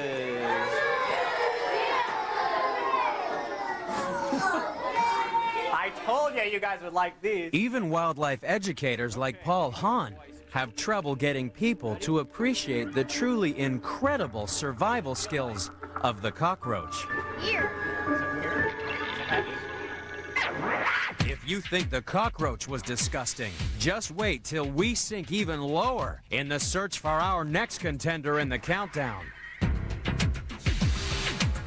We're dredging the bottom of the sea to find an animal so tough it bathes in acid every day and dines on nothing but poisons. That's coming up next on Animal Planet's The Most Extreme.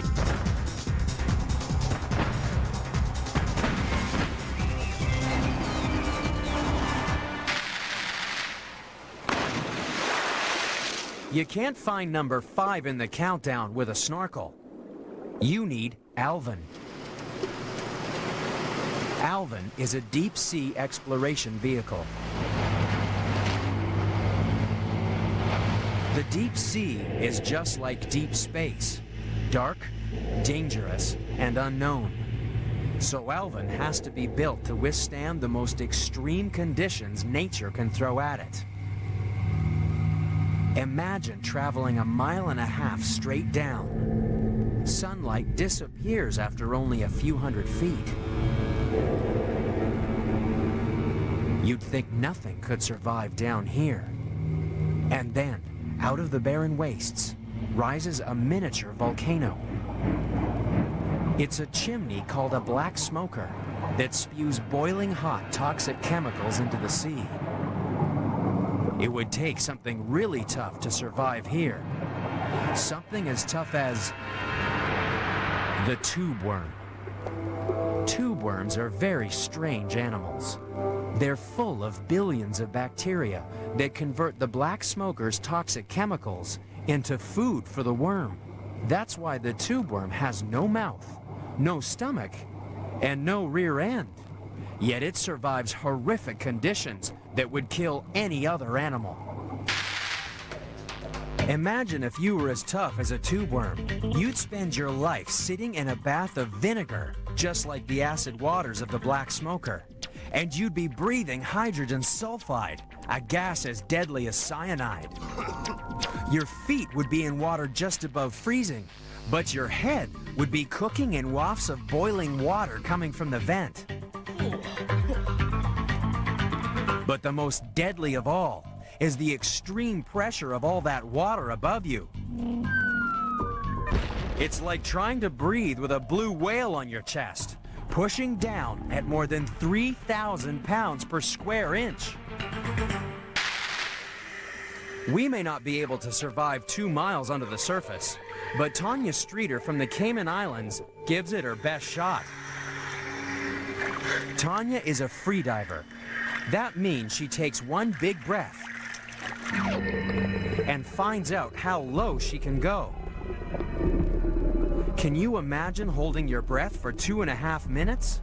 And once you pass 200 feet, your lungs will be squeezed to the size of egg cups as the pressure collapses your chest cavity. But going down is the easy bit. On her deepest dives, she'll have to swim the height of the Statue of Liberty to get to the surface. And all this on a single breath.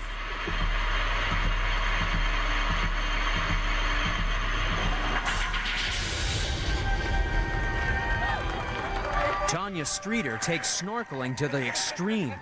But even Tanya would have to dive 20 times deeper to visit the realm of the tube worm. When nature calls, our next contender has learned to hold out even longer than Tanya.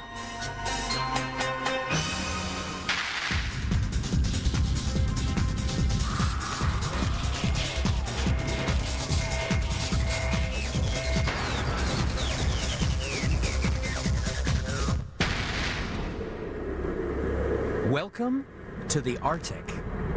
In this frozen world, animals have to find ways to survive extreme cold.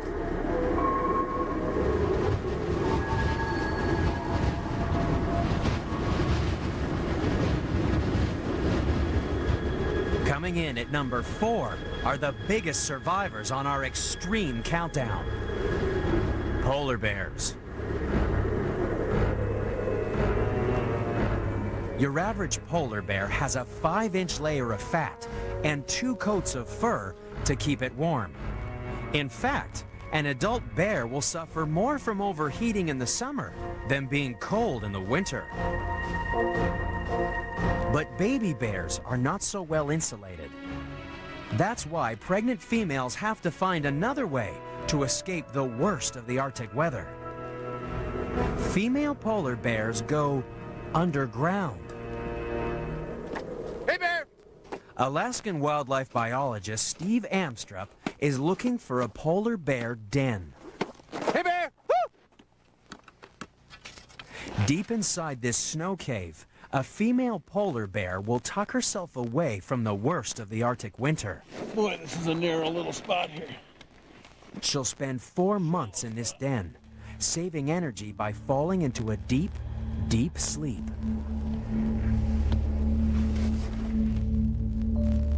Her heart rate will drop to 8 beats a minute, and her metabolism will slow to half its normal rate. And she'll give birth to her cubs in her sleep. But the reason the polar bear is number 4 in the countdown is that during the entire 4 months she's asleep, she won't answer the call of nature. Not once. Not only is that extreme willpower, it's extremely interesting to scientists.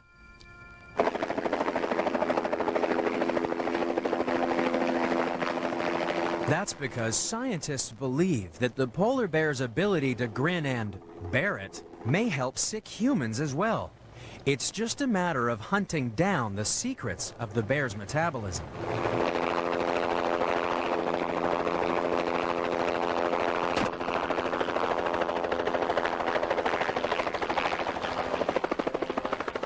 Scientists are taking a closer look at tranquilized bears because they're the ultimate recyclers. Instead of going to the toilet, hibernating bears turn wastes into protein. Somehow, bears are able to split up the waste molecules and use the components to build helpful chemicals that can be used by their body.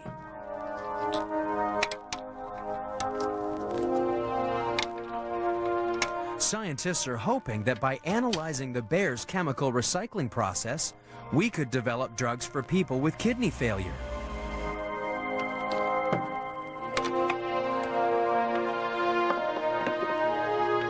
Patients could recycle their wastes rather than rely on dialysis machines to filter their blood for them. Perhaps one day the polar bear's extreme constipation will also be able to help humans hang on a little longer. But if you thought the polar bears of the Arctic had it tough, just wait till you see the extreme conditions our next contender faces on the other side of the world.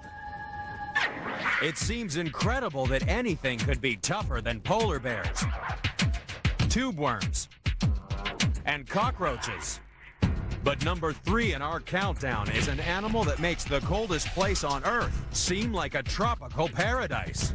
That's coming up next on Animal Planet's The Most Extreme.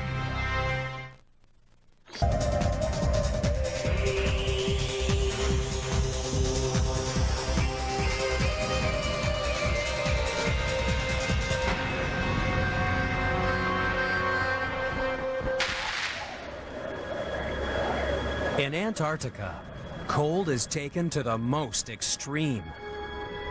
In some places, the average temperature is minus 72 degrees, and it can get down to a world record minus 129 degrees Fahrenheit. Few humans would think of spending the winter in Antarctica. After all, in these temperatures, exposed skin freezes in less than a minute. Yet number 3 in our countdown walks here in bare feet.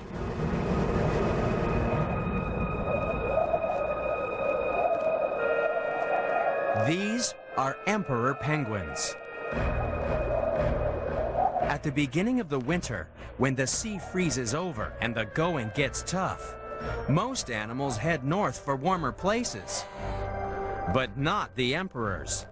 These incredible survivors choose to breed in the coldest place on Earth. They waddle and slide up to 50 miles to reach their breeding ground, where they huddle together to keep out the worst of the wind. The females each lay a single egg, and then they leave the males to it. The colony of solo dads is plunged into the perpetual darkness of the Antarctic winter. But the males have a problem. There's nothing to build nests out of in this frozen wilderness. So the males make a nest of their feet.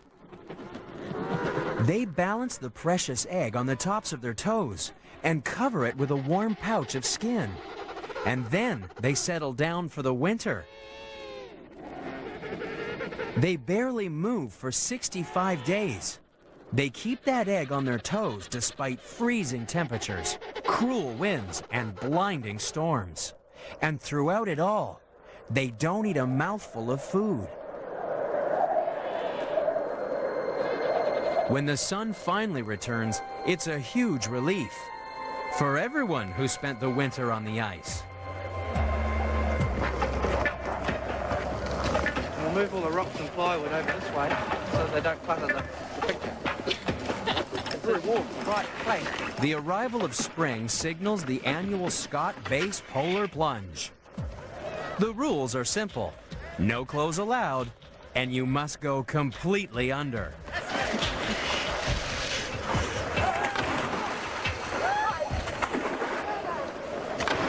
It's gotta be a quick dip, because cold water robs body heat 32 times faster than cold air. In freezing waters, it only takes minutes to stop your heart. But there are cases of extreme survival. In March 1975, an 18-year-old Michigan man was out for a walk when he fell through the ice. He was submerged in freezing waters for 38 minutes. When rescuers pulled his body from the water, there were no signs of life. He was en route for the morgue when suddenly he came back to life, thanks to the mammalian diving reflex. This shuts down all the body's systems except those necessary to keep the heart and brain alive. In extremely cold water, it can keep humans and other more expert divers alive for a long time. Submerged emperor penguins are also thought to be able to reduce blood flow to all but the most vital organs. That's why they can spend almost 20 minutes underwater on a single breath.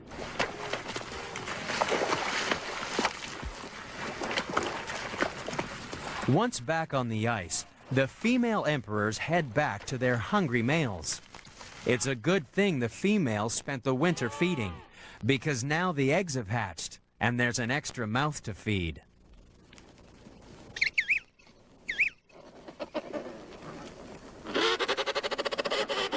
To survive in this frozen world, you have to be tough. But the emperor chicks still need to keep on their toes. If they fell onto the ice, they could freeze to death in only 2 minutes. But that's no problem for the next contender in our most extreme countdown.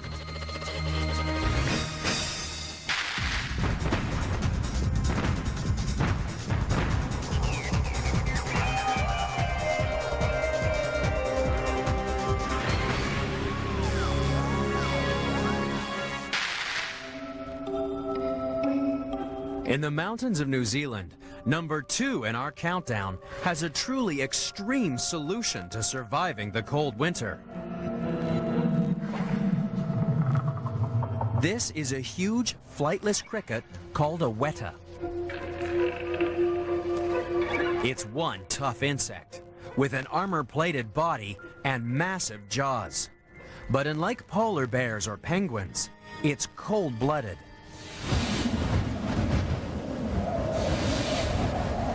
So when the temperature drops, the weta chills out.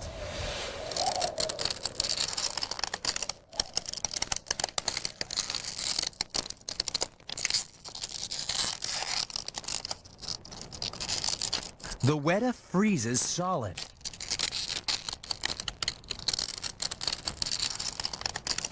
Its heart stops beating, and all brain function ceases as the water in its body turns to ice, sometimes for several months.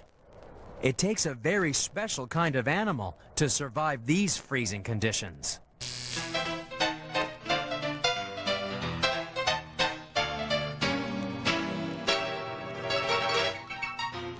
Even experts can only survive for a few minutes.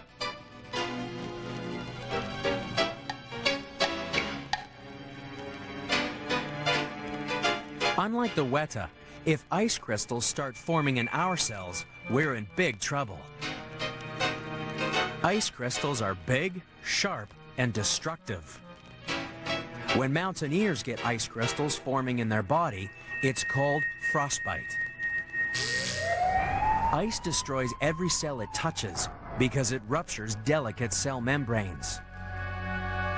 Even when the frostbitten areas warm up and the ice melts, all cells are dead and destroyed, and that can lead to gangrene and amputation.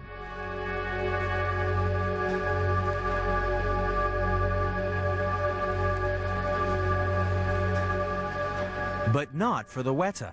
For when the thaw begins, the Weta comes back from the dead.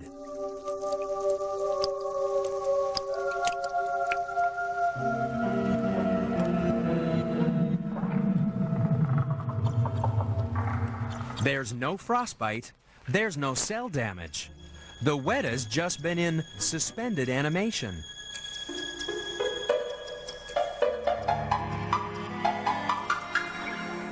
And scientists still have no idea how it survives. But even the Weta's incredible endurance is still no match for the ultimate survivor on the planet. We've seen the 9 contenders. They're the best of the best. Only one animal is tougher. It's number 1, and it's coming up next on Animal Planet's The Most Extreme.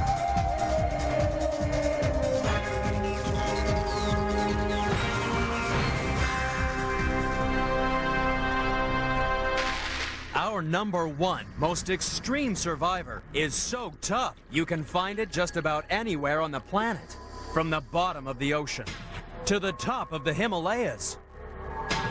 It can survive in hot springs and freezing Arctic wastelands, dry deserts, and humid rainforests. And it can even survive in your backyard. Entomologist Ruud Kleinpast is hunting for the world's toughest animal.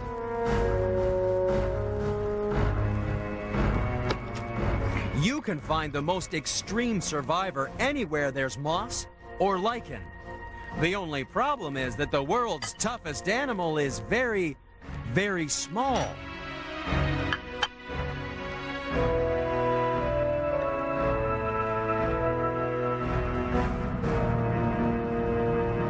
Coming in at number 1 in the countdown is the water bear.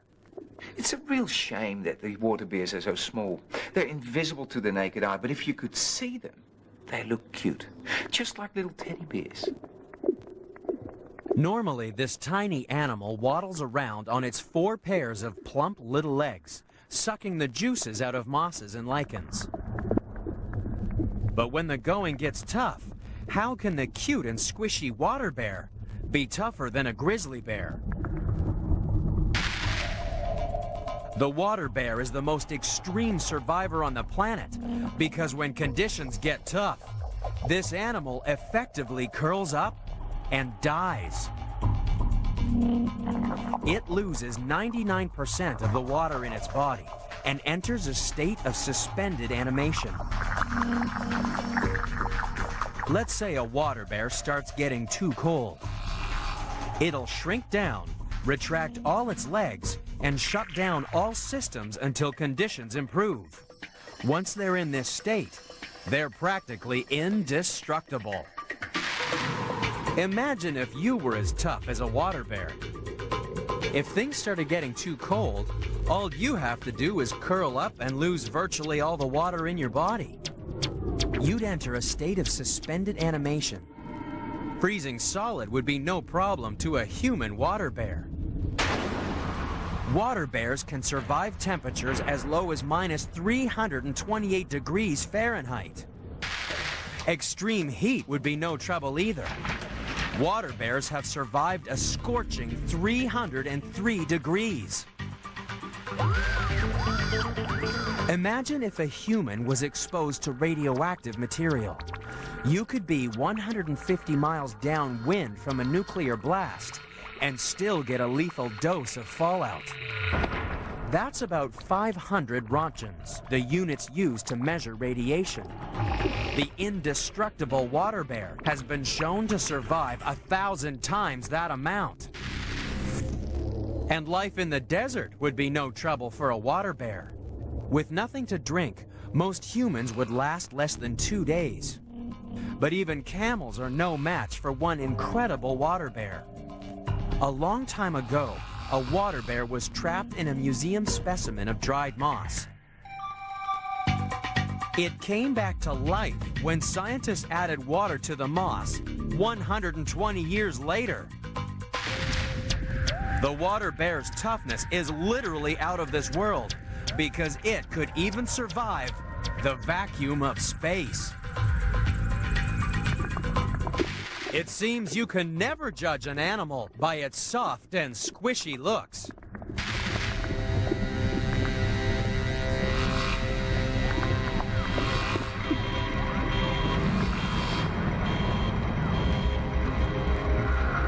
After all, when it comes to survival, the water bear really is the most extreme.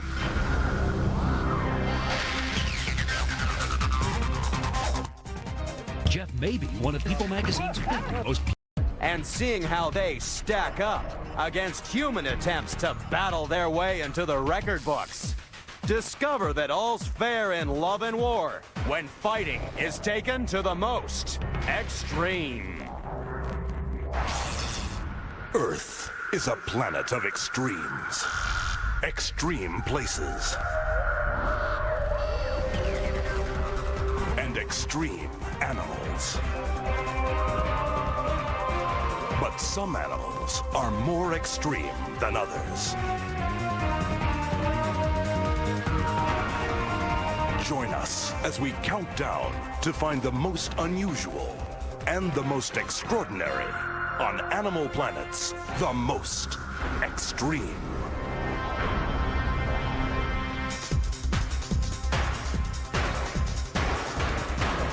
Number 10. Take a close look at the cat. For inside this tiny hunter is the heart of an animal that's roaring in to number 10 in the countdown.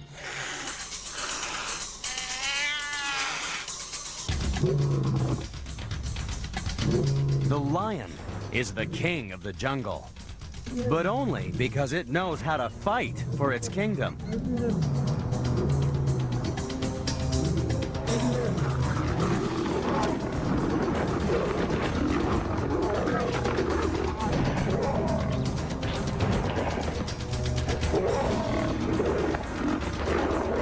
The lion is built to fight.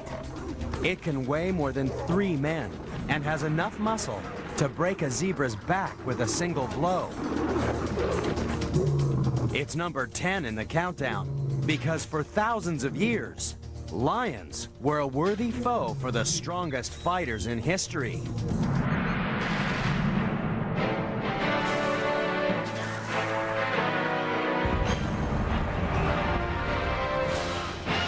But Hercules wasn't the only guy to fight a lion.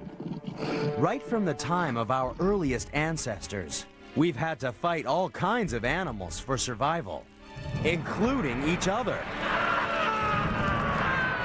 All animals have to fight for food, or shelter, or a mate.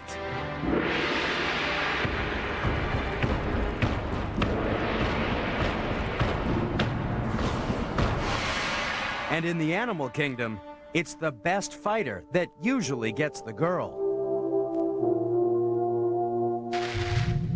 The male lion that's the best fighter has all the girls too. But since all he has to do is fight off other males, he has lots of time to do what males do best. Lions are only number 10 in the countdown because although they're great fighters, they can sleep up to 20 hours each day. It's the females who have to do all the hard work of hunting and raising the kids. But a lioness is a fighter in her own right.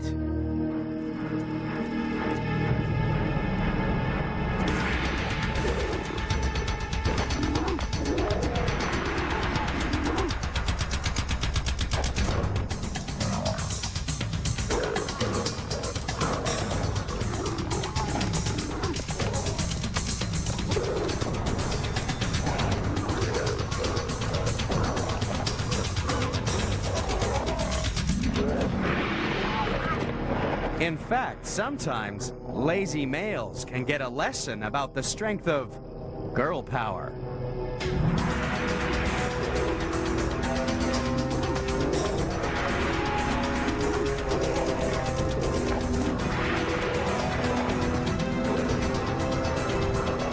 Perhaps we should be calling the lion the queen of the jungle.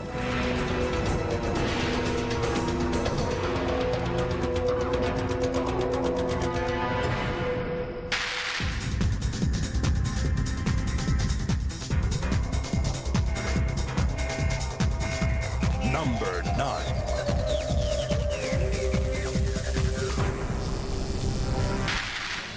At number 9 in the countdown is a truly extreme fighting machine with armor plating outside and high explosive inside.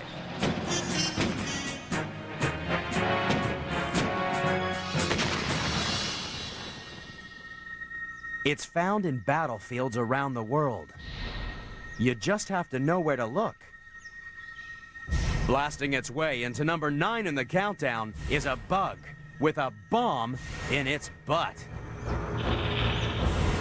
The bombardier beetle gets its name because it blasts boiling hot toxic chemicals out its backside.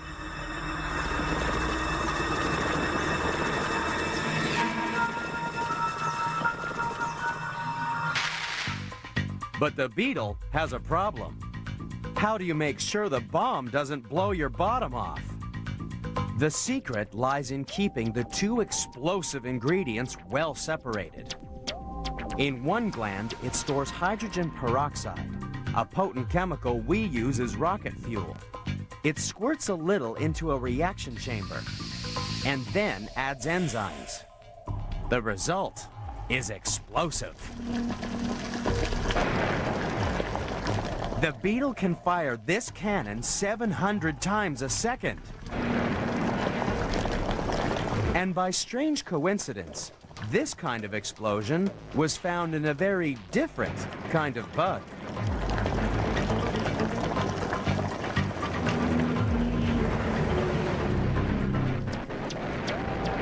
This is a doodle bug, the nickname of the V-1 rocket manufactured by Germany in World War II. These flying bombs were powered by an engine that bore an uncanny resemblance to the bombardier beetle's backside. The pulsing series of explosions gave the V-1 rocket several nicknames, as well as doodle bugs. They were called buzz bombs and farting furies.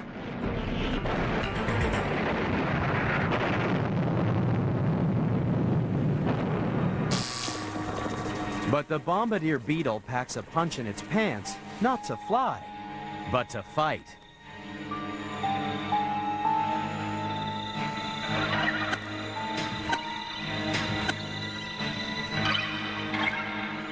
Thanks to this secret weapon, the spider ends up with a burnt face full of toxic chemicals, while the beetle lives to fight another day. We've fought our way past the first 2 contenders, but we've still got to wrestle with animals that are so strong they can bring armies to their knees. Get ready for a real knockout next on Animal Planet's The Most Extreme. Number 8.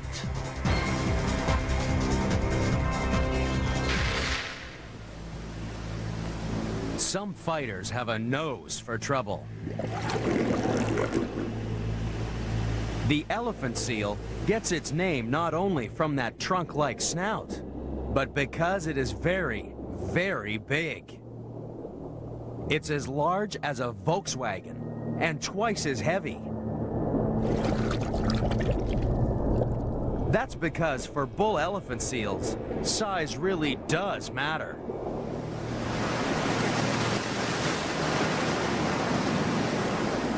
For when it comes to throwing their weight around, nothing can compare with an elephant seal.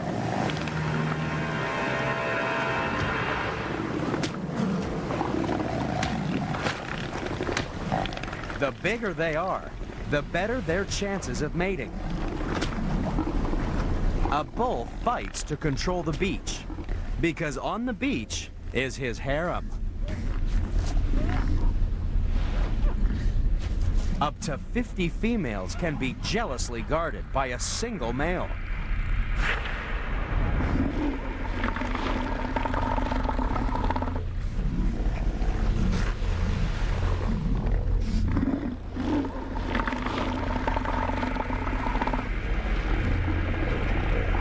But it's not easy looking after all those females.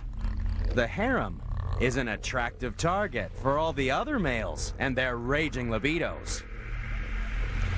They don't get a chance to mate unless they can beat the Beachmaster.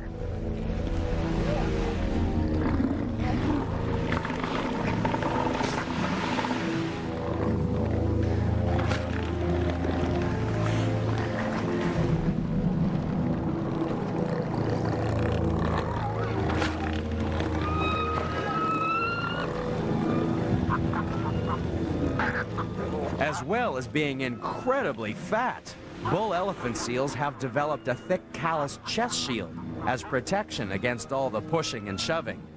And in Japan, some humans have done much the same thing.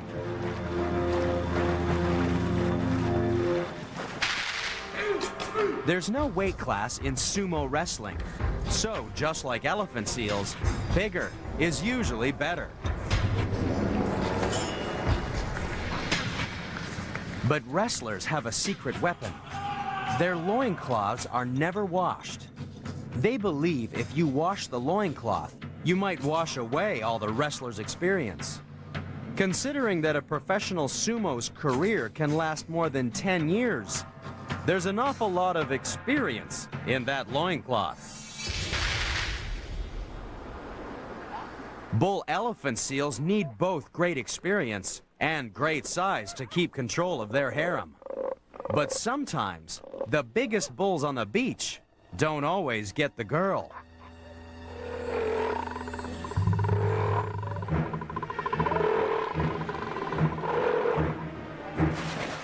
A sneaky male will wait for the Beachmaster to have his hands full with the latest challenger. Then, he makes his move. It's a race to find an unguarded female before the Beachmaster realizes there's an intruder in the harem.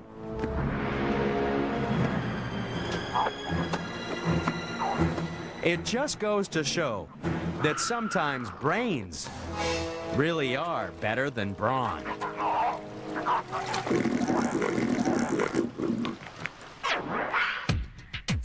If you thought battling bulls, beetles with bombs, and lazy lions were great fighters, coming up is a bug that's a kung fu master.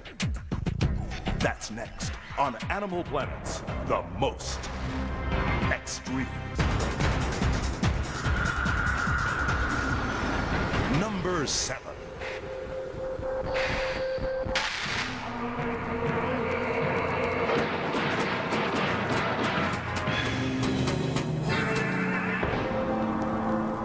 In all the kingdom of the living, there is no more deadly or voracious creature than the praying mantis.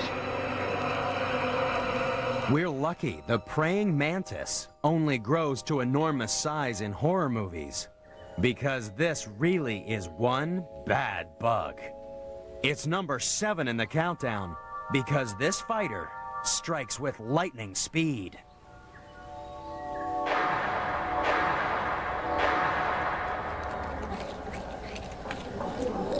The strike of the mantis takes only 31 thousandths of a second. It can catch not only insects, but soft-shelled turtles, mice, frogs, and birds.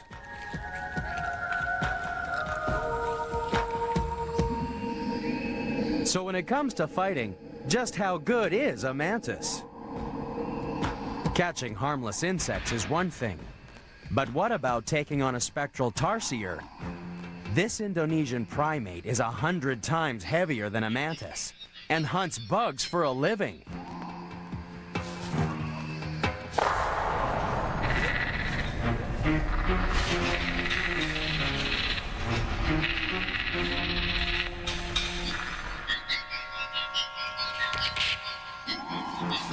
If a mantis can fight off a hungry hunter like the tarsier, it's not surprising that some humans have tried to copy its moves.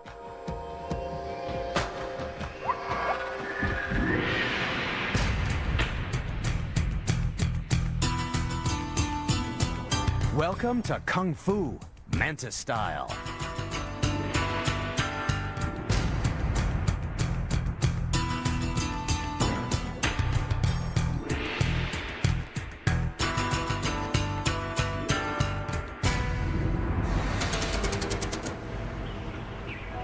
About 400 years ago, a Chinese martial arts master called Wang Long was really impressed by the praying mantis's concentration and devastatingly fast strike. Today, variations of praying mantis kung fu are practiced all over the world, including here in Honolulu with instructor Sifu David Moraney. We imitate the insect. It makes it actually kind of sneaky and very powerful, you know? People go, oh, well, what happened? Or how did that happen? Nobody knows. You're not broadcasting. You're not telling anyone what you're about to do. Okay, Matt, I'm going to explain to you Mashu. Hooking hand, punch, and I hook here, and I'll strike. Once you make contact, you know automatically that at the top of the arm is the head. So you don't have to think about it.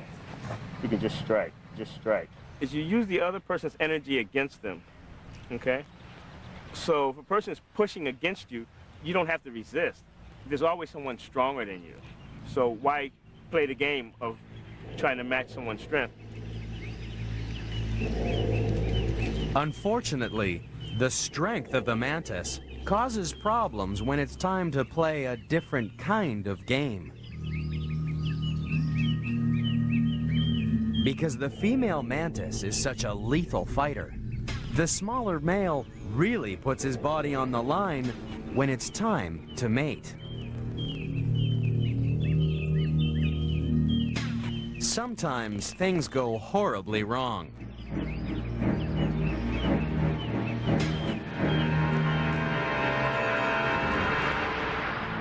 Fortunately, the male can continue copulating without its head. It's not much fun for the male, but at least the female gets a good dose of protein, which will provide a head start for her eggs and the next generation of extreme fighters.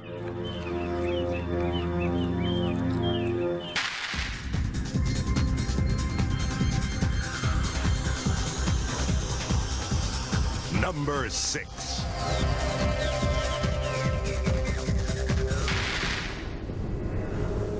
To find number 6 in the countdown, you have to travel to the frozen wastes of the Arctic.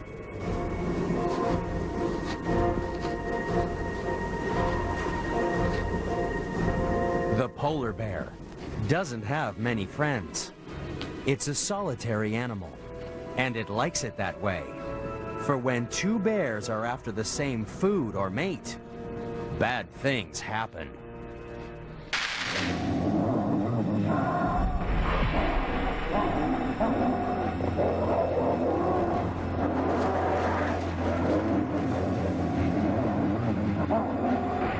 Polar bears are number 6 in the countdown because they are devastating fighters. An adult bear can weigh as much as 7 men. One swipe of its huge paw could take out prey 3 times its size.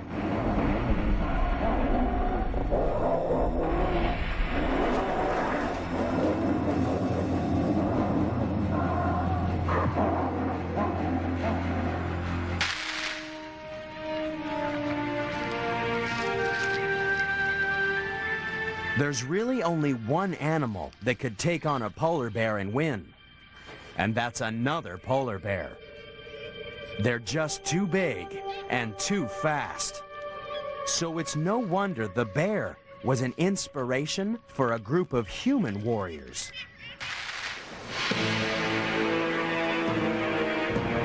1,000 years ago, Europe was terrorized by the Vikings.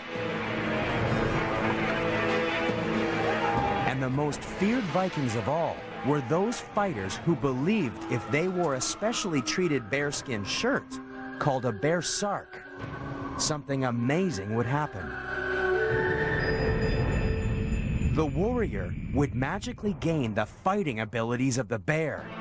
In their magic bearskins, the warriors went totally nuts.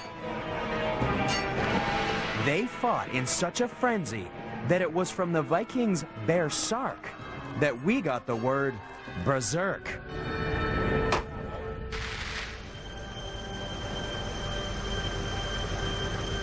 The terrible fighting abilities of the bear still fascinate people today. But luckily for the polar bear, now when people go berserk, they don't need a bearskin shirt.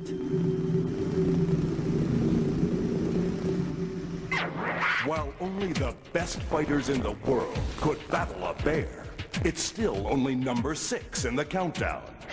For coming up are animals whose power will knock your head off, and whose stink will clear the streets.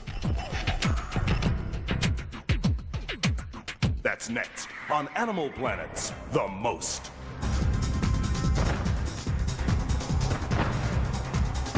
Number 5.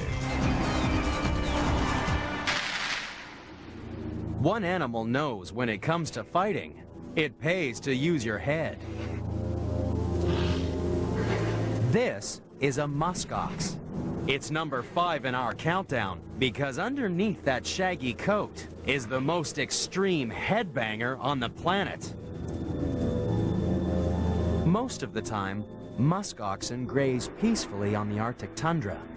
But when two males get together, it pays to get out of the way.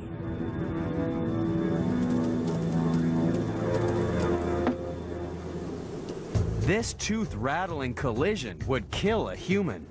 Yet males will charge at each other up to 20 times or more during a fight. Hurtling towards each other at 20 miles an hour would be like going head first into a car wreck.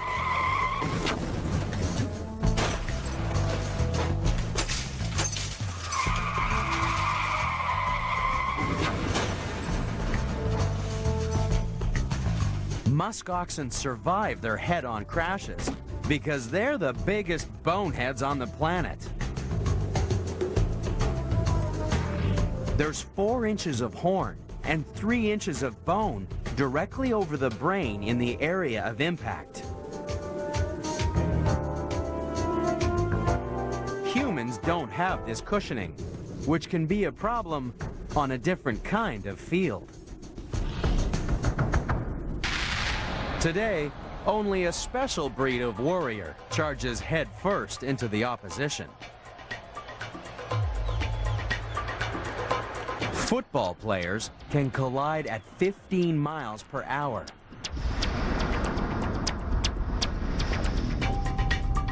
The trouble is that in the collision, the brain keeps moving when the skull stops. When the brain crashes into the skull, we get concussed because the impact damages the delicate nerve tissue. That's why we invented the helmet. By absorbing the shock of impact, it helps protect the brain. But the most extreme helmets were worn by medieval knights who fought like the muskox. Protection came not from 4 inches of bone in the skull, but from elaborate suits of armor that weighed half as much as the knight. You needed all the protection you could get when you sat on top of a half a ton of warhorse charging at 25 miles an hour. Even with suits of armor, knights were killed or maimed at jousting tournaments.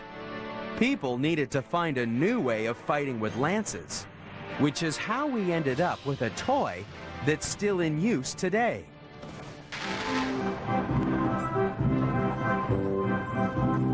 The carousel was originally developed with dummies riding on the toy horses, which were a much safer target for a charging knight. Jousting may be child's play for the muskox, But when our next contender fights, it's a family affair.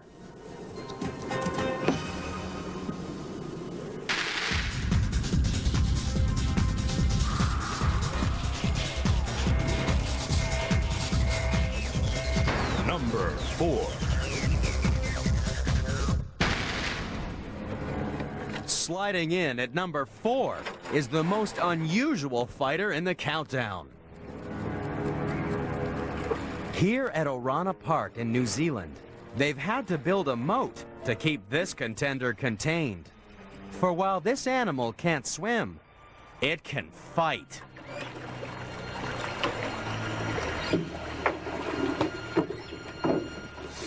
The keeper is about to meet one of his distant cousins. For at number 4 in the countdown is the Madagascan ring-tailed lemur, the cuddliest animal in the countdown.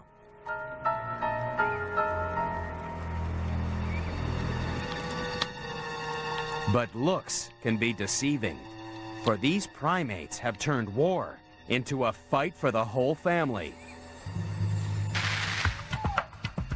These lemurs are marching to battle, and it's women and children first.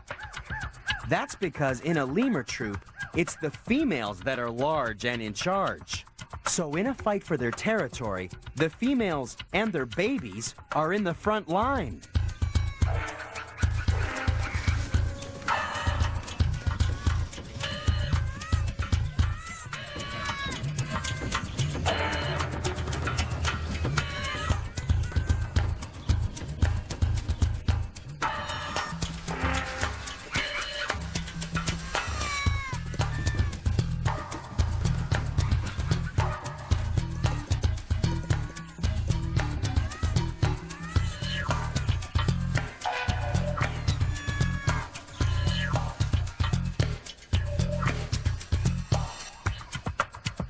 But the main reason these animals are number 4 in the countdown is that when it comes to fighting, lemurs really stink. First of all, they mark their territory using special scent glands on their wrists. But lemurs also invented stench warfare, as wildlife educator Susan Clevin explains. Ring-tailed lemurs fight using a scent gland that's on their wrist.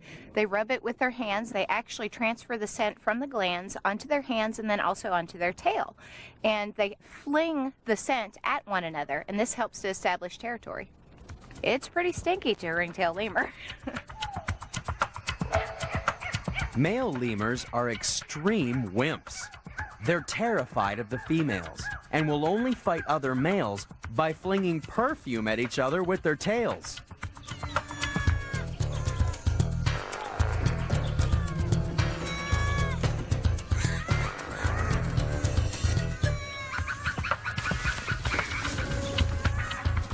It's an extremely safe way of fighting, and it's found its way into the research laboratories of the U.S. Department of Defense.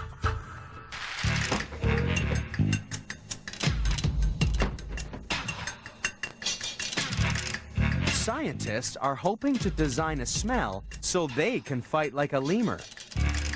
But nobody will wear this perfume on their wrist because researchers aim to invent the worst smell in the world.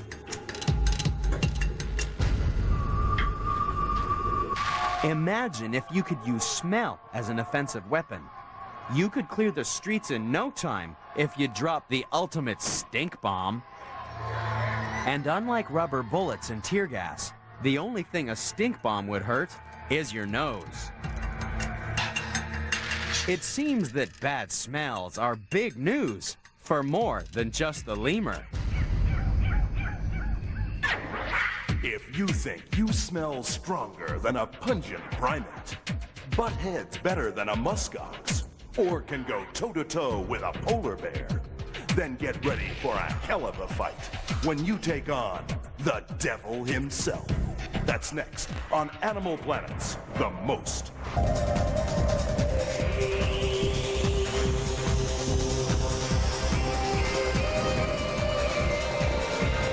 Number 3.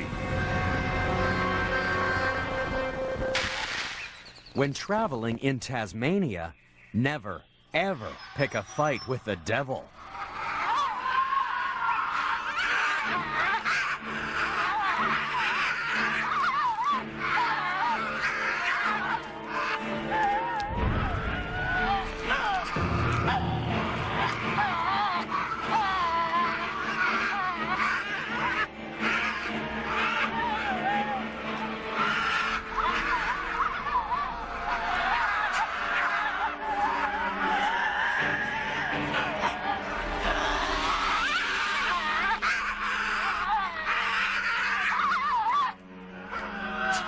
The Tasmanian devil is number 3 in the countdown because it's such a ferocious fighter. Its life is a constant battle fought with jaws 8 times more powerful than a Doberman. They leave painful scars that can sometimes be fatal.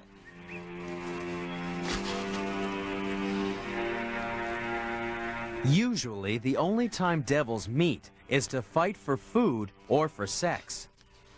That's the problem of being genetically hardwired to fight. There's not much romance in the life of a devil. After only 1 week of violent courtship, this she-devil has decided that her mate's been mooching around her burrow for too long.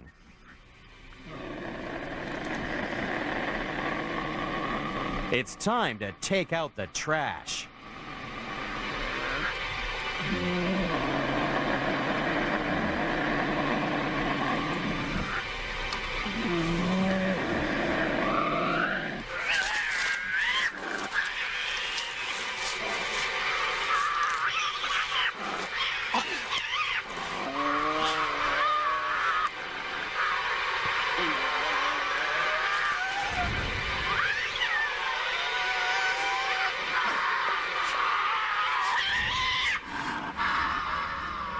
In this battle of the sexes, the female always wins. The male is back to roaming the forest alone, picking fights with other devils and camera crews.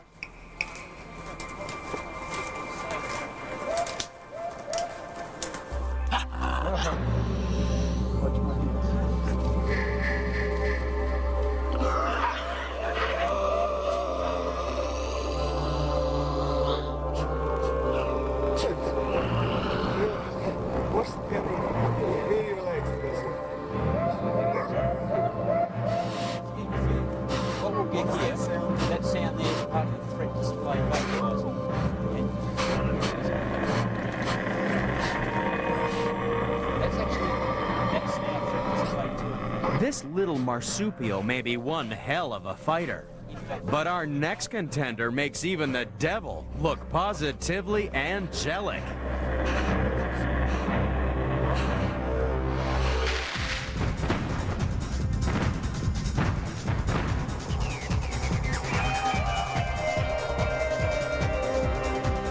Number 2.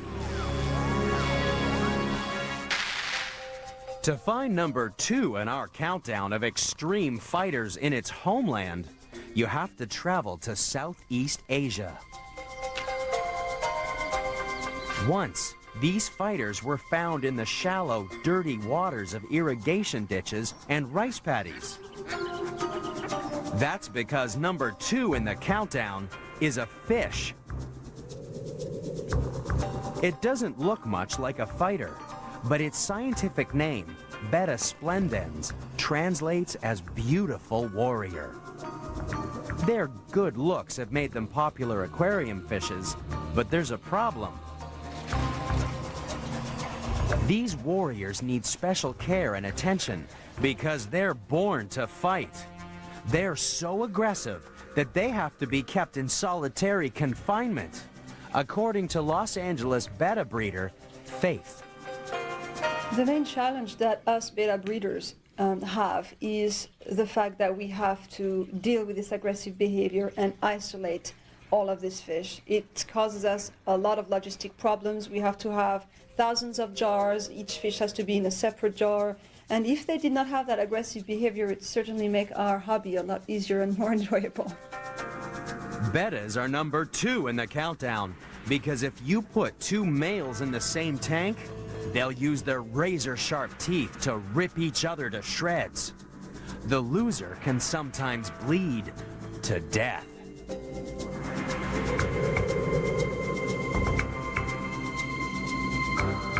We do not know why bettas are so aggressive, but I have heard of an experiment that has been done where 2 males were taken to a lake and basically released in the center of the lake, and they had the entire lake for themselves, and they proceeded immediately to fight each other. So we conclude that this is not a matter of territory or space, because they had an entire lake and it was a new territory for them.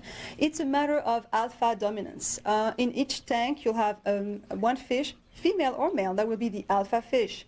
And as long as a fish is in there, it'll keep everybody in line. If you remove that fish, everybody else fights. So there, it suggests that there's an alpha dominance that needs to be established. And it's this alpha dominance that gave these beautiful warriors another name. For these are the legendary Siamese fighting fish. In Thailand, fish fighting was once a popular sport. People placed bets on which warrior would survive the battle, just like in the Colosseum of ancient Rome.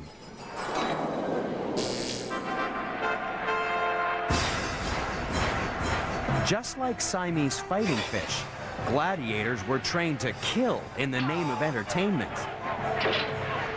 Although their lives were often short and brutal, gladiators were the rock stars of their day. In Pompeii, someone scribbled a piece of graffiti on a wall that suggested the gladiator Celadus was a heartthrob.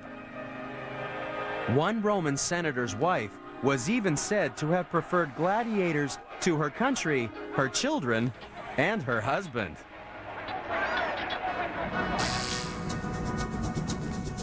It just goes to show that both fighting men and fighting fish can win the hearts of the girls.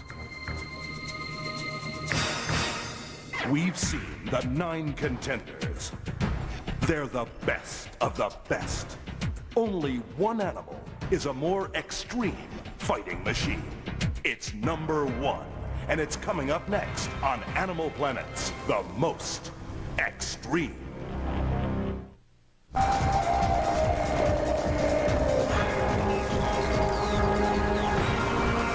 Number 1. In the frozen forests of Northern Europe, the most extreme fighters on the planet sit in a fortress waiting for spring.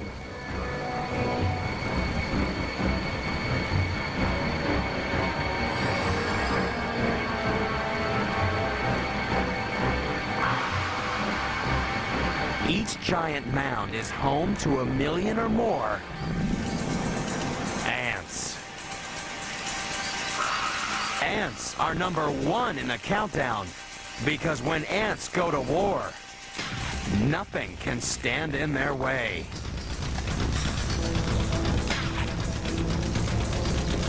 Ants are the ultimate warriors, because some individuals are literally born to fight. In addition to the ordinary worker ants, some colonies create a caste of professional fighters.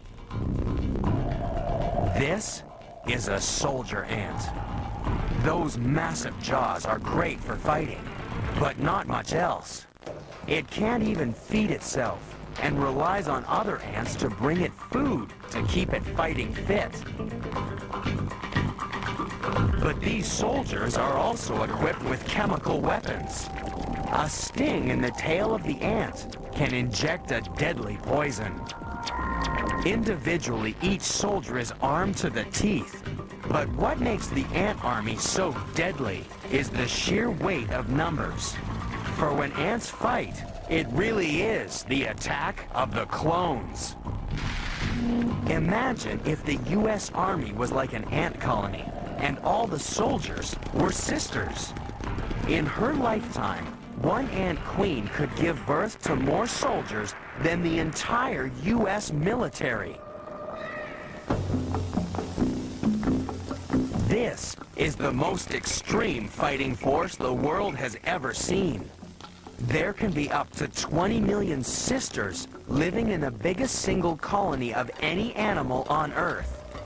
For these are army ants.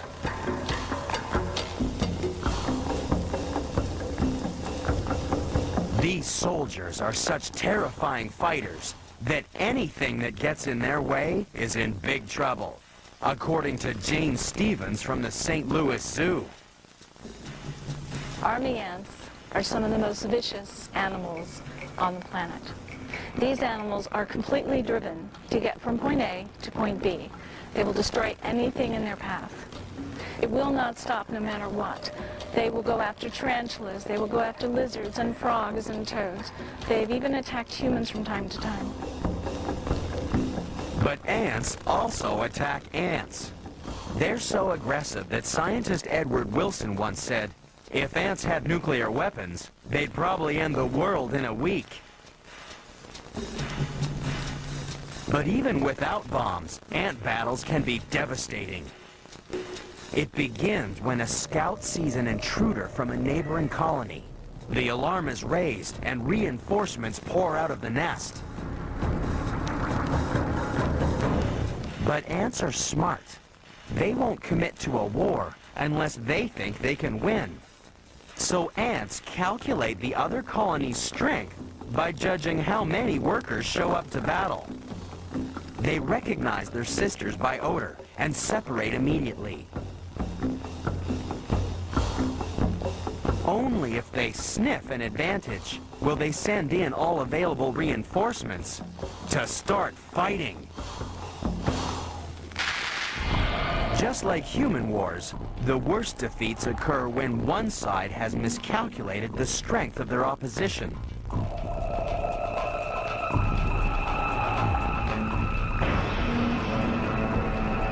Tactical ant warfare has even attracted interest from human defense analysts.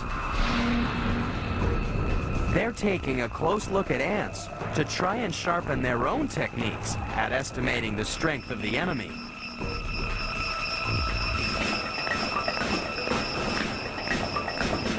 For the ants that get it wrong, the results are devastating. Their colony can be completely overwhelmed.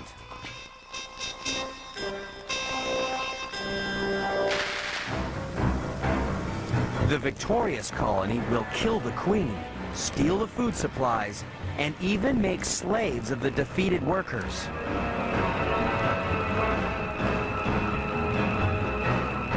To try to prevent the devastation of their colony, one race of Asian ants has developed the ultimate warrior. This ant has a huge gland inside its abdomen. In extreme combat, it will rupture its own body wall, causing the gland to explode.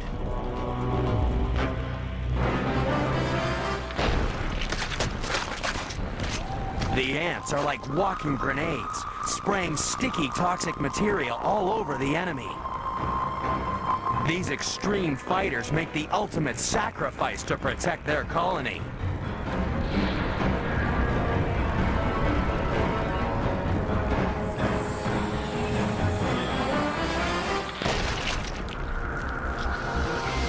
That's why, when it comes to fighting, the ant really is the most extreme.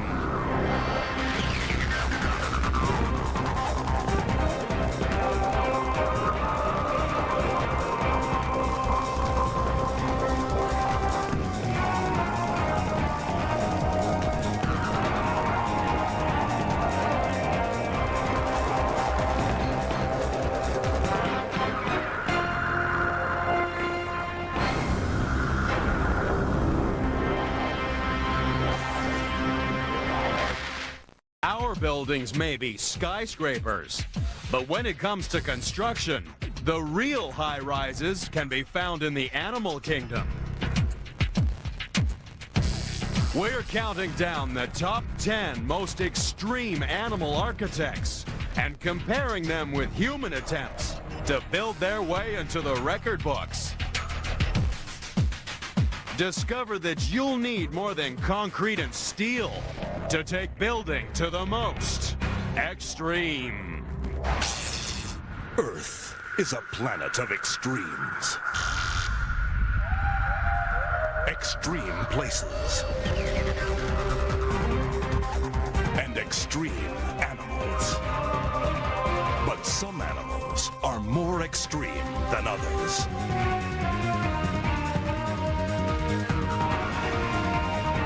Join us as we count down to find the most unusual and the most extraordinary on Animal Planet's The Most Extreme.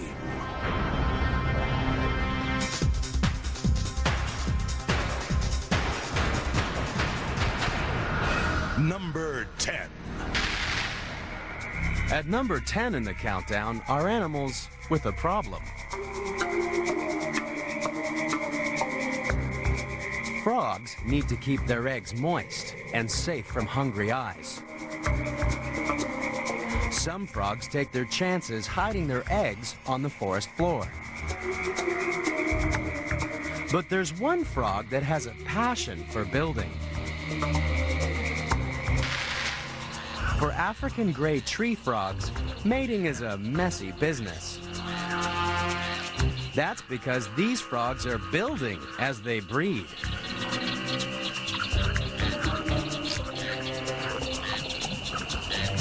The female secretes a foamy fluid from her skin when she releases her eggs for the males to fertilize.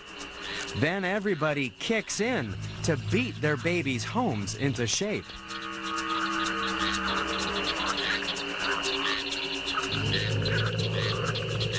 This extreme team is number 10 in the countdown because these bubbles set like concrete to provide a foam home against all kinds of weather.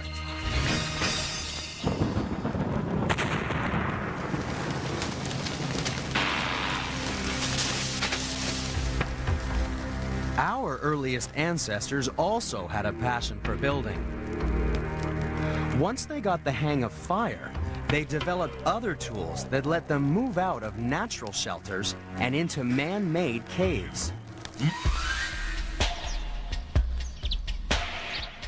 Safe inside our modern homes, we've managed to almost completely seal ourselves away from nature.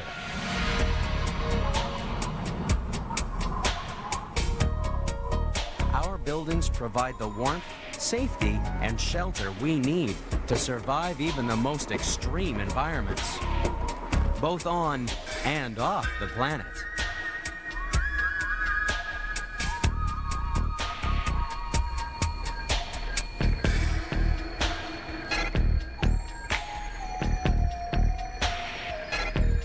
State-of-the-art building technology has taken us out of this world. But just like the astronauts, the time the gray tree frog spends hanging in space is only temporary. After a few weeks, the bubble house starts to dissolve, and the tadpoles discover that the real estate business is all about location, location, location.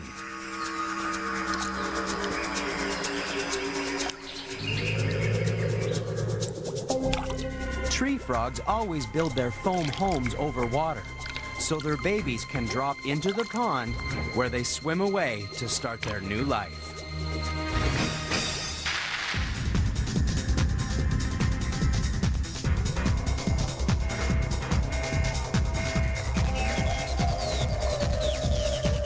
Number 9. There's one big difference separating us from other builders in the animal kingdom. We use tools to help us. But take a close look at the great apes, and you'll discover that when it comes to building, gorillas, orangutans, and chimps are definitely not chumps. This orang has a problem. She's found a bee's nest, but the honey is out of reach of even her long fingers. The solution? Build a honey extraction tool.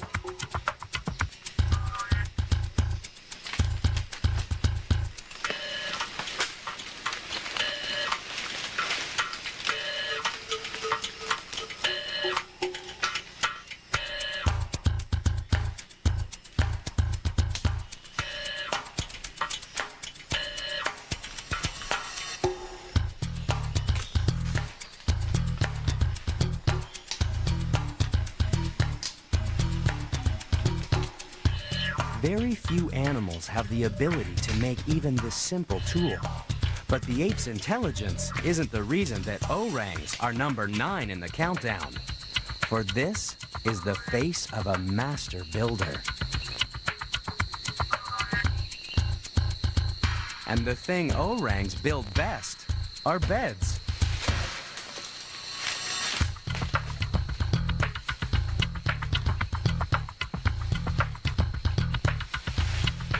At the end of each day, high in the canopy, orangs retire to a new tree to weave a new bed.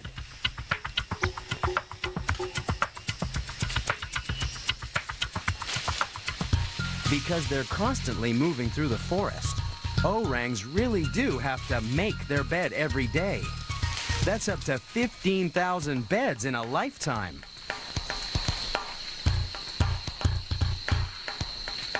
Luckily for us, these great apes seem content being the best bed builders in the world. For just imagine how our lives would change if apes started building with the right tools.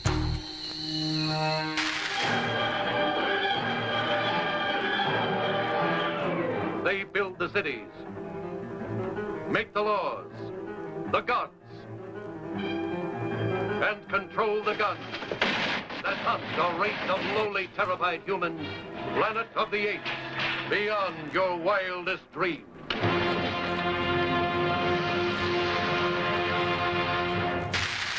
Fortunately, world domination also appears to be beyond these apes' wildest dreams, at least for the moment.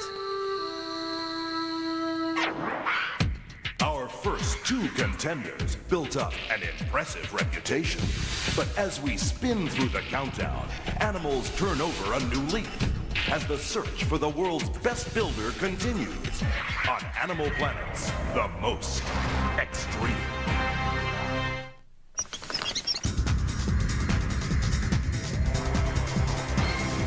Number 8. What makes a luxury home? It's a matter of combining quality construction with beautiful interior design.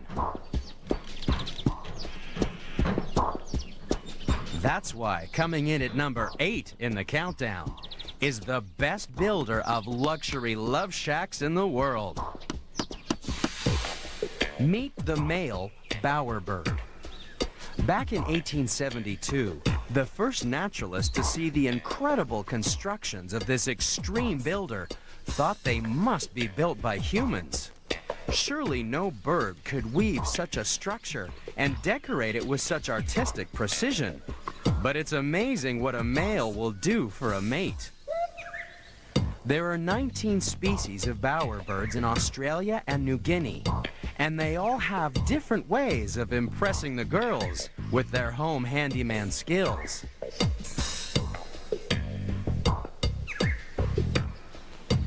This is a satin bowerbird nicknamed Jock.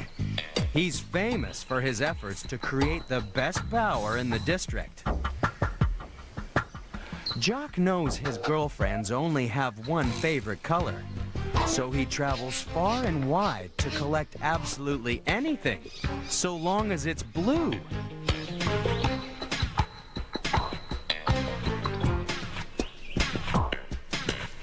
But even Jock is no match for the Vogelkop bowerbird, who builds a hut that's up to 6 feet wide and 4 feet high. He also tends pretty flowers in a garden and replaces them as soon as they fade.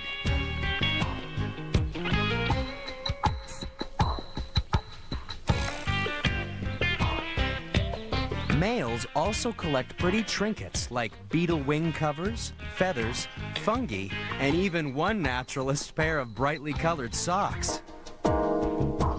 But even bowerbirds can't compete with the eccentric creations of some human males.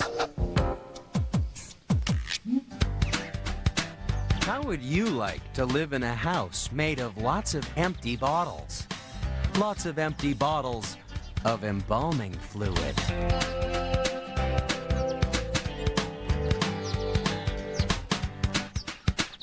This house in Red Deer, Alberta is the dream home of retired undertaker David Brown. He'd always wanted to build his own house, and he decided that the square-shaped embalming bottles would be the ideal construction material. By the time it was finished, he'd cemented into the walls an incredible 600,000 bottles. Meanwhile, in Houston, Texas, there's a house made out of a very different building material. John Milkovich was a man who liked beer. He liked beer a lot. Every day for 18 years, he drained a six-pack and incorporated the cans into his house. With the enthusiastic help of friends and neighbors, John emptied a staggering 39,000 cans.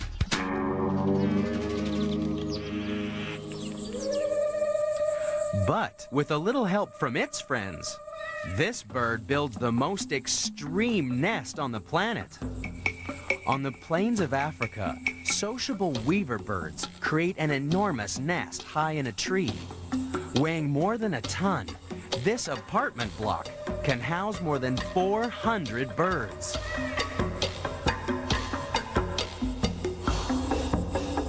One of these incredible nests has been in use for more than 100 years, which is more than can be said for our first attempts at apartment living 2,000 years ago. Once, all roads really did lead to Rome, so city planners had to find a way to house all the people flocking to the city. Luckily, the Romans had just discovered concrete, so they were able to copy the weaver birds and build multi-storied apartments.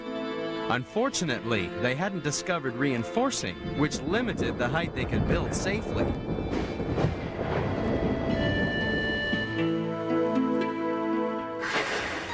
Today, thanks to reinforced concrete and steel technology, we can build superstructures more than 20 times taller than the apartments of ancient Rome. And buildings don't get much taller than the Petronas Towers in Kuala Lumpur, Malaysia. Each tower is supported by an outer ring of 16 concrete columns that push the building more than 1,400 feet into the sky. It took 7,000 people 5 years to complete the Petronas Towers. But could any of them compete with the sociable weaver bird and make a house of hay that would last for 100 years? If you think that making cities of straw, building beds of branches, or whipping up homes of foam is impressive, coming up is an engineer that builds for the kill. That's next on Animal Planet's The Most Extreme.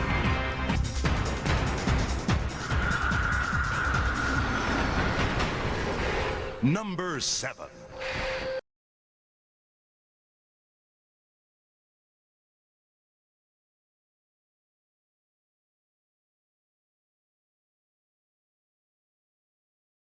And at number 7 in the countdown is the spider.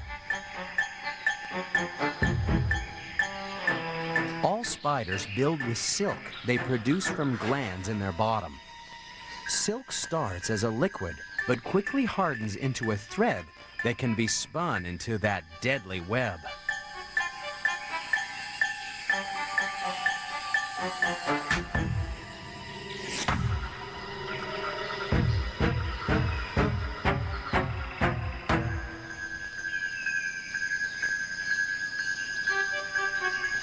By building their web across busy airspace, spiders can filter food from the sky.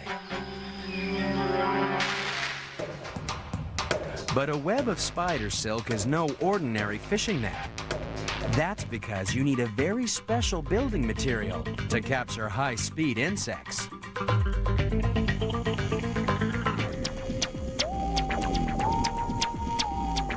To stop bugs from bouncing off, spiders cover their web with glue.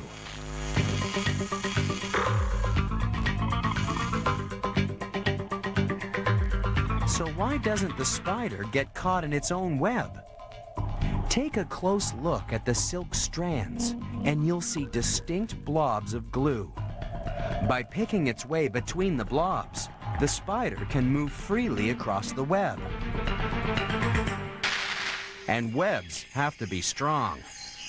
This tropical orb weaving spider makes the biggest and strongest web on the planet. A single web can be more than 6 feet across. Silk lines can run 30 feet up into the trees and are strong enough to catch small birds. Spider silk is an amazing building material. Weight for weight, spider silk is twice as elastic as nylon and 5 times stronger than steel. No wonder spiders can build structures to rival those of any human engineer.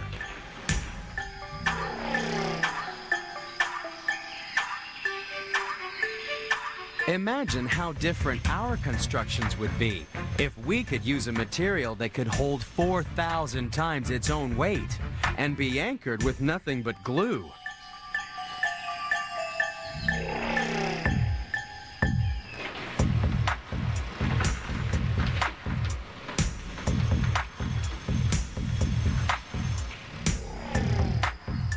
The average garden spider makes enough silk in its lifetime to stretch 3 times across the Brooklyn Bridge. But spider webs are also environmentally friendly. How many human engineers could recycle their creations by eating them?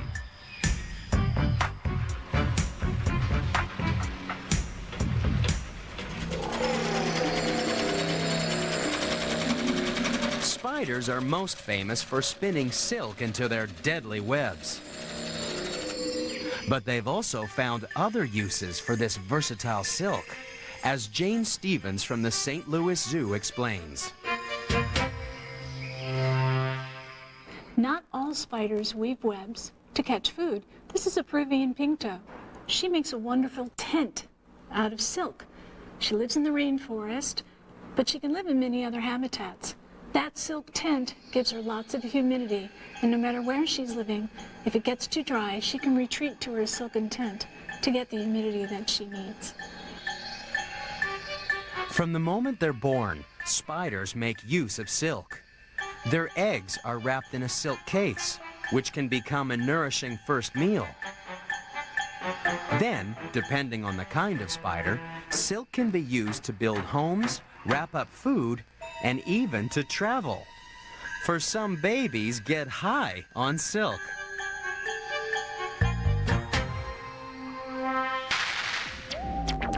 Small spiders can build themselves a parachute. A single thread of silk is light enough to be picked up by the wind and strong enough to carry the spiderling. So it's up, up, and away. Although sometimes cruising at 30,000 feet can be dangerous.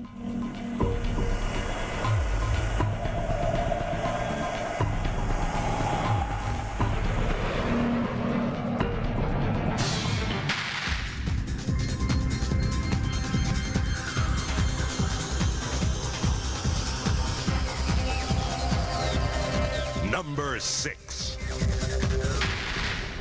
America's had huge cities for thousands of years. It's just that not all its citizens drive cars. This fat little rodent doesn't look like your average city slicker, but it's number 6 in the countdown because it builds the best little house on the prairie. These are prairie dogs, and each one of those mounds is the top of a house. And in a prairie dog town, there are a lot of houses, packed as tightly as any suburb.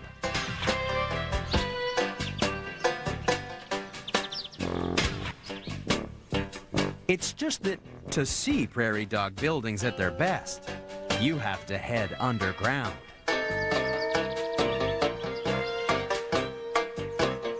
That's because prairie dogs take tunneling to the extreme.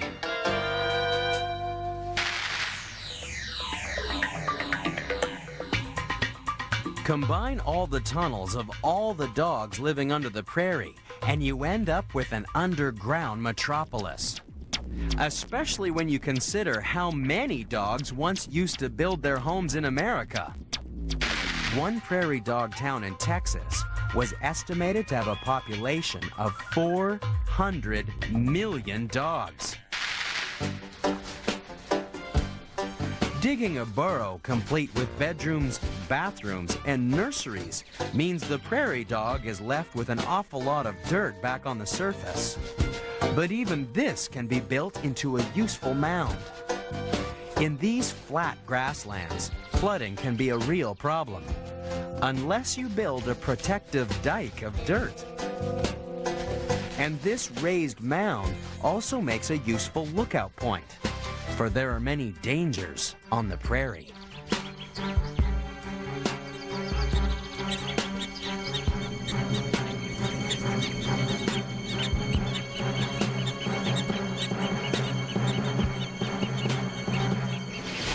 When a prairie dog dives into its burrow, nothing short of a giant vacuum cleaner would get them out again. And in Utah, that's just what they've got. This souped-up sewage truck sucks up prairie dogs. It may not be the most dignified way to be relocated, but at least the converted sewage machine is on suck and not blow. The prairie dog may have laid the foundations of our countdown to find the most extreme builder on the planet. But still to come is an animal whose house is a work of art.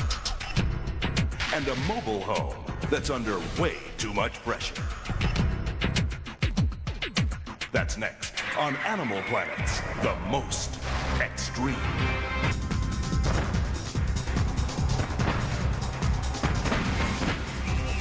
Number 5.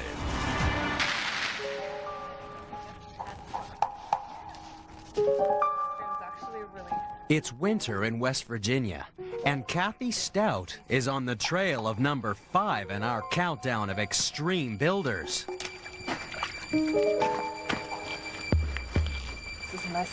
Take a close look at the leaves in this stream, and you'll find that our builder has been at work. But these circular holes mean that our animal is going to be hard to see.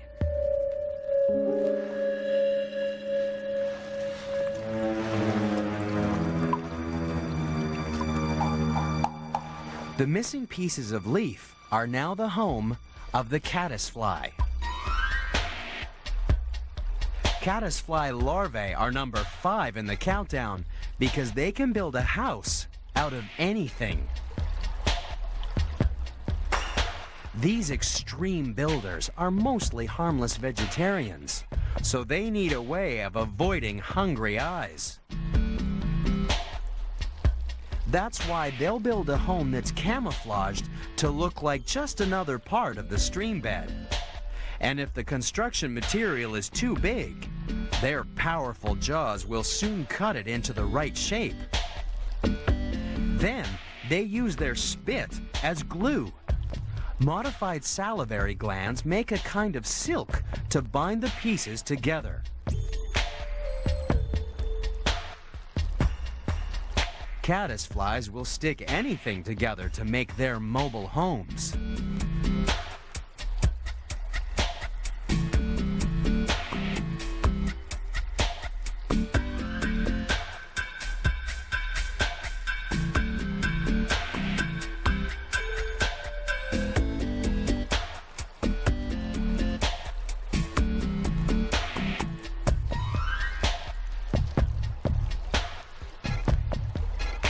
Sometimes caddisflies are such masters of disguise that their houses can fool other hungry herbivores.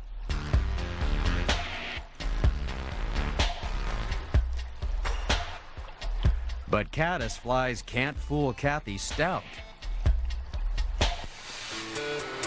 Kathy is in the business of changing caddisflies from builders to jewelers. We've constructed our own simulated stream. We've been able to find beautiful types of stones to get the caddisflies to work with. We've got lapis, gold nuggets, abalone shell, regular seashells. I just look at the colors of the stones that I like and I say, let's crush that one or crush this one. And then we try to get it to simulate the same size stones they would normally pick up in the stream. It's just that the stones you find in the stream are a little drab compared to these works of art. With a little skill, caddisfly cases become truly unique beads that can be worked into some of nature's finest jewelry.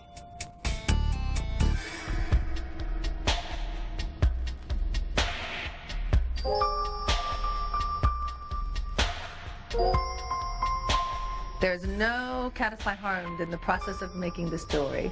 We raise them until they emerge as an adult, and after they've emerged, we let our little guys go. That's because even the most beautiful construction in the countdown is no use to an adult caddisfly. Once they leave the water, adults have only one thing on their mind. It isn't building, it isn't eating, it's sex. Some caddisflies only live for a few days, so the race is on to find a mate and start making the next generation of extreme jewelers.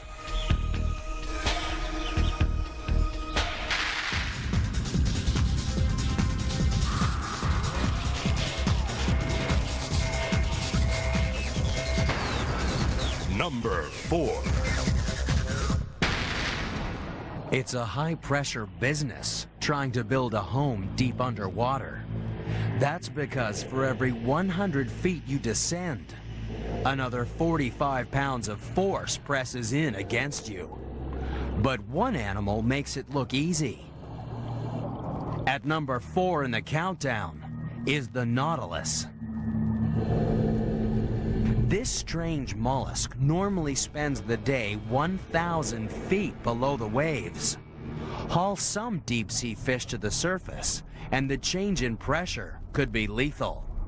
But this is a journey the nautilus makes every night. It moves up to hunt in shallow waters, chasing down its prey using a form of jet propulsion, just like its cousin, the squid. But when the sun rises, the nautilus sinks. The nautilus can survive these extreme pressure changes thanks to its incredible shell. This structure is a truly stunning piece of design, according to Dr. Bruce Carlson from Hawaii's Waikiki Aquarium. When the chambered nautilus hatches, it's a miniature of the adult, has a very tiny shell like this, and obviously it has to grow as the animal increases in size. Well, to do that, let's look at the inside of the nautilus shell. The animal actually occupies this part of the shell, and as it grows, it creates a new chamber here, a septum, and that forms a new chamber. And as it continues to grow, it'll move forward again and form yet a new chamber, until by the time it's an adult, it'll have about 30 chambers. Now, at the same time, it's also adding shell at the lip here, so that it's increasing in this pattern throughout its life. The nautilus is number 4 in the countdown because simply by secreting calcium carbonate, it can build a shell that lets it travel across the vast depths of the ocean. So it's no wonder that the 19th century science fiction writer Jules Verne looked to this mollusk for inspiration. He named his fantastic deep-sea submersible the Nautilus in his classic adventure 20,000 Leagues Under the Sea. The nautilus probably has its closest relationship in our world to the submarine. Like the submarine, as the nautilus animal moves deeper and deeper, the shell is actually able to withstand the external pressure, just like a submarine has to withstand all that water pressure. But there is a maximum depth, and for the nautilus, when they get much below about 1,500 feet, then the shell will actually implode. But when you think about it, they can go from the surface to 1,500 feet with a shell that's only about 1 millimeter in thickness. It's a very remarkable animal in that regard. To show just how remarkable, imagine what would happen to a human head at such extreme depths. This head's actually polystyrene because they couldn't find a volunteer. Nobody could hold their breath for the length of time it takes a submersible to descend to the depths of the Nautilus. The immense pressure squeezes the polystyrene until it's less than half its original size.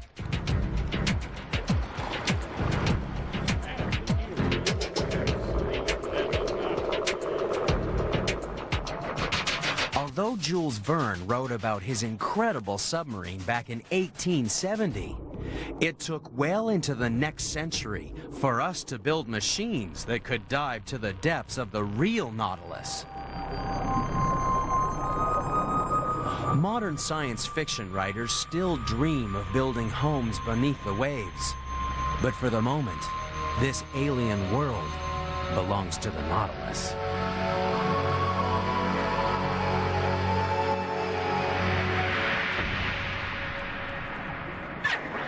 So far, the countdown's been constructed of submarine shells, beautiful bugs, and digging dogs.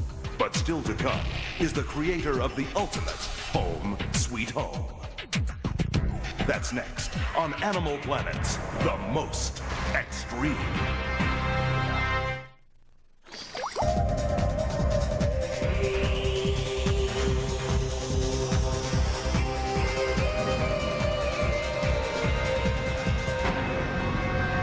Number 3.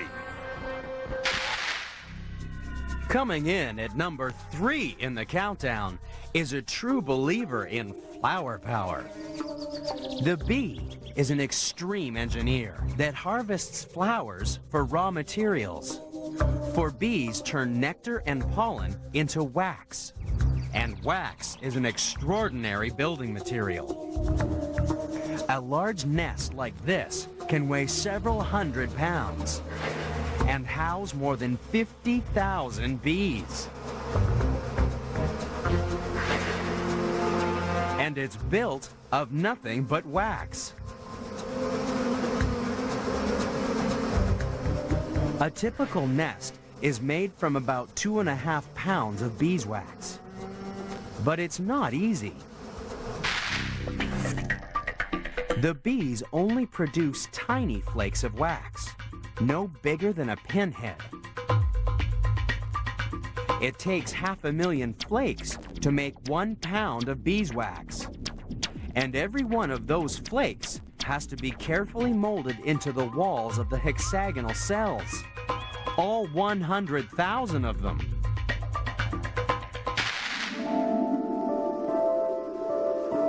Thanks to the honey stored in all those cells, bees are definitely our favorite builders. We even help them by providing artificial tree trunks for them to live in. Today, we build wooden hives with movable frames. But in the past, beekeepers would use conical baskets woven from straw or cane. Strangely enough, in the 1960s, these structures came back into fashion.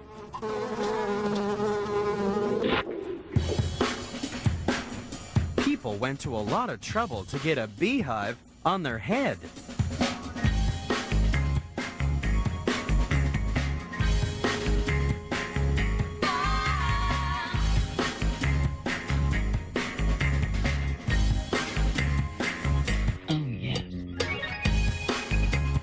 But even this magnificent creation isn't the most extreme beehive on the planet. Oh, yes. To be a beekeeper in the Himalayas, you have to have a head for heights.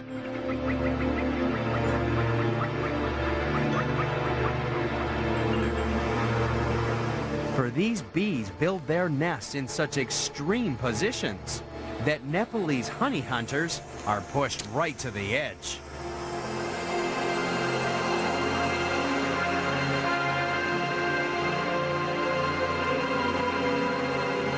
If you think these builders make life uncomfortable, just wait till you meet the next contender, who's also got a reputation for being damn difficult.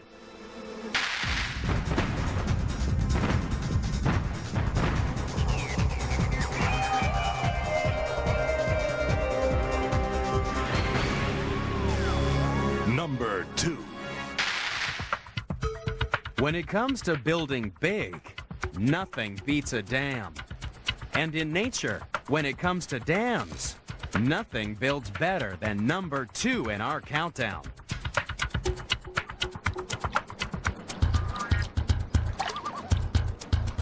The beaver has been building dams for 5 million years. With nothing but teeth and paws, it can create a 1,000-foot-long structure sturdy enough to support a family car. Beavers build because they love water. They get protection by placing their home in the middle of their artificial lake. The lodge is like a castle surrounded by a moat. And the moat is also the beaver's garden, full of its favorite food. Only one animal has a more dramatic impact on its environment. And we don't build with our teeth. Since the first large-scale dam was built in Egypt 5,000 years ago, human engineers have been busy little beavers, constantly devising new ways of taming the forces of raging rivers. And the biggest challenge of them all will be in China, where people aim to dam the 3rd largest river in the world.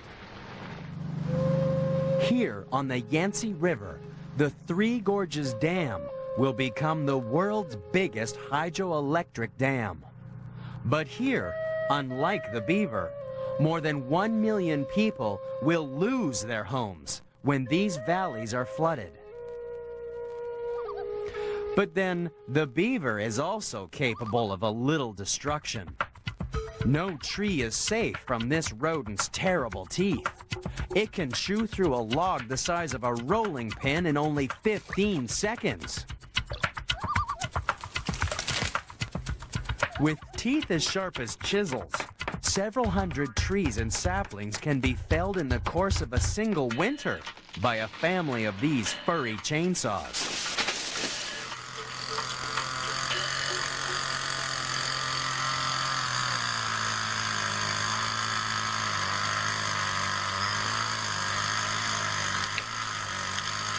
But cutting down trees is the easy part.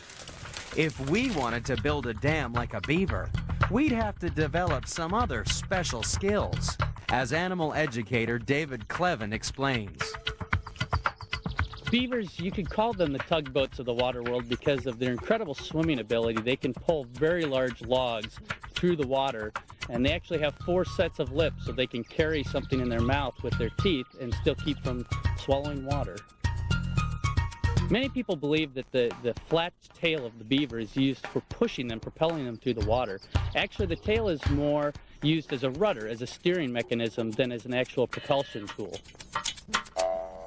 But even the beaver's no match for the ultimate builder on the planet. We've seen the 9 contenders. They're the best of the best. Only one animal is a more extreme building machine. It's number 1, and it's coming up next on Animal Planet's The Most Extreme. To find the most extreme buildings, you just have to travel to any big city on the planet. We like to build skyscrapers, enormous monuments to our power and wealth.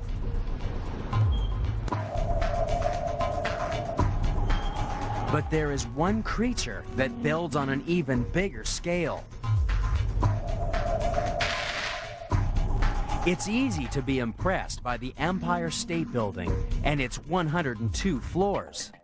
But imagine if the number 1 animal in the countdown was the same size as a human. Scaled up to our size, they'd make a skyscraper 4 times the size of the Empire State Building. But the building would be empty because these builders live in the basement. All 5 million of them. The Empire State Building of the Animal Kingdom is found in the plains of Africa. Standing 20 feet tall, this mighty tower is home to the #1 builder in the countdown. It's just that they're all busy down in the basement.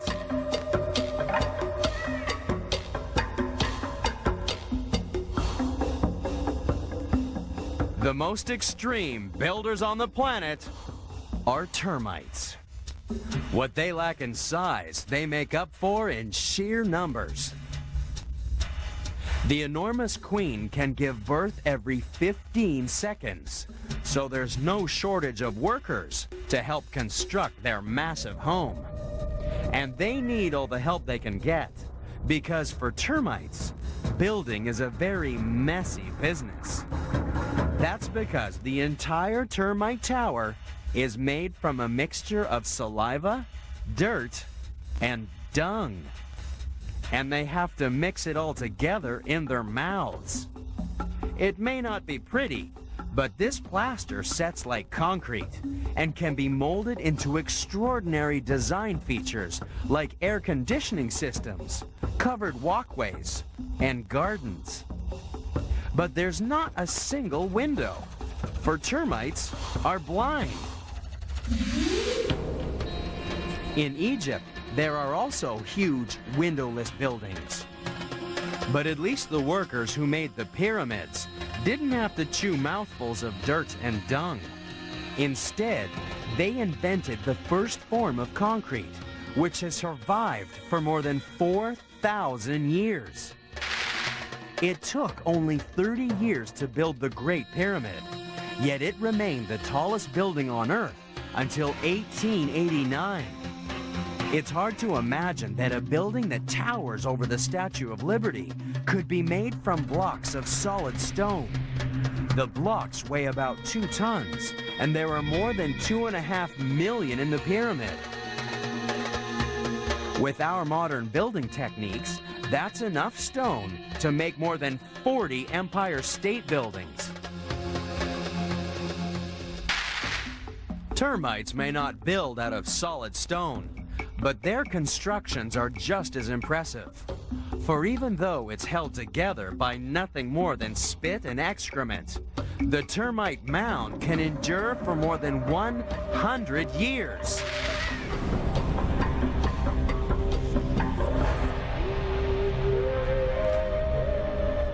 So it's no wonder that when it comes to building, termites really are the most extreme.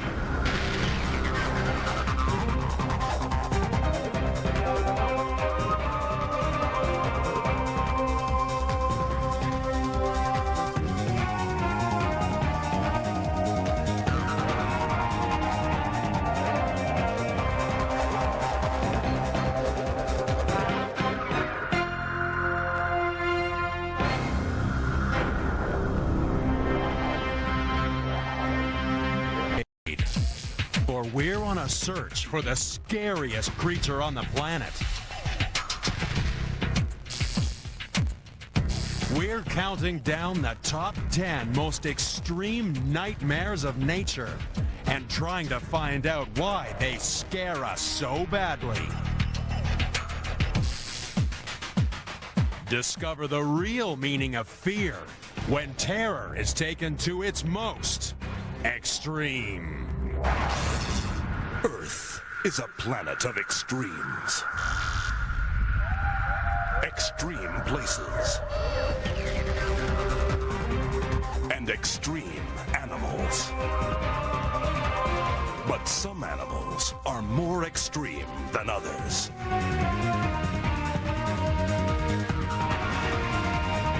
Join us as we count down to find the most unusual and the most extraordinary on Animal Planet's The Most Extreme.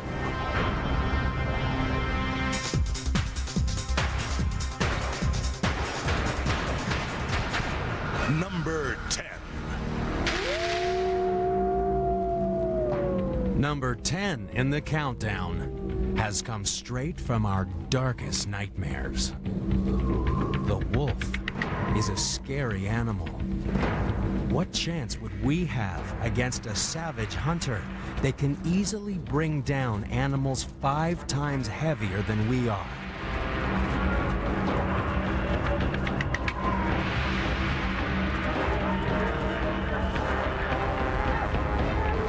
You can't outrun wolves.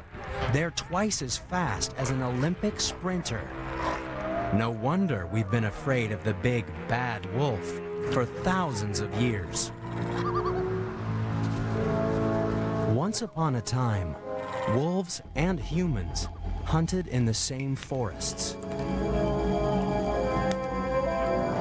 Once, it made sense to be afraid of the mighty wolf. But today, things have changed. Now, we live in houses, far away from the ferocious animals that terrified our ancestors. To get a fright today, you have to visit places like Thrillvania, the best little horror house in Texas. So why do we do it? Why do we go looking for horrifying monsters? Being scared is scary. So why do we pay to be terrified by horror movies or roller coaster rides? The answer lies in the physical nature of fear. To understand why some people are thrill seekers, you have to know what happens to your body when you're scared. When you're frightened, hormones like adrenaline flood your body. Adrenaline diverts blood from your skin and gut to your muscles. You get extra energy because you begin breathing faster and your heart starts racing. The adrenaline rush even sharpens the senses. Your pupils dilate so you can see better. All these hormonal changes are known as the fight or flight response. Thrill seekers love feeling the buzz of their body, being ready to fight for its life, or to run for it. But the fight or flight response wasn't designed for adrenaline junkies. It's meant for a really dangerous situation, like facing a ferocious pack of wolves.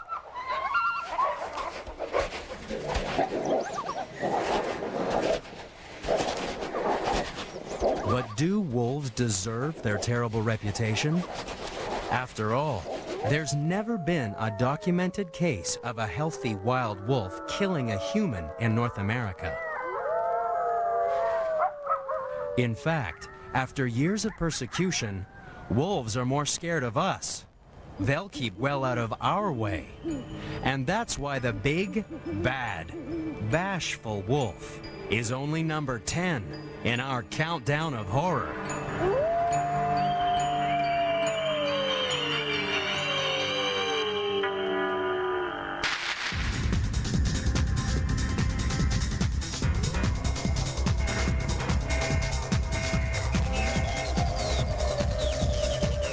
Number 9. Would you like a mouse in the house? What's the matter? What's the matter? Where is he? Under there. What? Who could get under there? A mouse.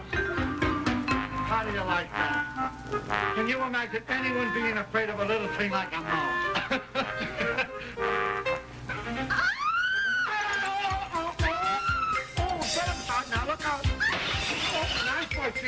Incredible as it may seem, the mouse is number 9 in our countdown because it's some people's worst nightmare.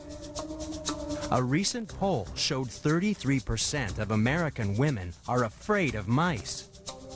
But why? A mouse is harmless, and it's usually so frightened of us that it'll keep well out of our way. But then, some humans can be frightened of the strangest things.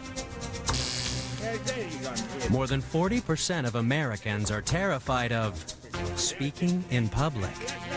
Some even have a phobia, which means that even though there's no physical danger, their body goes into the fight or flight response. Blood is directed away from their skin, leaving them with cold feet and sweaty hands. Their heart races, and they're ready to fight. Or more likely, run screaming from the stage. We sometimes call this phobia stage fright, but there are many others. Chronomentrophobia is the morbid fear of clocks. Selenophobics are afraid of the moon. Triskaidekaphobia is the fear of the number 13. Palatophobia is the fear of bald men. So why are sufferers of musophobia so afraid of mice? One doctor suggests it's a fear not of, but for the mouse. When a mouse pops up, it stimulates the idea of having to kill it, and that's what causes the anxiety. And the problem is that mice just keep popping up. In good conditions, one female can have up to 11 babies every 3 weeks. And conditions don't get any better than the grain belt of Australia.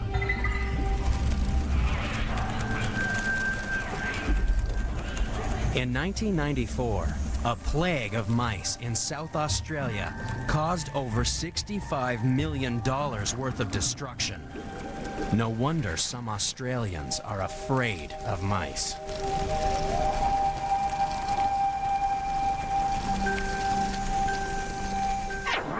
We may have screamed through the first 2 contenders in the countdown, but we've still got to get face to face with incredible monsters that will make your skin crawl. That's coming up on Animal Planet's The Most Extreme.